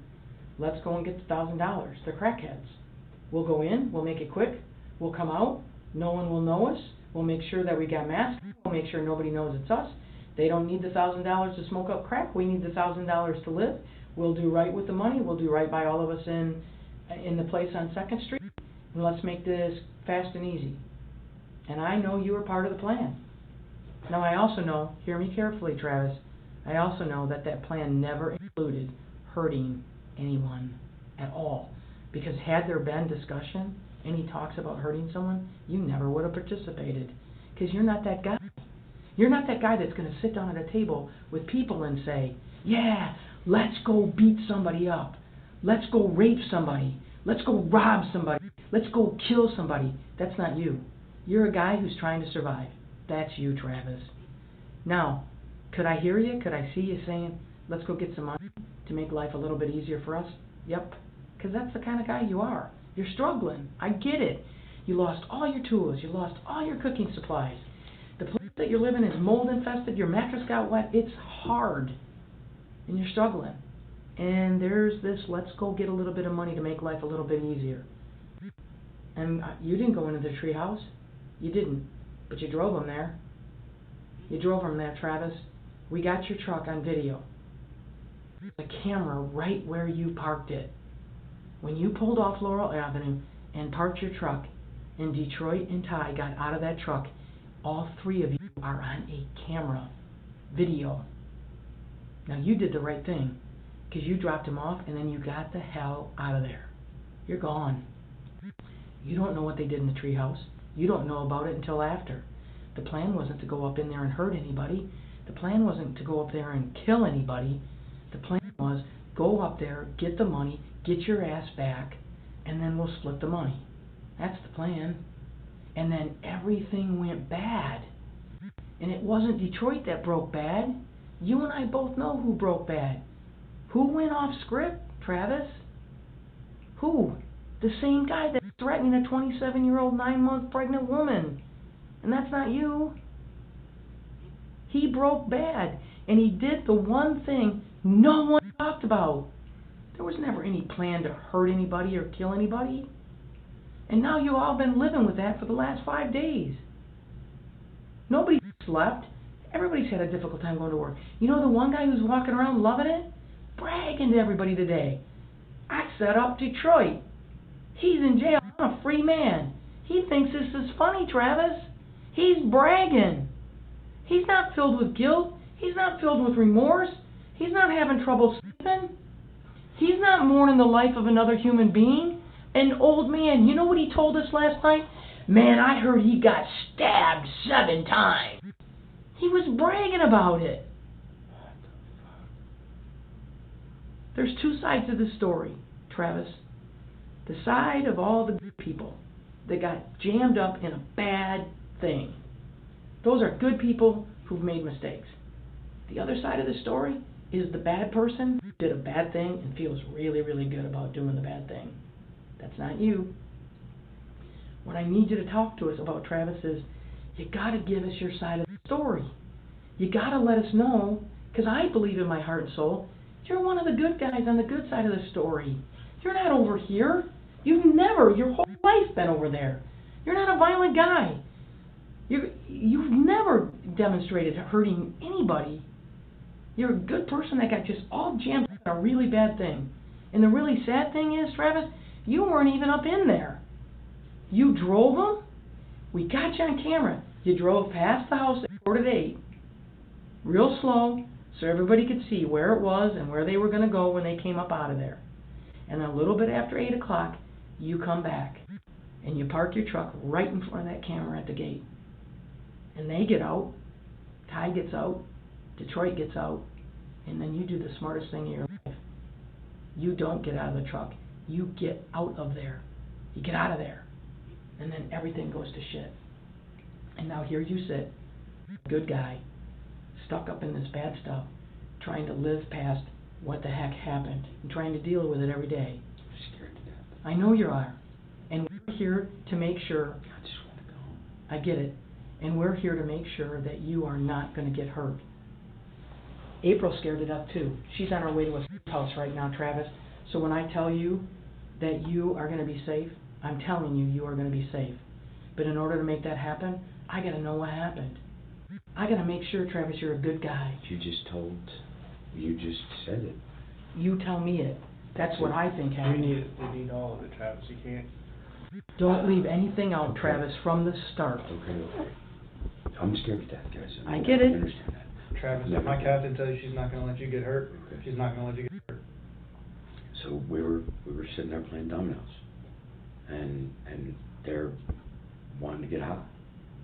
They wanted some money, and somebody said something to I don't know, it was a Burger King guy. Said something about there's a lot of money over here at the treehouse and a bunch of stuff. And the next thing they're saying, well, let's go get some. And I said, well, I don't, where do I come in this? They said, just park right there, look it out. You just do whatever. And I said, okay. And I did. And I pulled up, they got out. And I saw them running, and I got scared to death, and I took off. And I went back to the house, and they came back and divvied up the money between the two of them, gave me a $50 bill to put in my truck for gas, and we went on from there. And I've been going on from there, and like scared to death that, if I opened my mouth or if I said anything or did anything like sideways or whatnot, like I figured the best thing I could do was just try to keep doing what I was doing and to be the right guy and be the right thing. Travis, I can't tell you how happy it made me today when I talked to you earlier to hear that you had a place to stay in Big Pine. And work, and a guy that, that's been a good part of, my existence when I was here before I left in June. Because I've been sick to my stomach, worried about you, worried about April, worried about Detroit. Because in this story I saw you all as good people. Travis, you said they. Who were the they that were talking about going to the treehouse? Who's with you when you're having that talk? Ty and Roy. Just so Ty and Roy. Where were you having the talk at? Inside the house. Upstairs where you and where Ty? We play dominoes. Where you play dominoes. Thank you. My PTSD is kicking in a little bit. I'm about to have an anxiety attack, okay? Take a breath. Take a breath. Come on, take a deep breath. Take a deep breath. You're good. You're good. We're not in a hurry. We're safe. Travis, everybody's safe. We got you, buddy. You're safe. You're in the safest place you can be right now. You're in a good... I didn't come down here. I know. I didn't want this. Just relax, man. Just relax, alright? Alright. Hurt anybody in my... We know that. Travis, We know that, Travis. That's exactly why we're talking with you. We know you didn't do this. We know you never meant for it to happen. No. Never. No. Never. I was just trying to get along with everybody in the house, so that I wouldn't get victimized even more. I don't know, I don't know how to explain this. I don't know what to say, Ken. I know. Travis, the thing to say is the truth, and that's what you're doing, and that's the best thing you can do. I'll do whatever you guys want me to do. Whatever. And there you have it. I'll do whatever you guys want me to do, Captain. I don't know what to say. I don't know how to explain it. Well, of course you know how to explain it. What do you mean you don't know how to explain it? What is it that you're so hung up on? What he's hung up on is the fact that he knows he's got proof that he was there. He knows that he's going to have Tyrone who's going to say it wasn't me. He doesn't know what Rory's going to actually say. He doesn't know if there's going to be DNA that's going to prove he was at the scene. He knows he was at that scene, and he's freaking out. And he knows that he's just made a tremendous mistake because he's just essentially confessed. If he never puts that confession in, chances are he's not getting arrested that evening. If he would have just said, I want a lawyer, I'm getting the hell out of here, I thought I came down here for this, he's walking back out the doors that night. But because he decided to be a good guy and talk to the police, guess what? Now he's never going home, or at least in his eyes at that moment, he feels like, I'm never going home again. I'm never going to get out of here. I'm never going to see the outside world. I'm going to be going to the jail and then going to the Florida State Penitentiary. This is a disaster. Of course, that's something that he's been in and out of jail, but he's never been, in the state pen. And he knows, man, I'm screwed. I've just screwed myself. And that's why his PTSD kicks in and everything else. And of course, Phelps is saying, yes, I've got what I need now to lock up Tyrone, lock up John Travis Johnson. I've got everything I need to secure this case, keep myself from getting into any further trouble with, this situation. And now we can move on. I've got the videotapes I've got, and of course, at this point, they don't know that yet. Still, it hasn't been confirmed. They're still thinking, again, she's still thinking, well, she's not sure who's in that video. She might even be thinking, maybe this is a potential story that halfway is true, until she realizes that, guess what? Ty's not even in the tapes. There's not a trace of Ty anywhere around this case, anywhere in any of the videos, nowhere. And the whole thing falls apart. And then, of course, the DNA evidence comes back and it implicates Rory. And then you've got, of course, like I've gone over ad nauseum, all of the evidence that supports that he was the individual seen running from the treehouse, jumping in a truck and driving off. So, anyways, this pretty much seals it here. But let's listen a little bit more. We want you to be safe. We just want you to tell the truth, Travis. That's all we want. And we're going to help you be safe, Travis. We're going to help you. I've never been in trouble in my life. I don't know. I didn't want to. I just want to go home. We're going to do what we can for you, Travis, okay? Do I have to go to jail tonight? We're going to talk to the state attorney and we're going to see what we can do, okay? I don't make that decision, Travis. I know that. I know that. Travis, let's get some of the details so I can talk to the state attorney, okay? So it's you and it's Ty and it's Roy and you're upstairs. And what time of the day was the discussion? How early in the day? How late in the day? I mean, it all transpired within like 30 minutes. Okay. There was Roy left for a little while. I think he went to Burger King. He came back. Now, remember, some of the, when you're looking at this and you're looking at what he ultimately says, remember, he knew what actually happened. So all he's got to do is tell most of the story with how it probably happened and just slip Ty in there, which he's going to be looking to see, like, he's trying to figure out how to do that by also not, but not doing something, because he doesn't know, like, well, what do you want me to say, and what's the evidence going to show, and what do you know? So how do I need to tell this story? That's what he's looking at, and that's what he means when he was saying earlier, I don't know how to do this because I don't know how to add Ty in there because I know I have myself in. So he's going to do the best he can. So keep that in mind, that he's having to think about the truth, and then he's having to place Ty inside that truth, and he's having to remove himself, and then he's got to also remember everything he's going to tell her. That's where all this stress is coming from. But anyways, let's go back and listen some more. And he said to Tyrone about, this is happening, and and they're doing, and let's go over here and get this money. And they said, would you drive us over there? And I was like, man, guys, I don't really want to be any part of this, but yeah, I'll drive you over there. Okay. I said I would. I said I'd do it, and I said whatever's whatever. I'm not looking for a cut or anything like that. I just want some gas in my truck. Yep. Just trying to take care of yourself. That's all I'm trying to do. Travis, you're trying to survive. We get it. We absolutely get it. So how much earlier in the day is this talk about going over there before 8 o'clock at night? Maybe an hour. Okay. So yeah, maybe an hour. So who knew there was money up in that house, in that tree house? Who was talking about knowing there was money up there? Tyrone. Was there a dollar amount discussed? Did he know how much money was up in there? Did he say how he knew there was money up in the house? Somebody at Burger King told him. Okay. So we're gonna go get the money. They ask you to drive the truck. What do they do to get ready to go get the money? Talk to me about what you see them planning and what they're doing to get it going. They put on a pair of black pants and a black shirt and I guess it's called a net gaiter. One of those Okay. hoodie things. Who had the net gaiter on? Not Tyrone. Tyrone, okay. Because he's got a beard this long. Okay. Did you see Detroit do anything with like a neck gaiter or anything?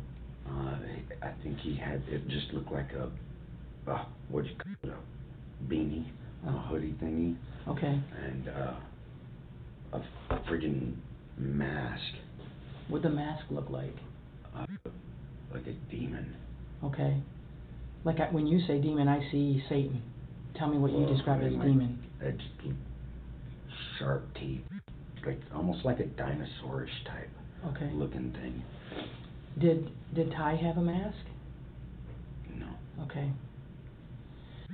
So they get dressed in black shirts, black pants.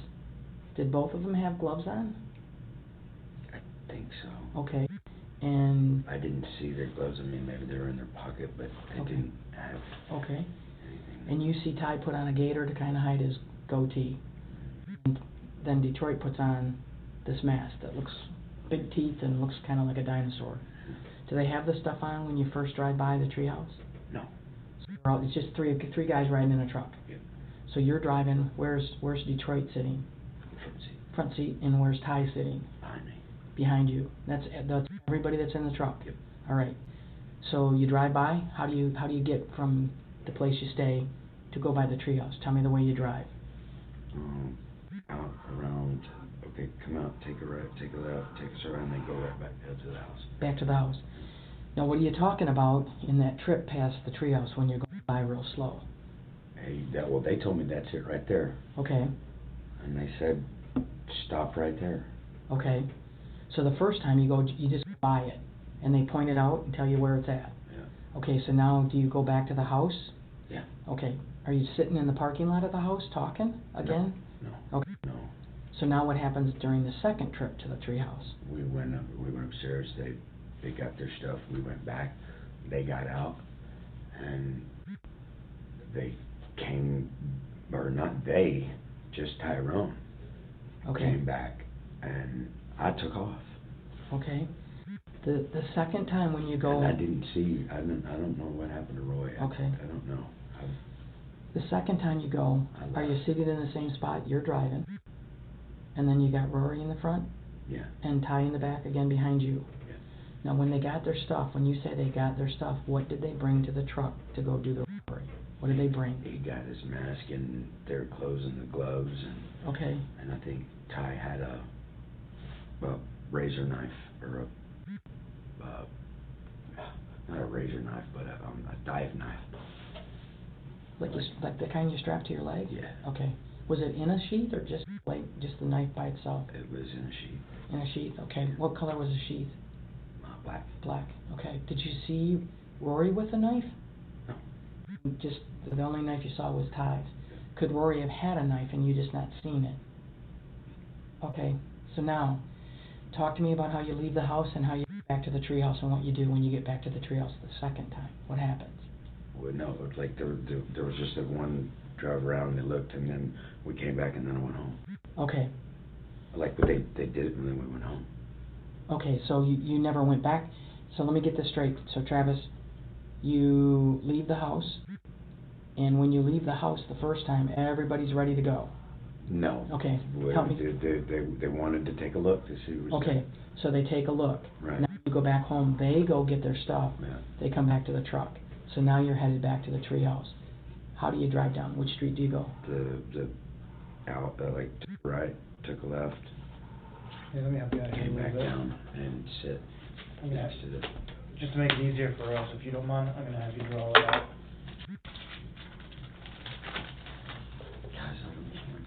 prison. I don't want to stay safe. I want to go home to my wife, and I didn't want this to happen. I was afraid that I might get in big trouble with them if I didn't do what they wanted me to do. Yeah, we understand that. What you're saying, we do. Okay, So put your house here. let me get sense of direction. All right, here's 2nd Street. Yep. All right, here's the cross street. All right, this is where it goes across. There's the CVS. This is the turn that goes down and around. Okay. And that's it right there. And right there at the where the stop sign is. Okay. So each time you do, you come and do this loop? You just come straight down 2nd Street? No, it came that way. Okay. So when you come this way the second time, where do you park? Where do you stop? I stopped at the stop sign where Okay. the dumpster is. Okay. And I mean, we're talking at the end of the street. Okay. The end of... I way behind the marina? No, the one behind the CVS, not way behind, but... Okay. Yeah, the one right behind Okay. the marina. And make it out. Do you see him go to the treehouse? No. Okay. No, I didn't You see him enter. But you saw him walk in the direction of the treehouse. Mm-hmm. What are they wearing when they're out of the truck? What do they got on? Talk to me about what Detroit's wearing. A black shirt and black shorts. Okay. Does he have the mask on? No, not yet. Not yet. When do you see him put the mask on? I never saw You never saw him put it on. What about tie? What's he got on? He did have the neck gaiter. Okay. And a hat. Okay. What color hat? It was kind of a sparkly black hat, almost like mine, Okay. but not quite. It wasn't fitted. Yeah. Was there any design on his neck gaiter, or was it just a dark colored neck gaiter on ties? It was kind of, I want to say it said Jägermeister on it. Okay. Now you see him go toward the treehouse. When do you say, "Ooh, this isn't good"? Is it when you see Ty running? Yeah, whenever I see I come across the street and he had a flashlight, and I was like, yes. Okay. I said, I don't know what's going on now. I don't want any part of this anymore. Describe the guy that you saw running across the street. I couldn't see that far back. Okay. I couldn't see. But you see a flashlight, and you think it was a guy. Yeah. White guy, black guy. I don't know. Can't tell. I couldn't tell you. I couldn't tell. Can you hear things going on? Can you hear people? All I heard him saying was, police. Okay. And I left. I was like, nope, fuck this. Okay. Do you see Ty come running down the road? How's he coming at you? Driving me. My passenger side window, or passenger side mirror, is broken, so I couldn't, and I just saw him. Okay. So did you take off and go down 2nd Street to go home? No, I went straight, like, okay, where it was, turned right. You went right home? Yep. Just got home? Yep. Parked the truck? Yep. Does Ty come right home? Yep. Does Rory come right home? Nope. Nope. When does Rory finally come home? About 10 minutes later. Okay. Maybe 20. When you and Ty get home, talk to us about the conversation you and Ty have. What do you see? What does he say? He really didn't say anything. I was like, the fuck, man? Just went down, and he's like, oh, don't worry about it. Okay. Do you It's see? no big deal. It's not, Do you see any blood on him? Does he have a knife with him? So the dive knife is gone. It's missing someplace. Does he have his gaiter on still? Gaiter's gone. Still wearing black shirt, black pants? When Rory comes home, what's Rory got on? Black shorts. Black shorts? Does he have a shirt on? Shirt's gone. So the shirt's gone. Do you see him with the mask? Mask is gone. And you never really saw him with a knife, so you don't know if he had a knife. Did he come home with a knife? Okay. What does Rory say when he gets back to the house? Not much at all. Okay. Like, there was really not much discussion. Did you guys go upstairs? Yeah, well, he went in to talk to April for a little while, and he came upstairs. Okay. When did you guys split up the money? They split it up and sitting there at the table, and then handed me $50, and I was like, fuck. How much money did they split up? I have no clue. Lot? A little bit? At maybe $200, Okay. $250, I think. No, I didn't count. How were the bills? 20s, 10s, 5s, what? 20s. 20s? And 5s. And 5s, okay. Yeah. And they smelled like perfume, I remember that.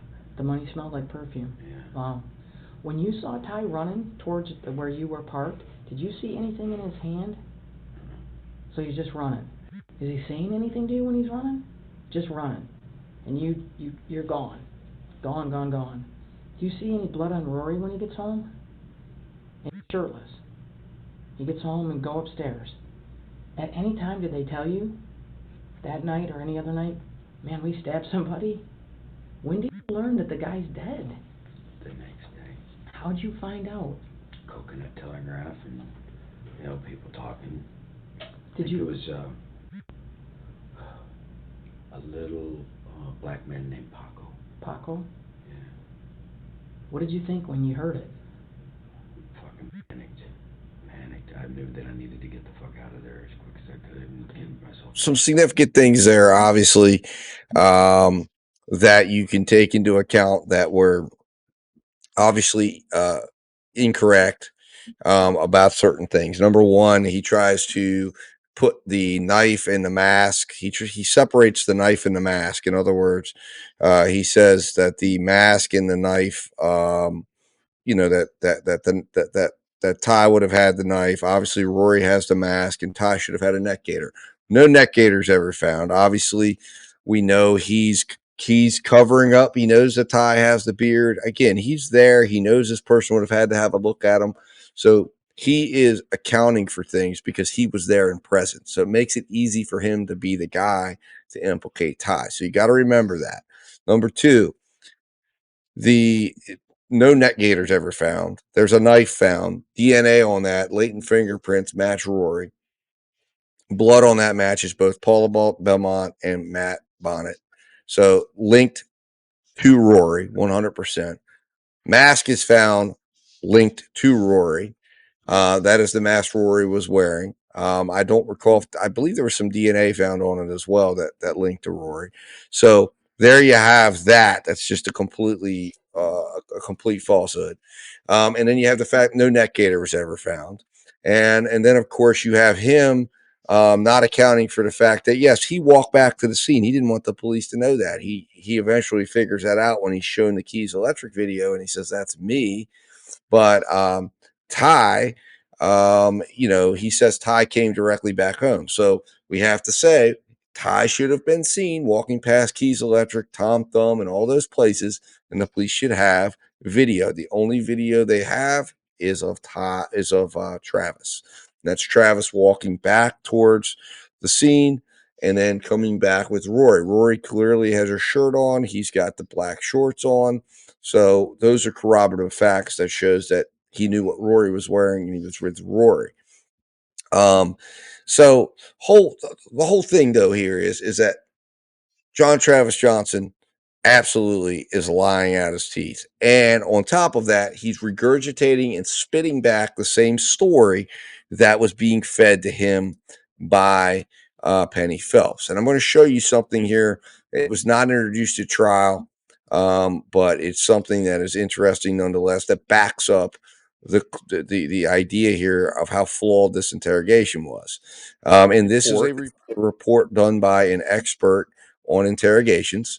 It was not submitted, but it is going to be submitted potentially in this case soon for the dismissal. But the point that what we need to read here, of course, he gets into the whole idea here of who he is, his qualifications, and just understand this guy is a 16th year professor at William College. He studies and has studied, very much a lot about false confessions. And he says, background, let's read the background of false confessions. So it says, throughout the 20th century, there have been documented cases of people who confessed to crimes they did not commit. In the 1990s, social scientists and legal scholars began undertaking studies and developing an extensive literature advancing understanding of interrogations and confessions. This work has been coterminous with another crucial development, in large part due to DNA testing. The surprising prevalence of false confessions has been established. DNA testing has exonerated close to 400 persons convicted of crimes. More than 1/4 had confessed. So think about that for a minute. 400 persons have been exonerated by DNA testing since DNA testing's been around in the 90s, and 100 people confessed to crimes that were later exonerated. Spurred by this discovery, reformers redoubled efforts to identify false confessions. Many hundreds of proven false confessions have been documented, and virtually everyone acquainted with this area recognizes that these cases represent only a sliver of the cases of false confessions. Interrogation methods widely utilized by law enforcement significantly contribute to false confessions. The basic approach is often referred to as the Reed technique because Reed and Associates has produced the most influential interrogation manual and training programs. The literature referenced in the footnote 1 documents and explains the correlation between this method and false confessions. So confrontation and minimization are at the heart of the Reed technique. And we witness that in the interrogations and in the approaches that we've just seen. Confrontation involves interrogators expressing certainty of the suspect's guilt and aggressively thwarting his denials, which Penny Phelps did on all occasions, saying she knew they were involved, as well as confronting the suspect with evidence. She does that, claims there's video cameras, claims there's DNA, often exaggerated or fabricated. She did that in this case. She lied about the times on the videos. She lied about the DNA. She lied about what witnesses have said. She lied that they were being pinpointed by other people, allegedly establishing his guilt.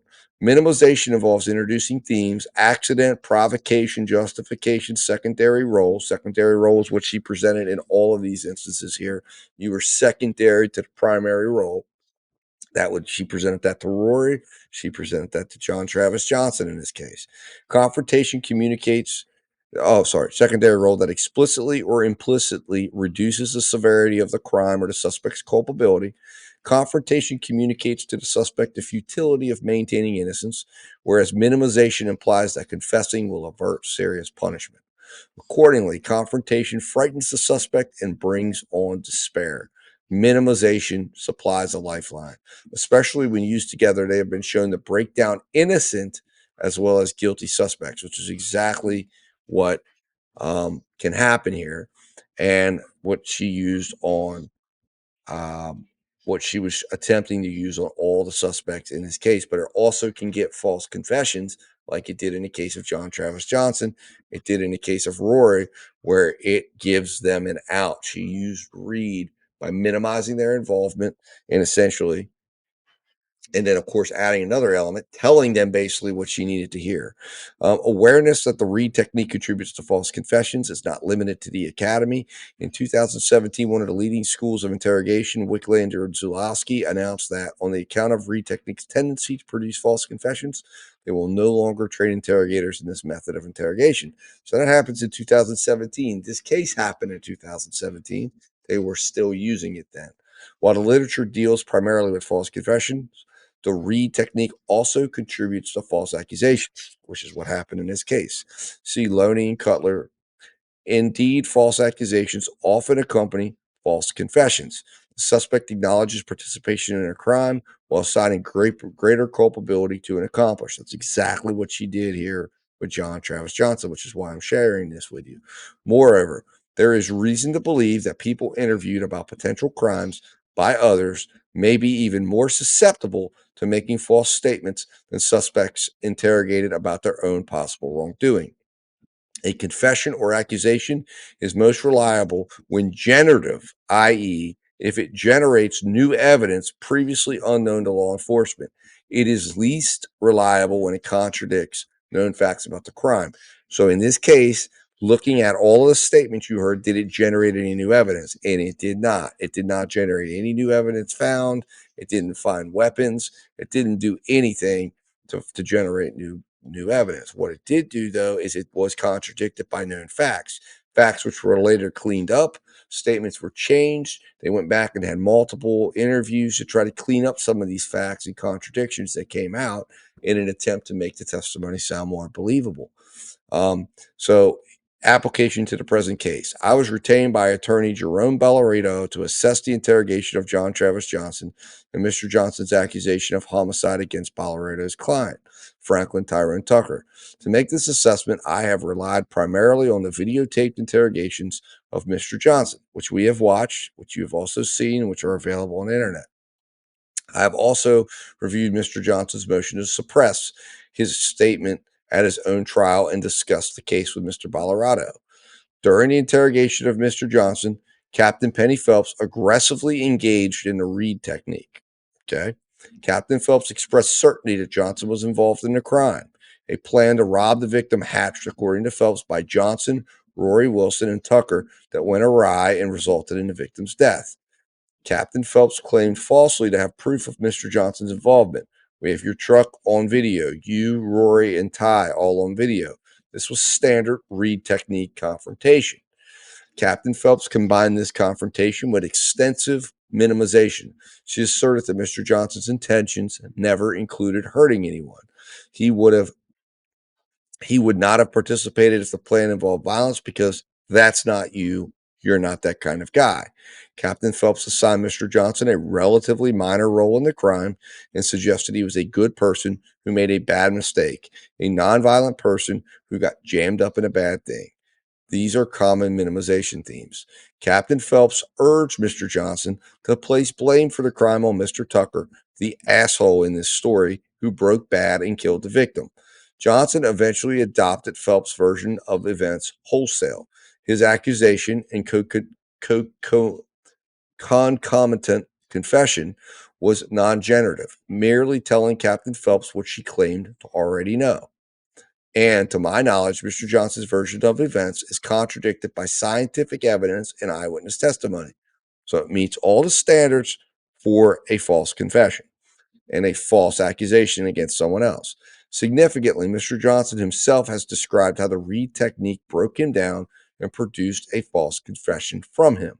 His motion to suppress his confession at his trial states as follows. Captain Phelps not only lied to Mr. Johnson about surveillance evidence, which did not exist, but also the former captain repeatedly lied to Mr. Johnson regarding statements made by witnesses, as well as other suspects, which were never made, in order to incentivize John Travis Johnson into making a false confession. Mr. Johnson subsequently recanted his recantation, but as part of a plea bargain, that ended his incarceration. Applying my knowledge of criminal interrogations as prescribed above to the facts of this case described in paragraphs, I can say with certainty that Mr. Johnson's accusation of Mr. Tucker came after he was exposed to interrogation tactics known to contribute to false confessions and accusations. Moreover, his accusation did not generate new evidence and is contradicted by independent evidence. Accordingly, in my opinion, there is substantial reason to question the reliability of Mr. Johnson's accusation of Mr. Tucker. And that's signed by this expert. So that is an expert's analysis of this case, of the interrogation, and of John Travis Johnson, the star witness. And he says, you can't trust it. He says, this is classic read technique, where you have a situation where an individual was essentially led down a road, incentivized to make a false accusation. And as a result,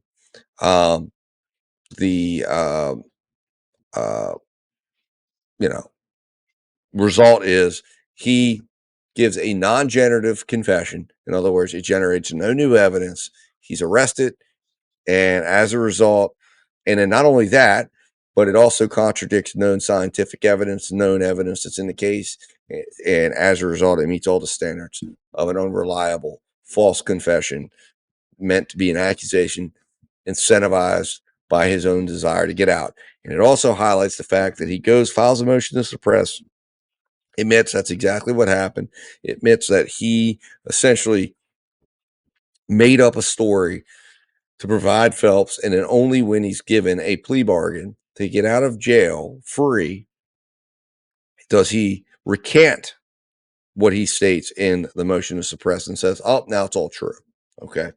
So anyway, so after this confession is given by John Travis Johnson, they essentially have enough to go and arrest Tyrone. So that's what they do, and that's how we're going to end this thing, where we're going to see Tyrone Tucker's arrest, and we will go pick up on this and watch this as it goes. So let's jump into that. Give me a moment here. All right, so we are here. We're at the scene. As you can see, this is about what 10:48. So this is about 2 hours 48 minutes after Travis goes and makes a statement to Phelps. They go in and they find Tyrone Tucker now at Cots, and they arrest him, beginning the nightmare that has now lasted. These are the final free moments that Tyrone Tucker has as a free man who can walk around with freedom. So let's watch it here, how this goes down. Listen to what he says, listen to his reaction, and then we'll talk some more here in a moment.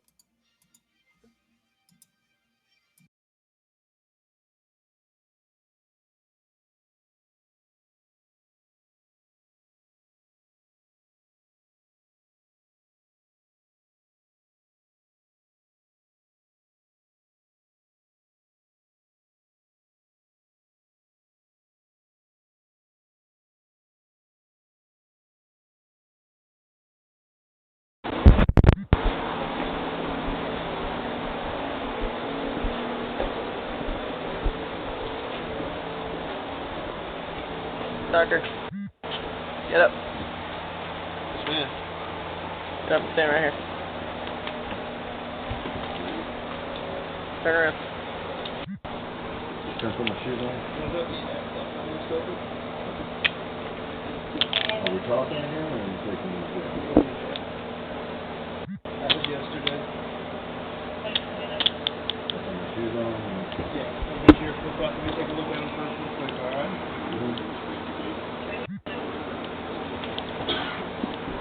Step back. Oh, can I grab my phone and stuff too? I'll be taking. They can be used against you in court. You understand that? Okay. You have the right to talk to a lawyer for advice before we ask you any questions. You understand that? You have the right to have a lawyer with you during any questions. You understand that? Okay.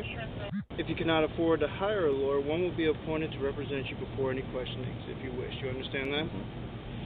If you decide to answer questions now without a lawyer present, you have the right to stop answering questions anytime. Do you understand that? In this case, it has nothing to do with Paula.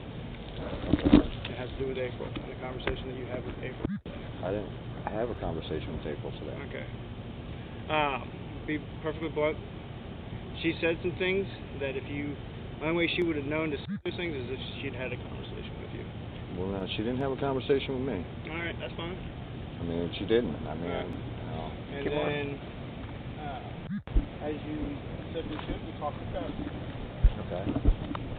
And Travis flat out told us that he was a getaway driver, and that you, Rory, the name Stewart, went to the treehouse.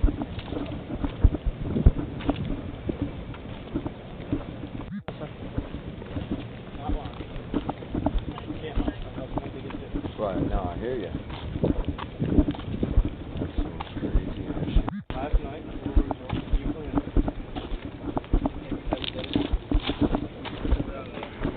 So I guess I should be getting a lawyer. I'm not allowed to make any legal advice whatsoever. Oh, man. This is crazy. All right. How much I can do, man.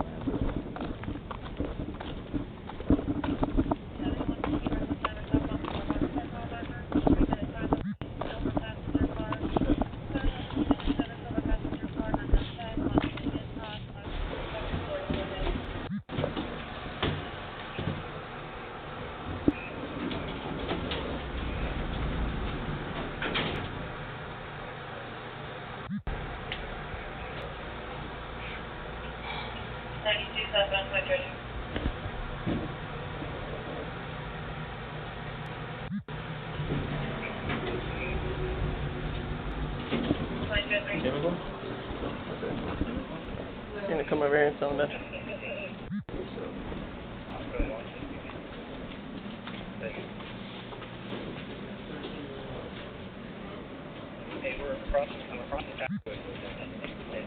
second right off 15th Street hallway. You got anything on you? Do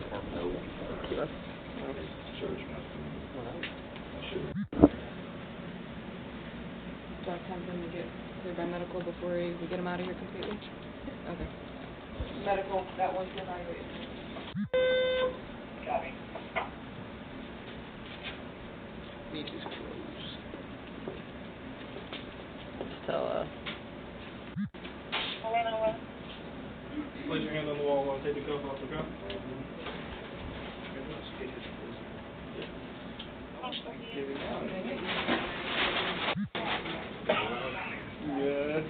I will count them.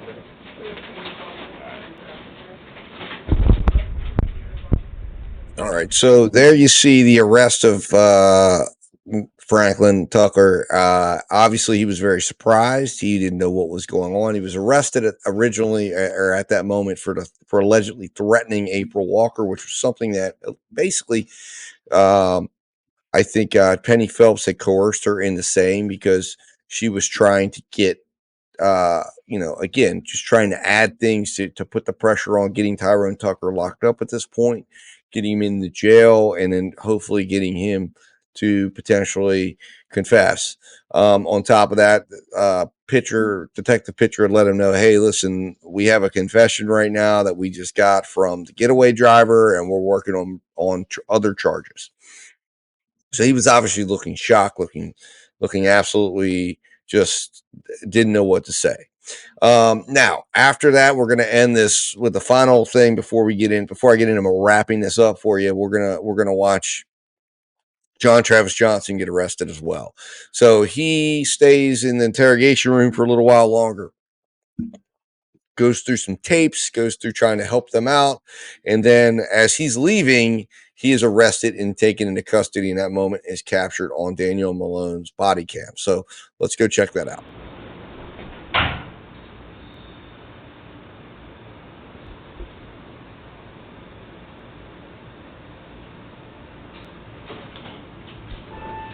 Hey Travis, I know we patted you down. Okay. I know we patted you down earlier, so I didn't do a full search.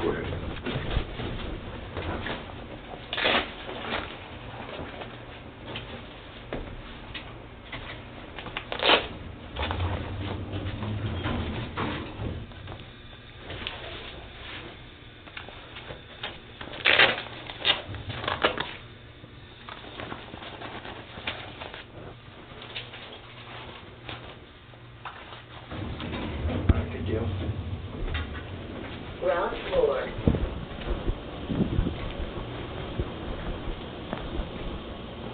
Got it? Yeah, I was hoping that wouldn't want it. They won't let you go into his way? They won't even let me put him in, they did, they let me put him in, They shouldn't, they won't. oh.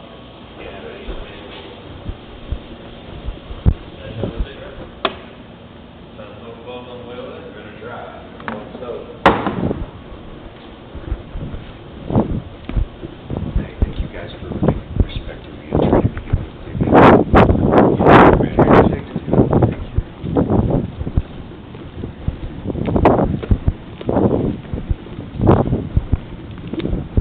Will they let me like take Do you want to put those in my truck? What's that? Oh, yeah, that would be. Oh, we don't have to go through the. Yeah, because yours is closer, right? Hold on, because if you need it for a second. One second.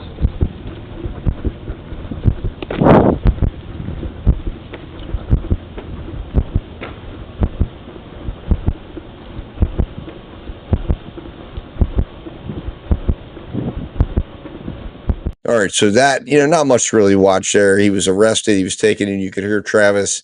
He's got a notebook there that he'd been writing in, which no one knows what happened with that notebook. Never turned over to defense as part of discovery. And then you've got him essentially going, they're going to be transporting him over to the jail. You can see it's just after when Tyrone was arrested. He's heading over there. He thanks them for being respectful. I'm sure he feels thankful that they were willing to treat him respectfully, knowing that he was essentially involved in this crime that he'd agree that he was. But essentially, that wraps it up. So as you can see there, that's how Tyrone Tucker becomes inextricably connected to this case and tied in with no way to get out. And that's because essentially Captain Phelps ties him in. Once Travis Johnson gives that confession and links him and is compelled to do so because of the read technique that she uses to essentially have him make an accusation, a confession accusation against Tyrone Tucker, he is now inextricably tied in and linked in with this case. There's no getting away from it now. He's involved. And again, she needed that to happen because once all those tapes came in showing that Ty wasn't, that Travis was involved, she had to add Ty in there. She had to figure out a scenario that would have allowed that to happen. Unfortunately, like I said, everything we've heard, all the confessions you've heard are not backed up by evidence. They contradict the evidence.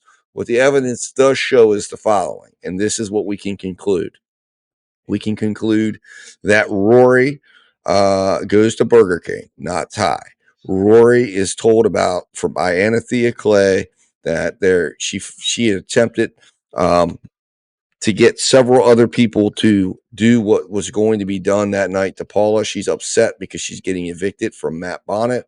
And as a result, she sets in motion for Rory to go over and do a lick or commit a lick, basically go over and steal some drugs, steal some money, beat her up, right? And that's what she wants. She wants her revenge.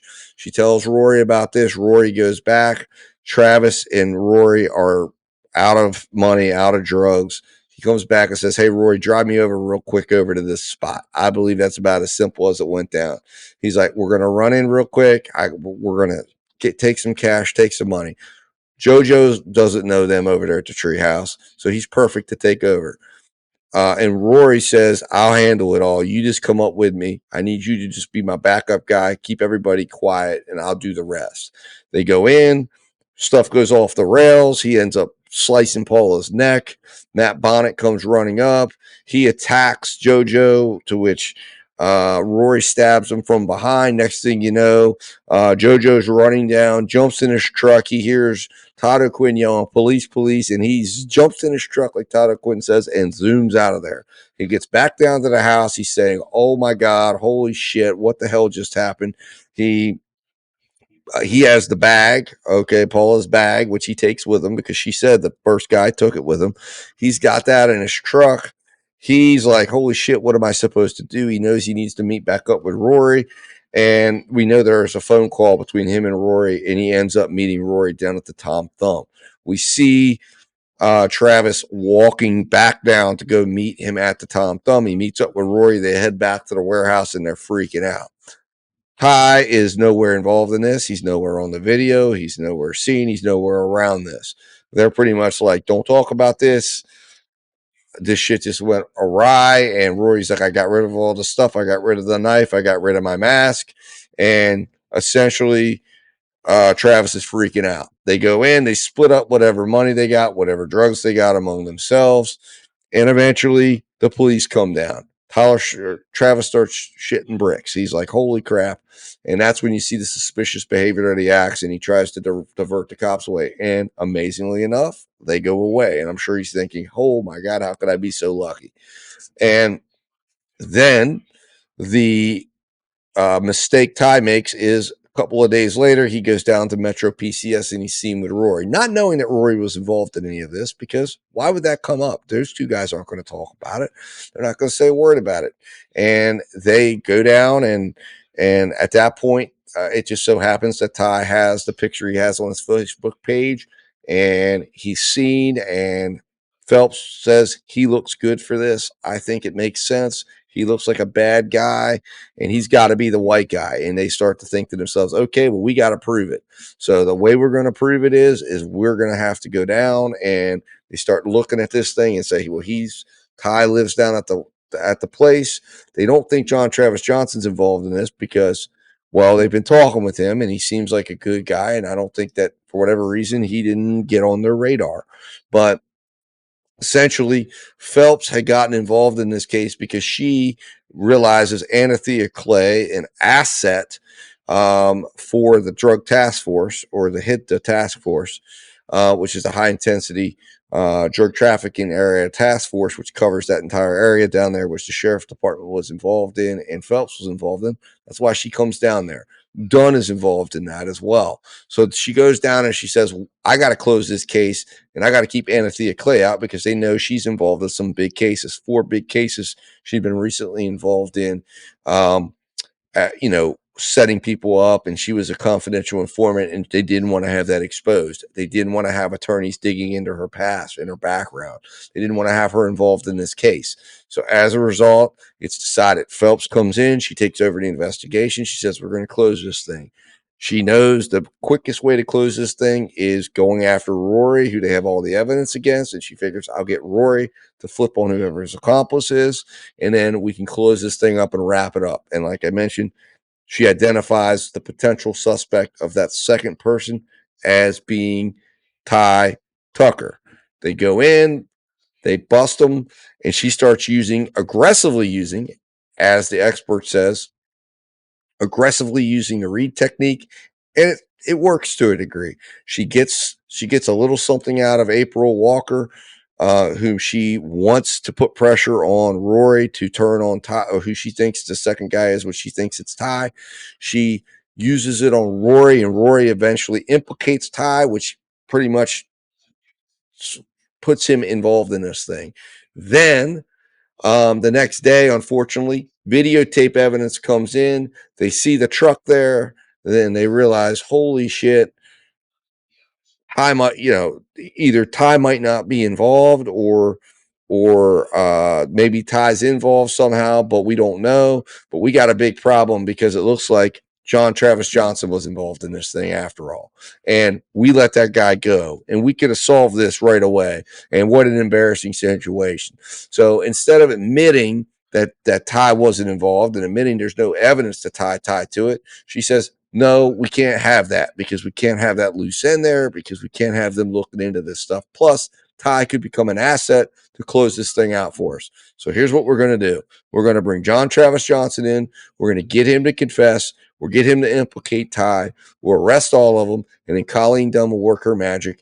These are all homeless people anyways, living at cots, in and out of cots, doing drugs, the low of the low. And what we can eventually do, worst case scenario is, if it turns out Ty Tucker's innocent, we'll cut him a deal. We'll turn him into an informant. We'll flip him on John Travis Johnson and Rory if we need to. We'll get those 2 guys convicted, send them up the road. Ty will become an asset, and we'll have another asset developed in this area that we need, and we can have him when we need him. And most importantly, we will have protected Anthea Clay. We will protected the valuable things that she ends to this thing. So they go forward, and that's what they end up doing, and they land it as we left it. They now have everybody in custody, all 3 guys. And to them, this will be easy. This is business as usual. This is the way they've done business down there for a very, very long time.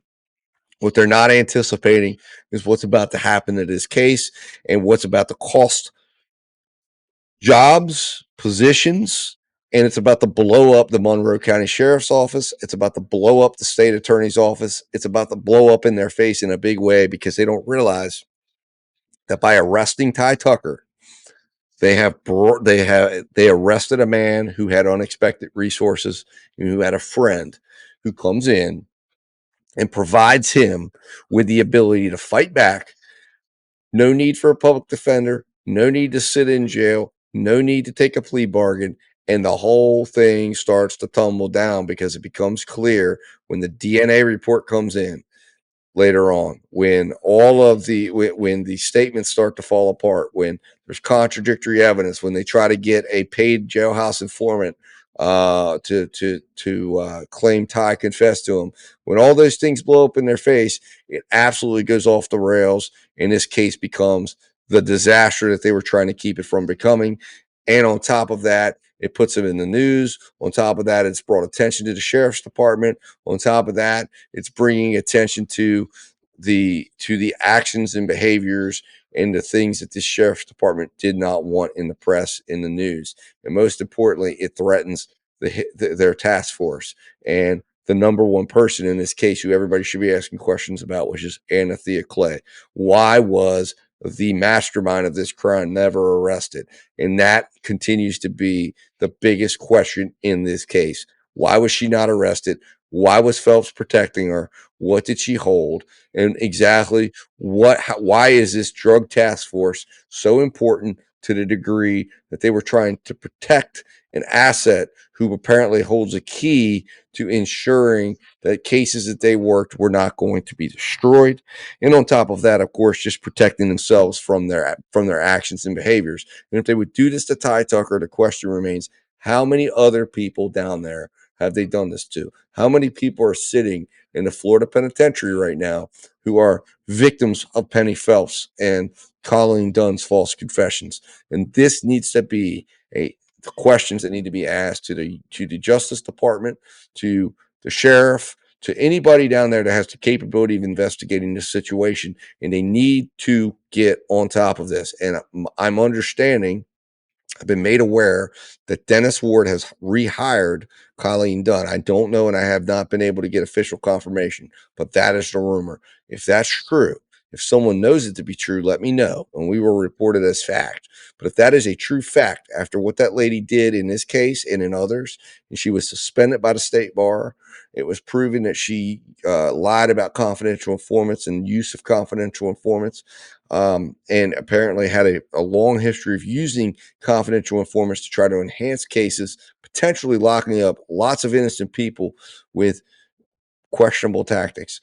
The question becomes, how many of these people, how many victims are there out there of Penny Phelps, Colleen Dunn, Dennis Ward, and his group of people down there? We could almost say criminal, criminal cartel of prosecutors and police who apparently don't want to follow the law, don't want to follow the Constitution. And if they would do it to Tyrone Tucker, then we know they've done it to others. And the question is, how many people down there are needing help?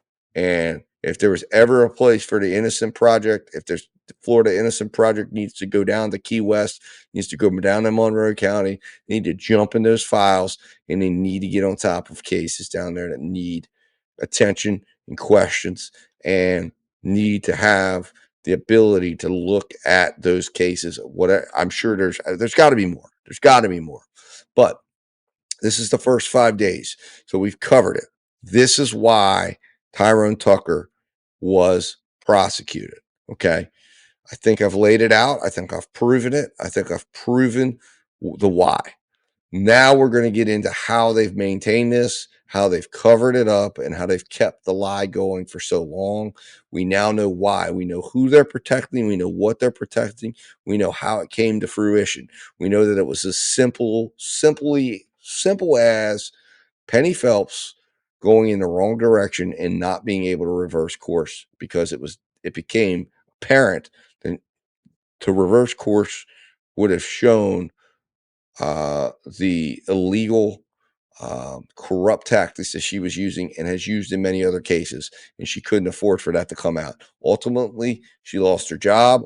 Ultimately, we know that she lost her job for the statements that were made in there. But you can rest assured that Rick Ramsey, who very much still to this day, as the sheriff of that county, is being financially benefited from his relationship with that drug task force and the cases that they make, and the drug and the remember, the money aspect to this that Anthea Clay brought to the table is because of the seizures and the forfeiture cases.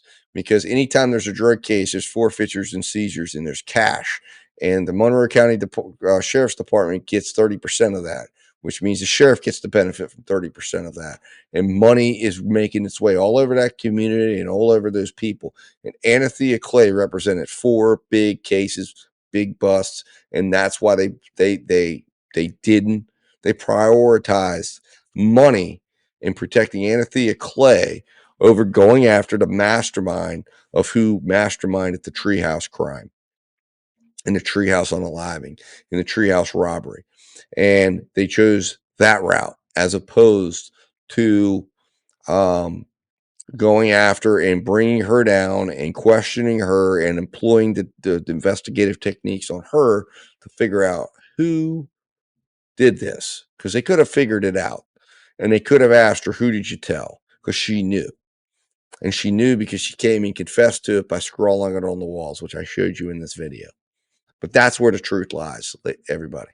That's why he was prosecuted, because Penny Phelps got involved in this case and ultimately decided that she was trying to protect an asset, and as a result went down the wrong road, implicated the wrong man, got witnesses to implicate the wrong person, made a tremendous mess of this case. Sheriff Ramsey eventually fires her, and I believe she was fired. Of course, the official reason is because of her statements, but he fired her because she was supposed to be there cleaning up this mess.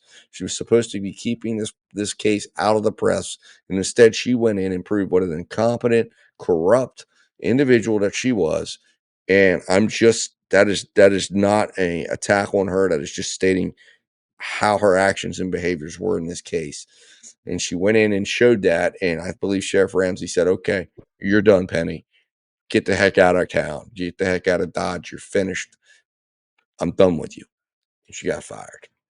But the next phase, we're going to talk about that. We're going to talk about all the happenings, and we're going to do it by talking about the gag order.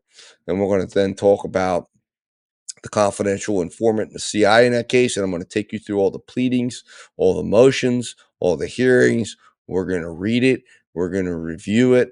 We're going to go over more video. And by the time Ty Tucker sees the courtroom again, if he sees the courtroom again, you're going to have a full understanding of exactly what you need to understand when you're watching that trial for a second time. And you're going to understand why the only verdict that should come back in this case is not guilty. And if there was ability for the jury to check innocence, what's got to come back, because this case is an absolute travesty, and it's horrible.